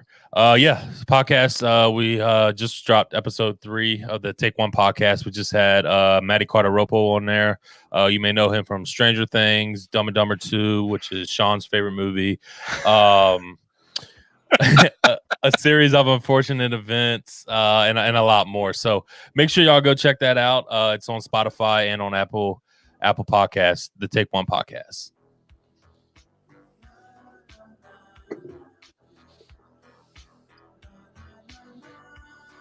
Yeah. I was trying to hold that in. Thanks, that music is mighty quiet. Oh, is it? See, I don't have any bars on this one to tell me. How about now? Better.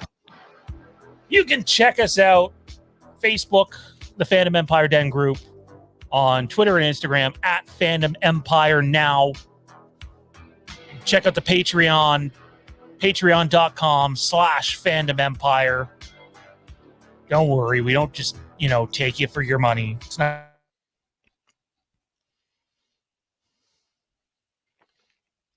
Did his internet just go out again? I think his internet went out. Oh no, he's back. There he is. What's up, Sean? Oh, I'm back. Look at that. Wow. I literally was about to just like fucking throw a fit here. Wouldn't that be hilarious? Can I go now? I'm just fucking beating the shit out of the Halloween kills. That's it. Yeah, Kieron, you're good. That's what? No. You're killing me. I'm leaving. Good night. Good night, everybody. Happy 100. Peace, y'all.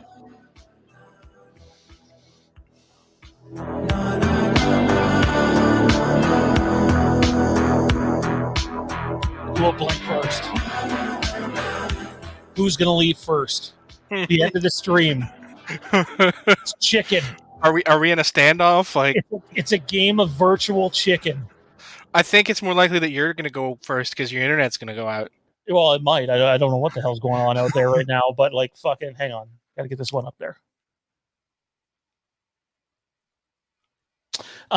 We legitimately, the stream literally only has 16 minutes and change left in it, and it will shut off anyways. There is a limit on this one. We're just going to sit here and stare at each other until we get to that. We're just going to have a staring contest. Gonna do nothing? It's a face-off, like Dean said. It's a face-off. One moment.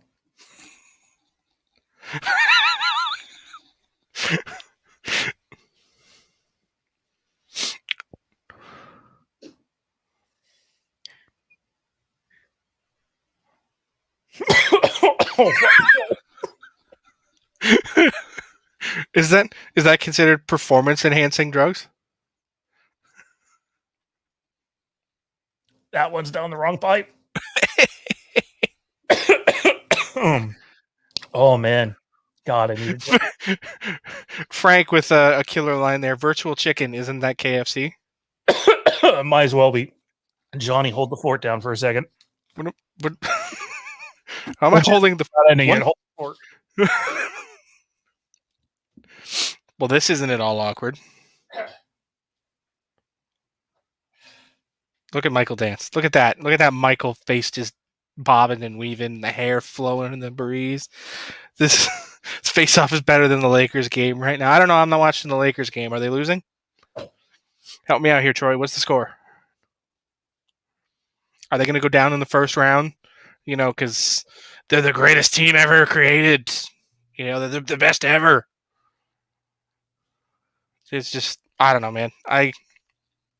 We can do an entire show on sports, I think, but I'll say this. LeBron James is not the GOAT, okay? Dude, you're not Frank. What? Did I give Frank prop for that one, Freddie? My bad, man. My bad, dude. My bad. I can't help it. Sometimes you see lines like that and you just immediately assume that it's Frank. So that's my bad. That's my bad.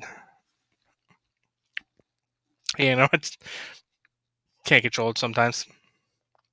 Davis needs to get back. Yeah, he does, but when you need somebody like that to get back and they're not your number one, is your team really that properly built? I promise you I will not talk about him, Wayne.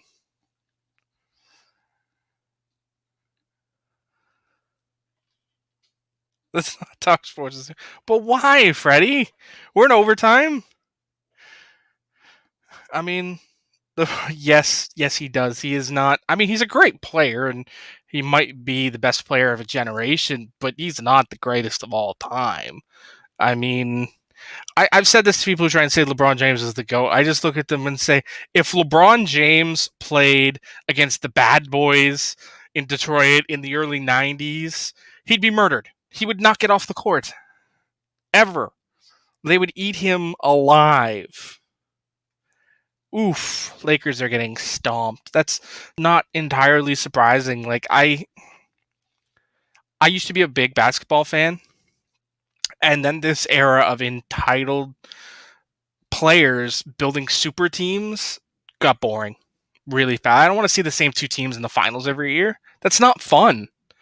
You know, like, yeah, I had an amazing run when the Raptors had their run there a few years ago, and I was into it, and I was all on board, and I watched the crap out of those playoff games because they were my team. But good Lord, man, I don't want to see LeBron James in his 10th final. I don't want to see Steph Curry in his 18th final. You know, like, what did we have? LeBron James versus Steph Curry in 6 consecutive finals, something like that. Like, I don't need to see that. Like I got no beef with LeBron James, the man. I think a lot of the things he does charity wise are great and amazing, but as a player, he's not as good as people make him out to be. Where did Sean go? He choked on a toke and has not come back yet. So we're either going to just run the clock out, whether or not he gets back in time, who knows? So I'm just going to sit here and I'm going to go back and forth with you guys in the chat. Last player that was like MJ was Kobe Bryant. I can agree with that because I never got the opportunity to see him play live. I wish I had. He was my favorite player for a long time in that post Michael era. Like I liked Mike. I loved MJ, but I was never a Bulls guy.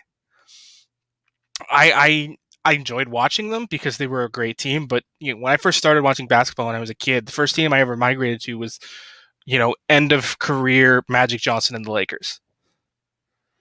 That was the team I started liking. I liked the Lakers. They were my first team. And then, I got to watch Kobe all through his career, and the Raptors came around and they sucked for a long time. I loved Vince and I loved the Raptors, but, I was always a Lakers guy. So watching those super teams in the early 2000s with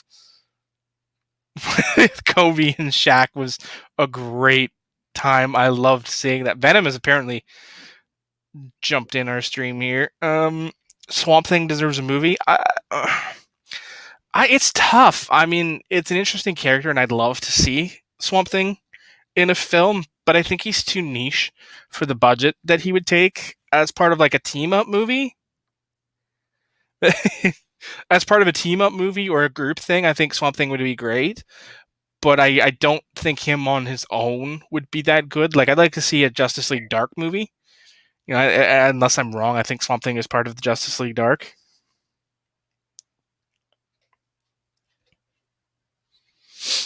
I think Kobe and Shaq is way better than Wade and Shaq. I love Dwayne, but he ain't Kobe. He ain't Kobe.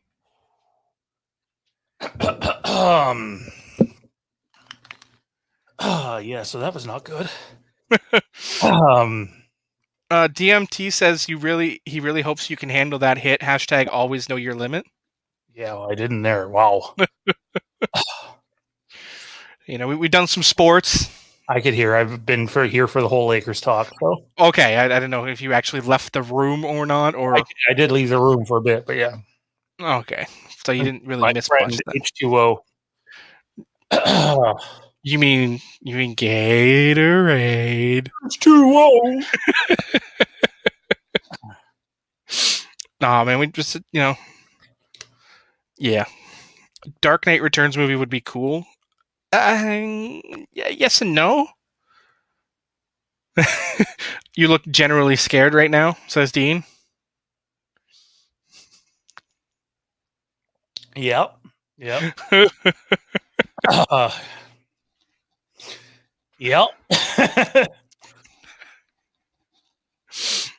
Terry said he knew I was going for water. Yep. That was a safe. It was a safe bet that that's what he was doing. Oh, wow. Oh, that's a little embarrassing. A little embarrassing? I mean, at least it's in the post show. Why is it the post show, though? I mean, yes and no. Is this going to become a thing, Fandom Empire post shows? Fandom Empire After Dark. Where we talk about the things you won't let me talk about on the real show. Fandom Empire, Are You Afraid of the Dark? Man, I love that show. Man, that was a good show. It's a great show. So was Arthur once upon a time, and Jensen's been watching it. Let me tell you. Yeah. No. I think Buster still has the same voice actor or someone that sounds really close. Arthur sounds terrible now. Yeah, I don't like. I don't like the upgraded animation style we're getting for some of these things from our kids, from our youth. Like, I don't like it. Like, I mean, the new Looney Tunes fucking sucks. I can't watch it. Like, I threw on an episode once because I thought Looney Tunes. You can't really screw up Looney Tunes, can you? Yeah, they can. You can break these things. George Lucas said while making the Phantom Menace. George Lucas did make American Graffiti too. Ugh. George isn't perfect. He's not perfect. Howard the Duck. America wasn't ready for that. America's still not ready for that. One day there'll be a world where Howard can live in there too. I mean, I didn't hate Howard in the MCU with Seth Green. I thought he was fine as like an also ran character, right? Like, you know, showing up like for the shits and giggles stuff. I liked that. But yeah, I wouldn't watch a Howard the Duck movie. I don't even think I'd watch a Howard the Duck series. I'd watch a 10-minute short. Yeah, I mean, DMT says the top 3 adult cartoons in existence are South Park, Archer, and Rick and Morty. I like 2 out of the 3. Not a South Park guy. I've never been a South Park guy. I don't hate it. It's just not for me.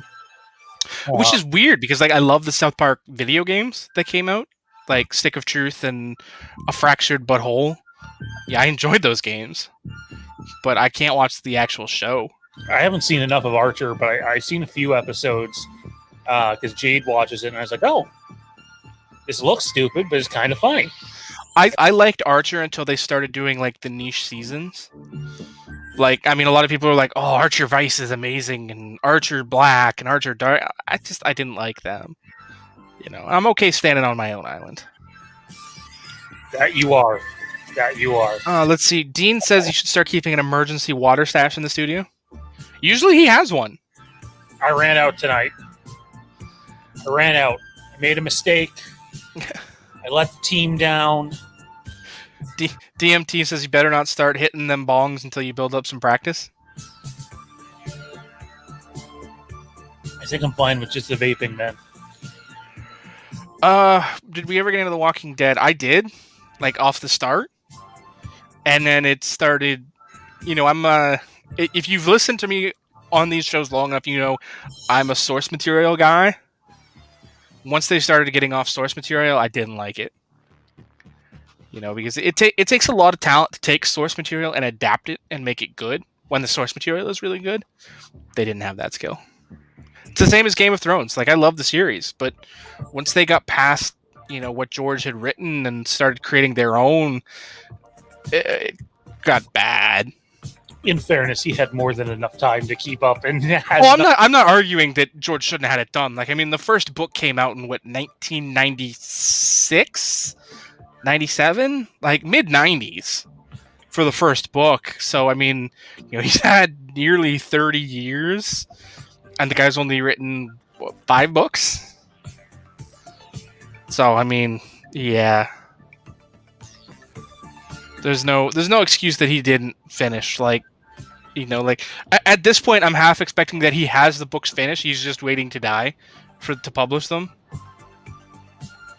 Like, you know, he'll pass, and then all of a sudden, his children or his heirs will be like, yeah, by the way, he actually finished writing these books in like 2015.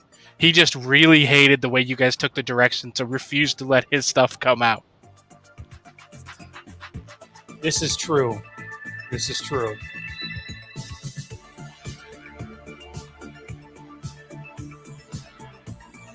Fun little exit combo with The Walking Dead. I mean, even if Kirkman made them deviate from the source to prevent spoilers, I still, like, it took them how many like it took them 5 or 6 seasons to even catch up. Like, they were already deviating by the end of season 2. Season 3 was when they started deviating, and characters who died in the books didn't die in the series, and vice versa. Yep. Like, yeah, they got off book real quick. Well, that's the show, ladies and gentlemen. 100 episodes, almost 4 hours. And again, I pointed this out at the beginning, but if not for that little show that lasted a long time with a small little following, Started from the bottom, now we're here. we would not be here today. I can't believe I just quoted Drake, and that might be one of the last things we say tonight. I'm not going to let that happen. You just said you're not going to let that happen, so there you go. You didn't. It's done. It's in the books. I'm in the books. I'm going to be in the bed. I'm going to be lucky to make it up the stairs. Don't fall asleep on the stairs. I got to let Tucker out again, so... fuck Don't me. Just don't fall asleep on the stairs. That will end badly. This is a fitting way to end. In the words... Thanks for the show, Johnny, by the way. Sticking around. It's fun. A lot of fun. In the words of Tommy B, I guess I shall just go fuck myself. I mean, if that's what you're going to do. Sayonara. No show Thursday, guys. See you next week. Now we're just going to wait until they literally kick us off. I don't know what happens if that'll happen. So that's not going to happen. I have no idea what happens, so we're just going to go off at like 3:59:59. It's weird that the last YouTube comment you highlighted is still on screen.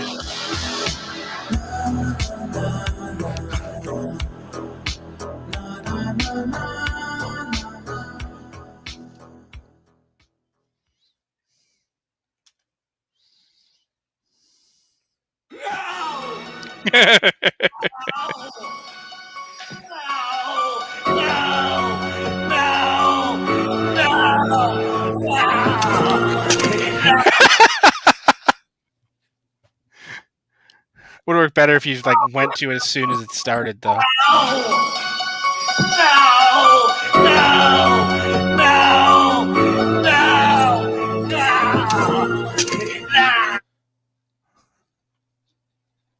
Oh no, the countdown's there. What's gonna happen? I don't know. 5, 4, Oh, I've still got like 10 seconds. 2. Oh, good night. What? Why 5, 4, 3, 2, 1. What is this? What is happening? We're in over. Are we in overtime? Is What the game is not this? over? What is happening? We waited to. What's going on? This is bullshit. You know What is what? happening? You know what? You fucked us, Johnny. How That's did what- I fuck us? What did I do? You fucked us. I didn't fuck nobody. Do you know what happens to people who fuck us? I don't know. What happens to them? Oh, fuck.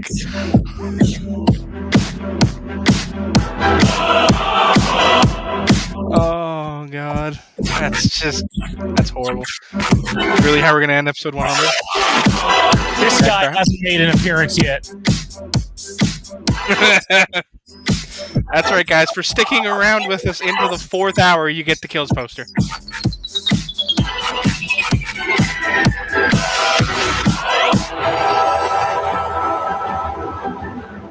Yeah, that knife looks... I'll say this about the Halloween kills poster that we got. That knife looks better than the image we got a couple weeks ago.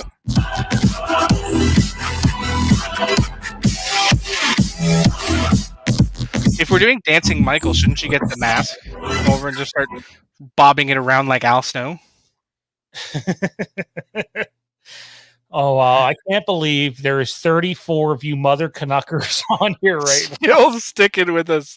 What is happening? now. Oh, man. By the way, I love this comment right here.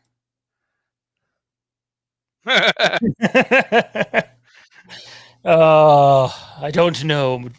I don't know, Dean, if you've put enough into the pot to get the masterpiece. Look at this thing. Look at it. Look at it. Some high quality workmanship. Oh, it was some high quality shit. There's no doubt about that. No doubt about that. Do I dare take one more? You've talked me into it, Johnny. Dean says fucking photocopy it for all he cares.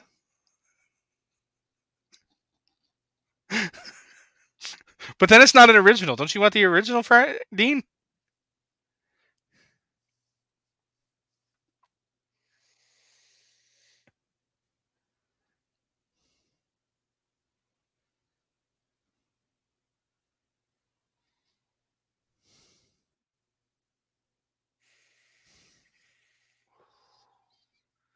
Oh, there we go. That one you took earlier, it should have been accompanied by the scene from Scary Movie. Oh my! It would have been the perfect ending. You start choking, just be like, "Oh, you take it like a bitch." What is going on right now? I have no idea. I know why I'm like this, but why are you like this? Because I'm just letting it all hang out.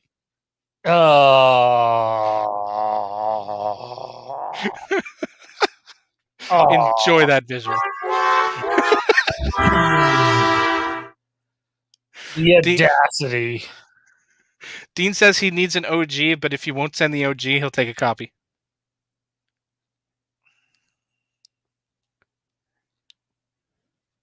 Yabba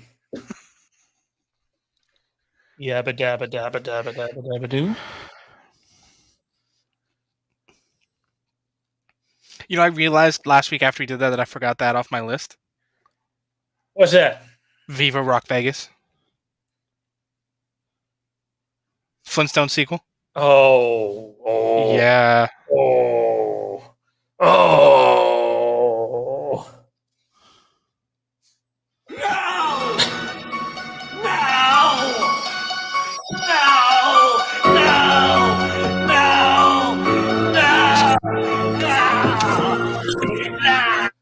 DMT.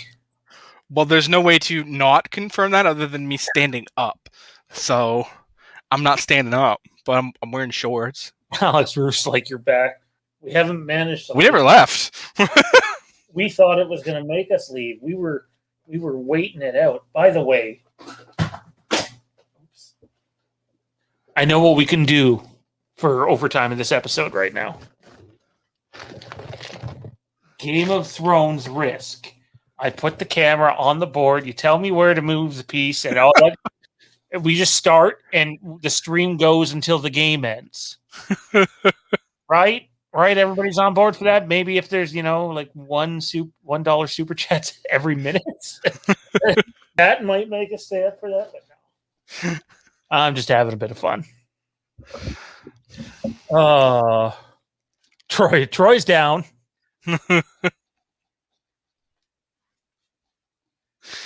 Oh man.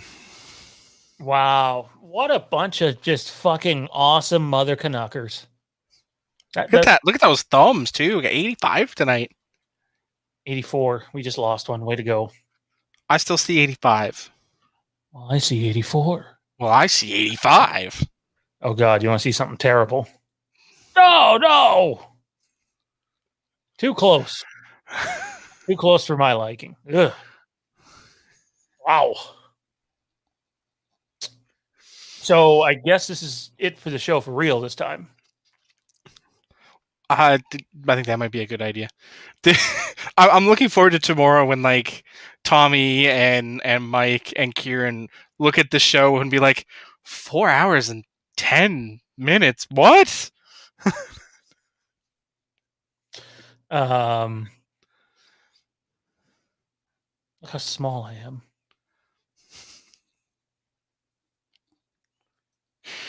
You're just having way too much fun with those buttons. Oh, for sure. Look at that. Just saying. Oh, DMT's mad that we're going. Oh, I'm sorry, man. That's it. I've just officially come up with a new game, Magical Hats. Everybody like turns off, stops their cam, and you just like randomly shuffle up the faces, and everybody tries to guess who's where. 24/7 stream. That would have to be one hell of a sponsored stream. I do it, but it would have to be. I don't think you'd want to watch some of the things that happen in that 24 hours. What the hell are you trying to say? I'm trying to say a 24/7 stream. Like, it's bathroom breaks in a 24-hour, dude. You saying you sign up for 24 hours without using the toilet? Oh, no. But like you get up, you go to the washroom, and you come back out. What's the point of that? I mean, who wants to look at an empty screen for, 2 minutes? Oh, we'll take 2 minutes if you're taking a piss, but I mean, if you gotta drop a deuce, that's gonna be more than 2. 3 minutes? 3 minutes to good lord, man. Are your bowels lined with fucking Vaseline? Like, what the fuck?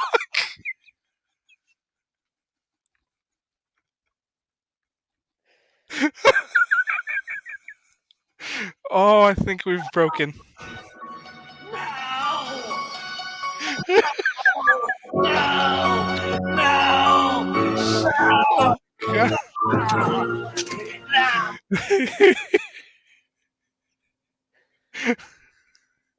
Oh man.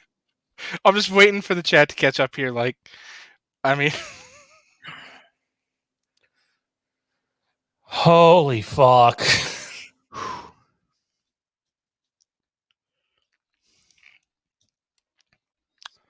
oh man. I could see us being crazy enough to do a 24-hour stream one day. Oh, I'd need a bathroom break. You know. Well, of course we would. Oh my god, look at this. Look at this shit. Jesus Christ. Are we really putting that up on the screen? Oh my god. Reeve, really? Really? Oh man. Yeah, this is the 100th episode, and in vintage Wastelands fashion, we're past the 4-hour mark. Oh man, the only thing would make this better is just like this random fucking Mondo appearance for 5 minutes. Oh boy. I mean, I'm gonna be real. Like, if Frank and DMT and all our guys think I'm the crazy one, I don't think they could handle Mondo. Oh god. Like, like they thought, last week's segment on the, the acceptableness of levels of, the incest parallelogram that we drafted for them last week, Mondo had taken that to a whole different level. Let's check this out. I'm gonna send him a voice message here. Hey baby. Look, so your boy McFizzle here and Sage are on Fandom Empire Live episode 100. And we've brought Wastelands up a couple of times tonight. I can send you a link and you could click it and you could appear on the screen with us. You don't have to set anything up. It'll just bring you in. If you just click the link, or you can just send an audio clip back. But we are on air. We are live right now. We have about 40 people watching. It's the post show. We thought it was going to shut us down at 4 hours, and it didn't. So hit us back, Mondo baby. Mondo and I have a unique relationship, so it's true. It's strictly platonic. Oh god. Oh. What are we awing?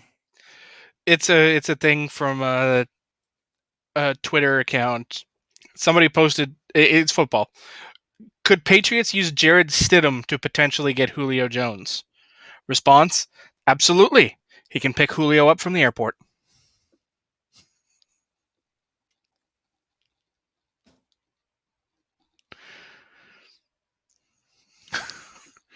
Alex Roof bringing back the question we asked earlier, or that I asked earlier.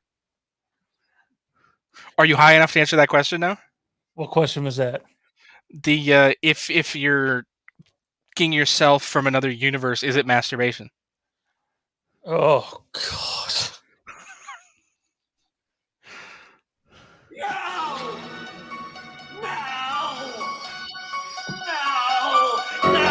Wow.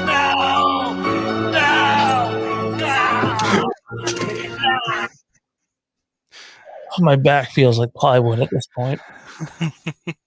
Wow. And fuck that Reaver guy. That Reaver guy who should. Oh, man. should DMT, totally good lord, man. That's a Frank line if I've ever seen one. That Reaver guy that if he's not doing anything right now in 15 minutes, I could be on Shell whooping some ass. Alex said those are the questions we want answered. Sean, talk about Halloween the Vanished. Wait, can you do that? Isn't it all fake? Well, Halloween the Vanished would be fake, considering that is not what it's not what it's called. It's Haddonfield the Vanished. And this is what we can tell you. I'd say we have 40% of the movie done. But that's a long ways away from being complete. The pandemic up here, like Johnny could not come over to be in studio right now. Because if someone were to like rat or call the police, not only would Johnny get a $900 fine and a warning, I would get one as well. That's how insane it is right now. It's As crazy as it is, they'd give Jensen a ticket. Yep. Here, 18-month-old baby, 17-month-old baby. We're going to have to write you up for existing, basically, right? Like, I'm going to see if Mondo's seen the message. I'm assuming he did not. Oh, he did. He did. Will he click the link? Make sure if he joins, I'm going to ask him that question, and he's going to answer because he's Mondo. Oh, I got really big all of a sudden. That's weird. Why did I get so big? Yeah, Dean, they do got some really weird, stupid rules going on up here right now. It's ridiculous. It's extremely ridiculous. That's what he said. Yeah, oh God. No? No, what? Just the way it loaded in your screen like it was a new person. I was just like, oh God. I thought maybe a wild Mondo had appeared. He comes in, I'm gone. My internet connection goes down as he comes in. Hey buddy, how you doing? Of course, we'd probably spend like 20 minutes discussing whether or not that's masturbation. Oh, You'd come back in the middle of that conversation and be like, I should have stayed gone. We really do need to wrap up here, though, guys. I got to drive my mother-in-law in the morning and then figure out if I work the next day, which is just weird and stupid and whatever. Yeah, because, 24 hours to come back to work, that's all the notice you need, right? Well, technically, they didn't let me know today that I wasn't going to be needed tomorrow, which would have been 5 No, in the morning.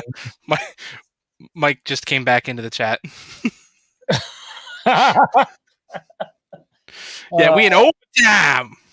We You have stepped into the wastelands.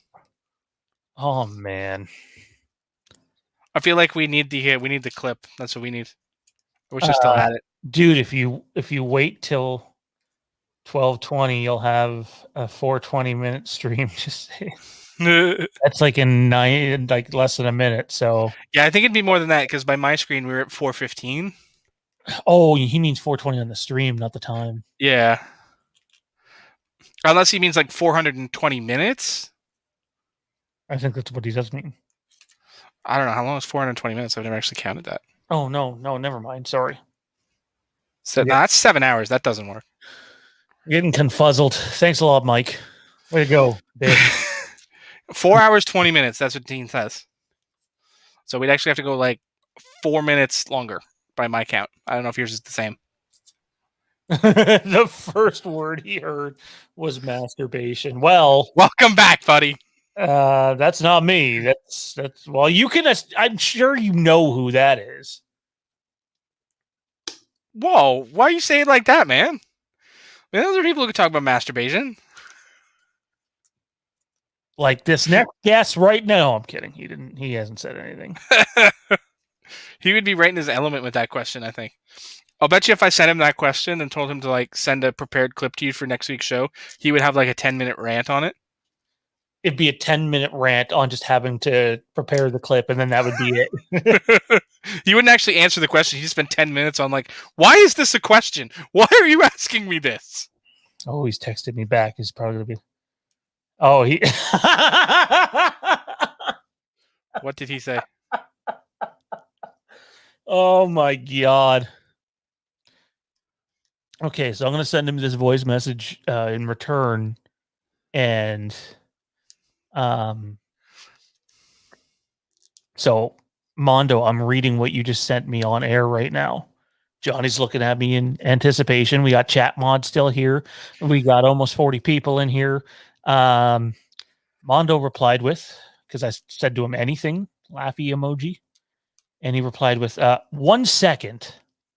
I'm dying on the toilet.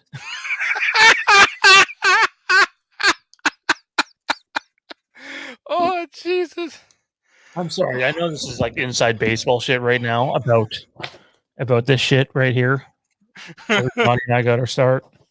But, oh, man. I think the only thing better would have been if he was like telling us he was spending time with a Burger King hooker.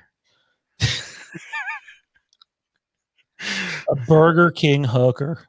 I'm busy tonight. I got my Burger King hoe. I can't believe that happened. Oh, right. He wanted me to talk Haddonfield to Vanished. I just looked up. Sorry, Wayne. We basically can't do anything right now, dude. I can tell you this. We already announced that it will not be released until 2022 because there was a part of Haddonfield to Vanished that was going to be found footage.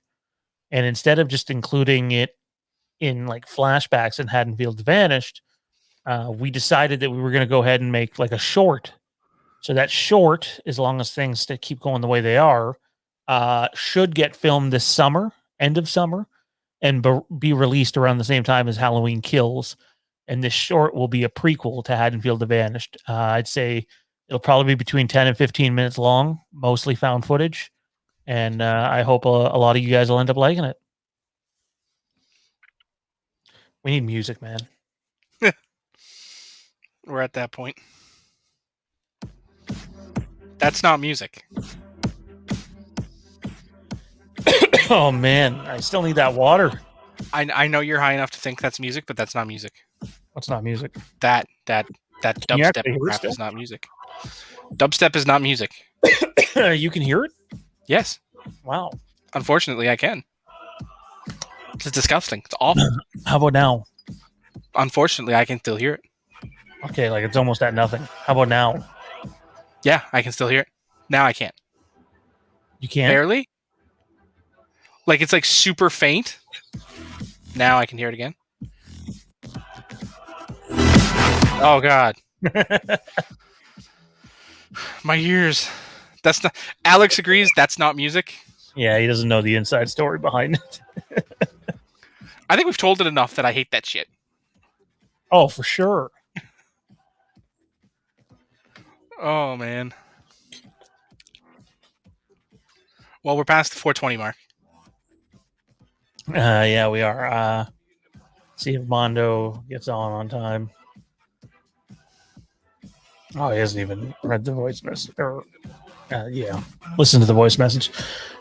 Need some heavy metal. Stay tuned to next week's After Dark, and we might have Mondo's answer. After Dark. I will be messaging him to ask about masturbation if it's you fucking yourself from an alternate universe. Did you just ask that question backwards? Because that's not the way you. I did it intentionally. Oh, okay. Yeah. You kind of fucked with my head there, man. And you can't do that when I'm like this. The bit. Word. Oh, DNT.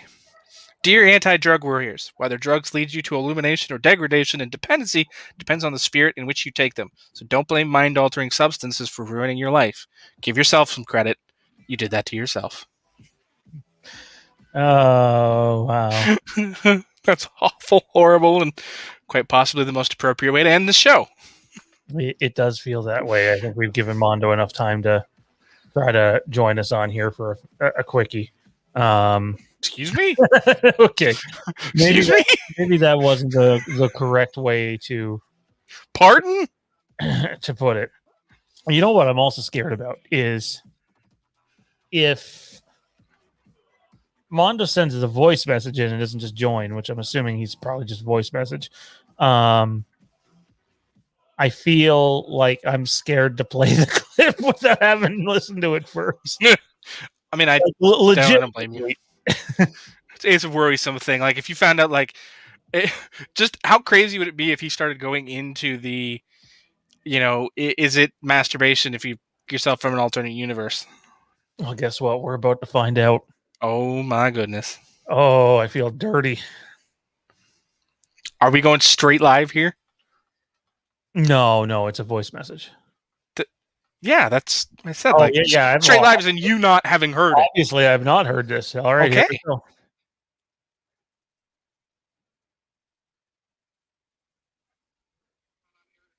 Oh, hang on. All I heard was like flaming hot Doritos. I don't know how to restart it. Go back and then go back to the chat. I think it would work. Message. What's going on, everybody? Oh, What did you do? You're I'm breaking things. You're too high to operate your phone successfully. Sorry, I'm not on air tonight. I am having a terrible bout with flaming hot Doritos with lime. Fun fact: if you eat too many of them, your poop will burn. Like burn. I'm talking burn, like burn. So hope you guys are doing good. Hope you guys are enjoying the program. Talking about reminiscing of the fun days. There's definitely some fun. no. You just got shut off again.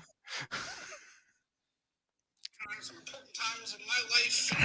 A lot of people's lives too, with the resurgence and the renaissance of Star Wars and all the cool things that happened around that time. So, hope you guys are enjoying that. Hope you guys are enjoying tonight's episode of Fandom Empire. I think that's what's called anymore. I'm sorry. I'm confused. I'm having poop. So, I gotta go. Take a dump. Catch you guys later. That was a very PG Mondo. It really was. Don't worry, I'll make sure I ask him the important questions that we haven't answered next week. Hang on. I think we can do this. One moment. Yes, Flinner, we are in fact still on. Johnny has something to ask you. Johnny, what would you like to ask him? It would help to put the headphone up to the thing. I'm going to repeat it. Oh, you're going to repeat it. Okay, well then, the important question that we as viewers and myself have to ask, if you were to fuck yourself from an alternate universe, is that masturbation? Johnny wants to know if you were to fuck yourself from an alternate universe, is that masturbation? So we're clear. Johnny wants to know that. And the chat. Johnny wants to know that. And the chat. Sean, did I watch? My game 7 got interrupted. I didn't see either Montreal goal. I seen them later on. First one was not a good one for Campbell, but it's one bad goal. 34 and 16 don't want to be engaged. They don't want to go to the tough areas and pay the price. And it's not even just like a physicality thing. They just didn't have any gas after the first 4 games. I don't know if they're hurt or whatever, but it sucked. It sucked, but it was expected. Like, I think any realistic Maple Leaf fan would have known that Montreal was the heavy favorites in Game 7. Muzzin's down. You've lost all your momentum. Montreal has all the momentum, and Price is on fire.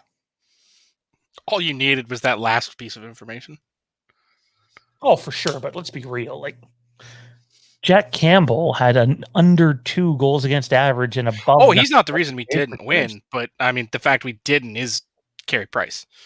I mean, I think the shot totals would bury that out. Terry Willis says, sucked that the Preds lost to Carolina in 6. Yeah, the Predators weren't as good as I thought they'd be. Wait, was that the game that David Ayers was on the Stormhorn? Yeah. Well, that's why they won. Team's unbeatable when he's there. I mean, Like, wow. DMT is high again. Yeah, DMT is high. a little bit. Gets a little, apparently, political when he gets toasty. Oh, very much so. Sean. What? What even is that word? Wagawan? I don't even know what that is. What's Wagwan? Is that a place? I don't know. I'm gonna Google it. I don't think that's a thing. In Wagawan, Neverland, where Buzz Lightyear grows, and then gets his ass kicked by Terminator, who's later killed by Michael Myers. It's apparently a thing. It is. Apparently Toronto slang. Toronto. Apparently it means what's going on in Toronto speak.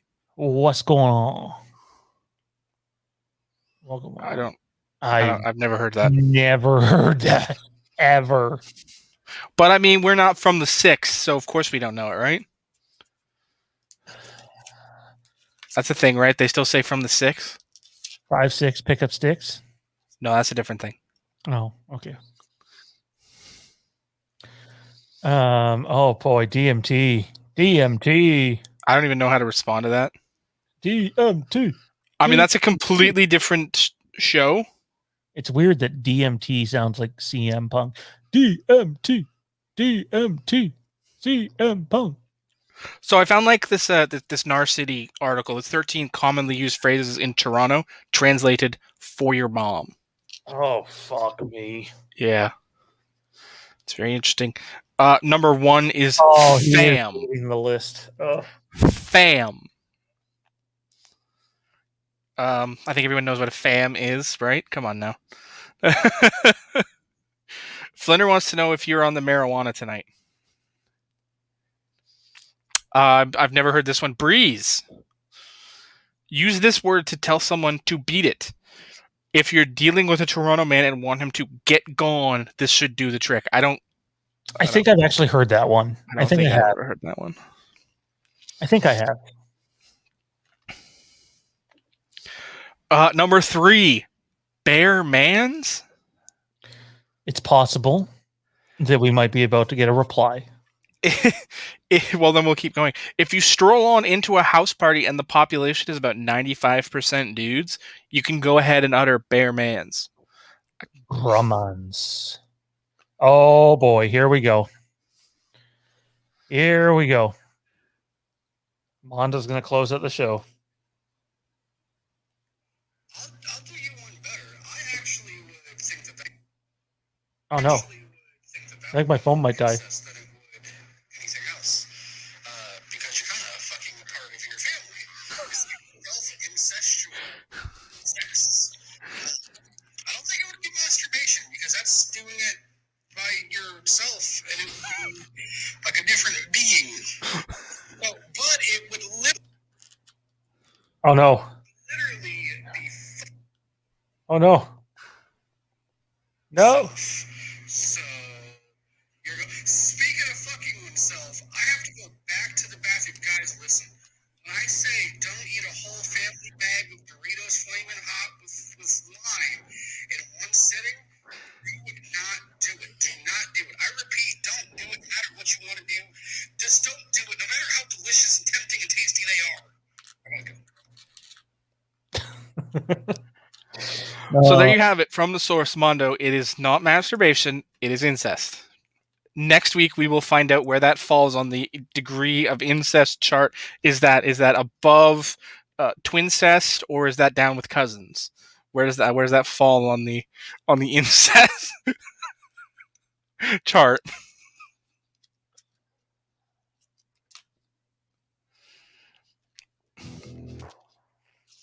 Back to the chat. I don't know if you've watched any of those. I have. I've seen most of them.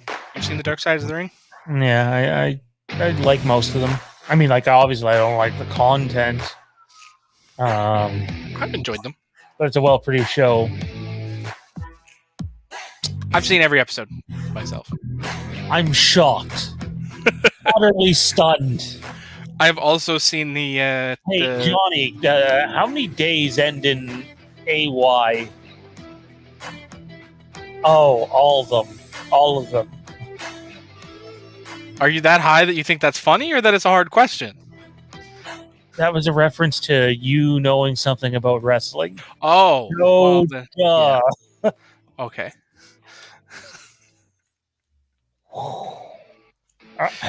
Did you sneak some puffs when I wasn't looking? Well, it was an awkward question. Like it was weird phrasing. Like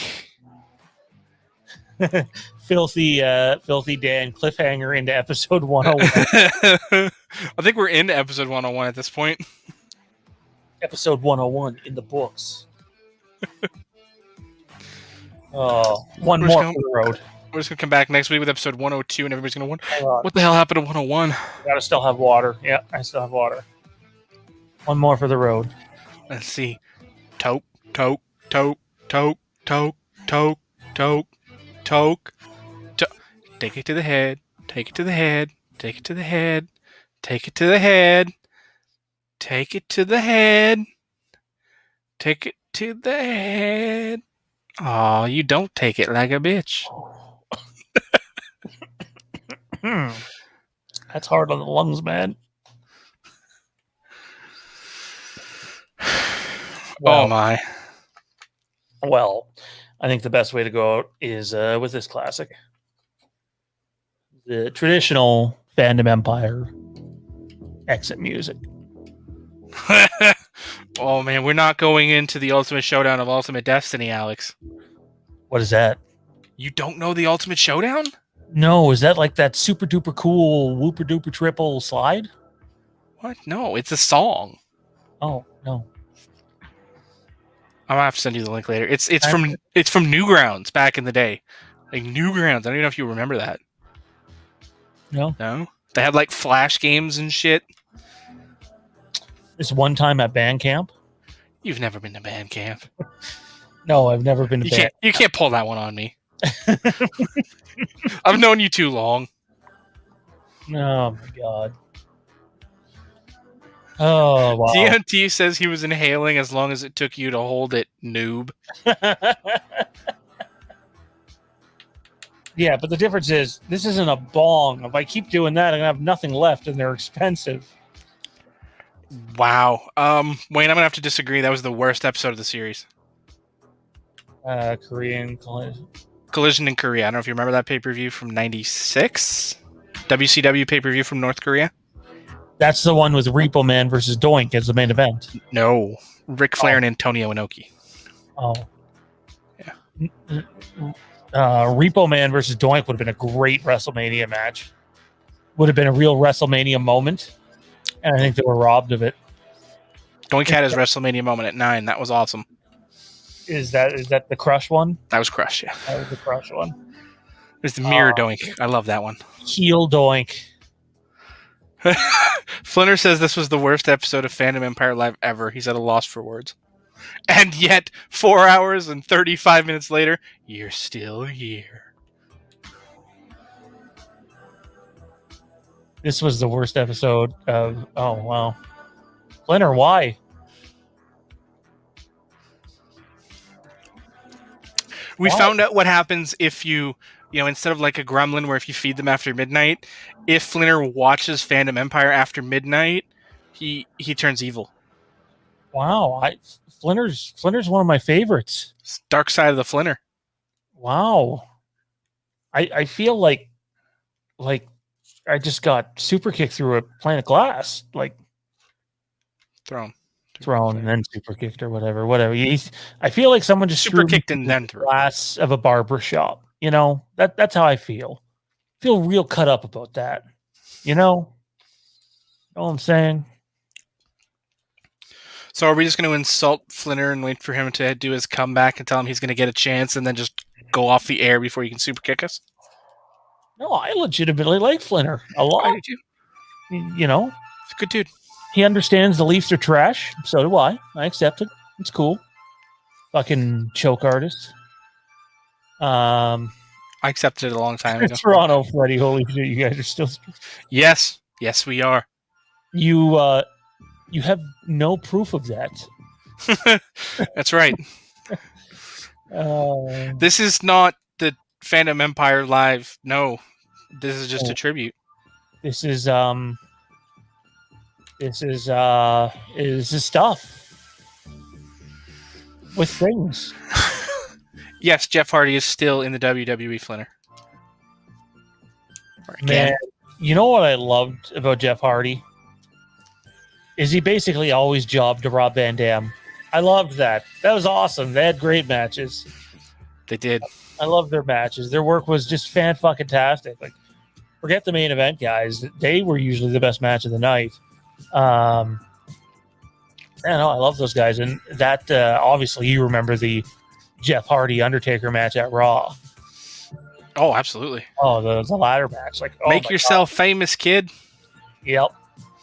Such a good match. I might have to go watch that match if I can find it on Taker had a great run there with some of those light guys. Like, he had a match with Van Dam, too, that was pretty fucking amazing. Oh, the one where he choke slams Van Dam off the thing. Yeah. Yeah, even their championship match where Van Dam thinks he won the title but didn't. Yeah. That was a good one. Taker was always good with them. Reaver says, which reminds me, remember how much Bret Hart screwed Bret back? Bret did screw Bret. He chased the money. That screwed him. Like, screwed his life. Money's a hard thing to turn down. Just ask the Burger King hooker. Oh, man. Wow. I mean, it's just like, as a company, I look at the WWE and I think, man, you couldn't afford to pay Bret Hart, but 2 months later, you're paying Mike Tyson. Oh, I know. That's terrible. I've heard that brought up before. Like, ugh. Like, I mean, I'm not a big business guy, but I mean, I know the business of professional wrestling. I'm fairly certain if Vince sits down with Bret and says, look, I can't pay you for 6 months because we're about to bring in Tyson and shit's about to go off. Now, if you stick around, shit's going to be gravy. Who are you talking as right now? That fake voice you were just using? Yeah, it's completely awful Vince McMahon talking. Oh, okay. Yeah. I didn't know who you... Wayne, that's a tough question. I think to a certain subset of fans, it is the most prestigious title in the world. But I think you have to be in that niche. Like, I'll bet you right now, if I were to ask Sean, who's the IWGP World Champion? Repo Man. Can you name an IWGP champion in the last 5 years? Tugboat. I'd have to ask non-high saves that question to see if he gets the answer. But I mean, the fact that I can tell you AJ Styles and Kenny Omega both held that title in the last 5 years. Well, not 5 years for AJ because he's been in the E that long, but Kenny Omega was the IWGP champion 2 years ago. What is IWGP? The International Wrestling Grand Prix. It's the championship in New Japan. Oh, okay. All right. Yeah. But see, that's the point. Like, you don't even know what the IWGP is. I don't think many people know what it stands for. Like, I know what the IWGP stands for because I actually remember when it was a tournament. Yeah, no, Intergalactic Wastelands Federation. It's totally right there. But no, I don't believe it's the most prestigious title in the world because I still think that's the WWE title, even though it's the one that spins. Well, no, but it hasn't spun for a long time. I think the WWE Championship is the most prestigious title because that's the one everybody knows. You go to average Joe and ask them about pro wrestling, 90% of those people are going to say WWE. I mean, that's just how it is, Oh, man. My back is too stiff for this. I hate it for Bret because if he would have stayed in the business is totally different, and it would have been so much better. Like, in my opinion, he wouldn't have been the main guy. Obviously, he would have had to step back with where they went with that. But I think he still could have been a big part of that. Like, I think in a world, especially if Michaels ended up leaving, right? Like, because Michaels left. Right. If the business ended up playing out like it did, I think the better business decision.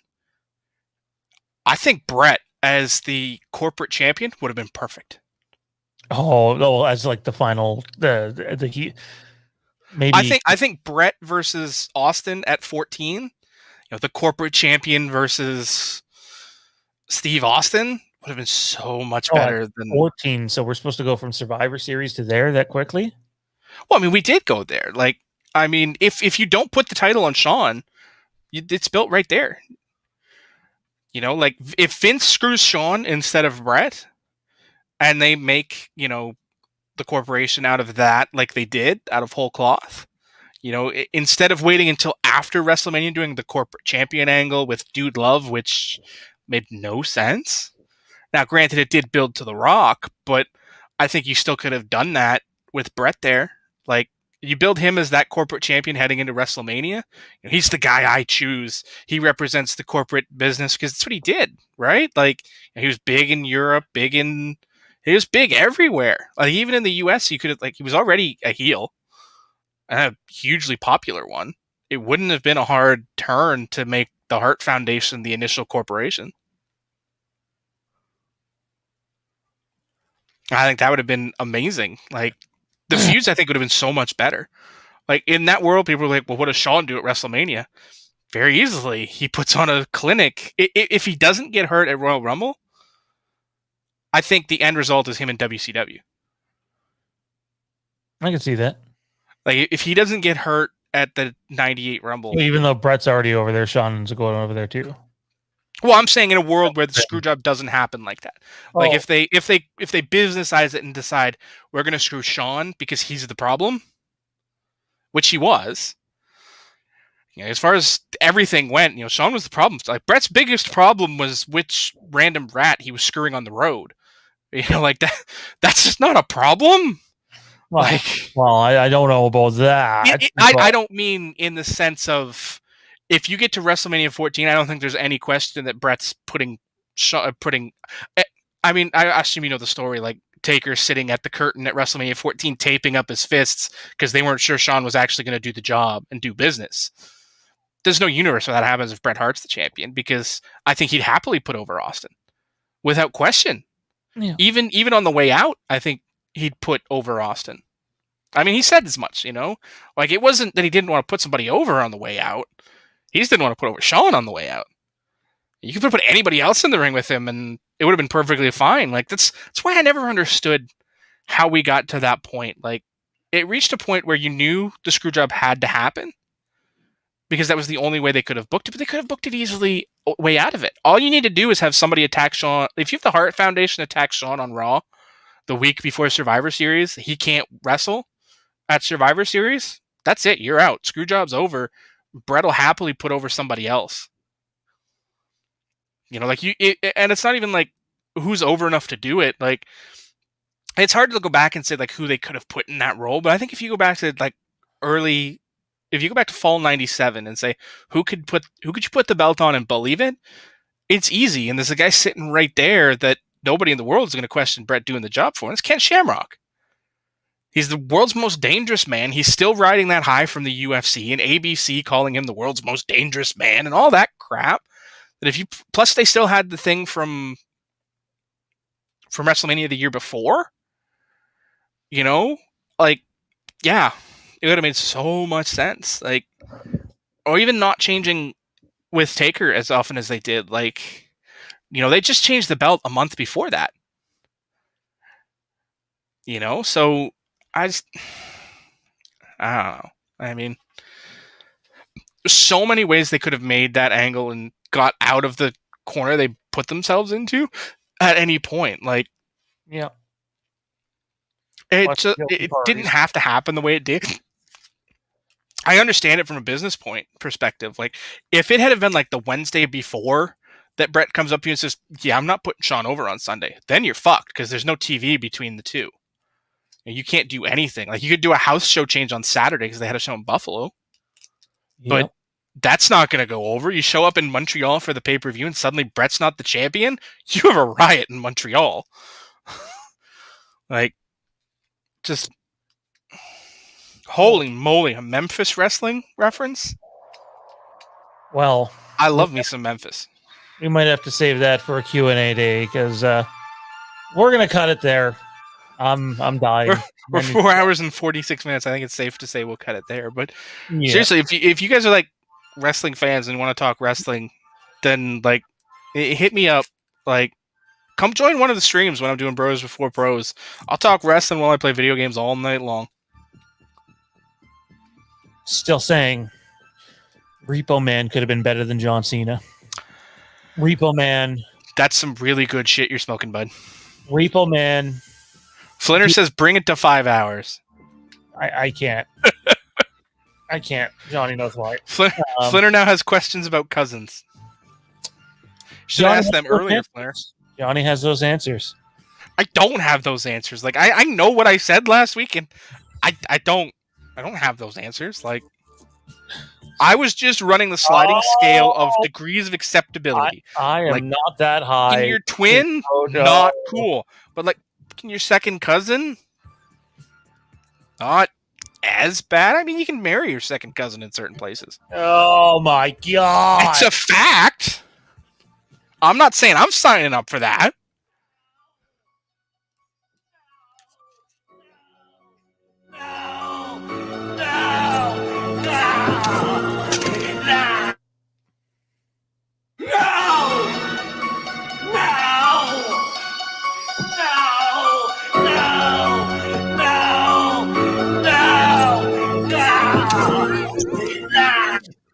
Yeah, it's a nice trick. I can unmute myself. Did you know that? Oh, what the hell? Your overlord powers have no effect, yeah? Anyways, ladies and gentlemen, that's it. That's the show. Thanks for coming out. Here's to the first 100, and here's to the next 100 more. Have a great weekend. Be safe. And always remember that Repo Man is there for you.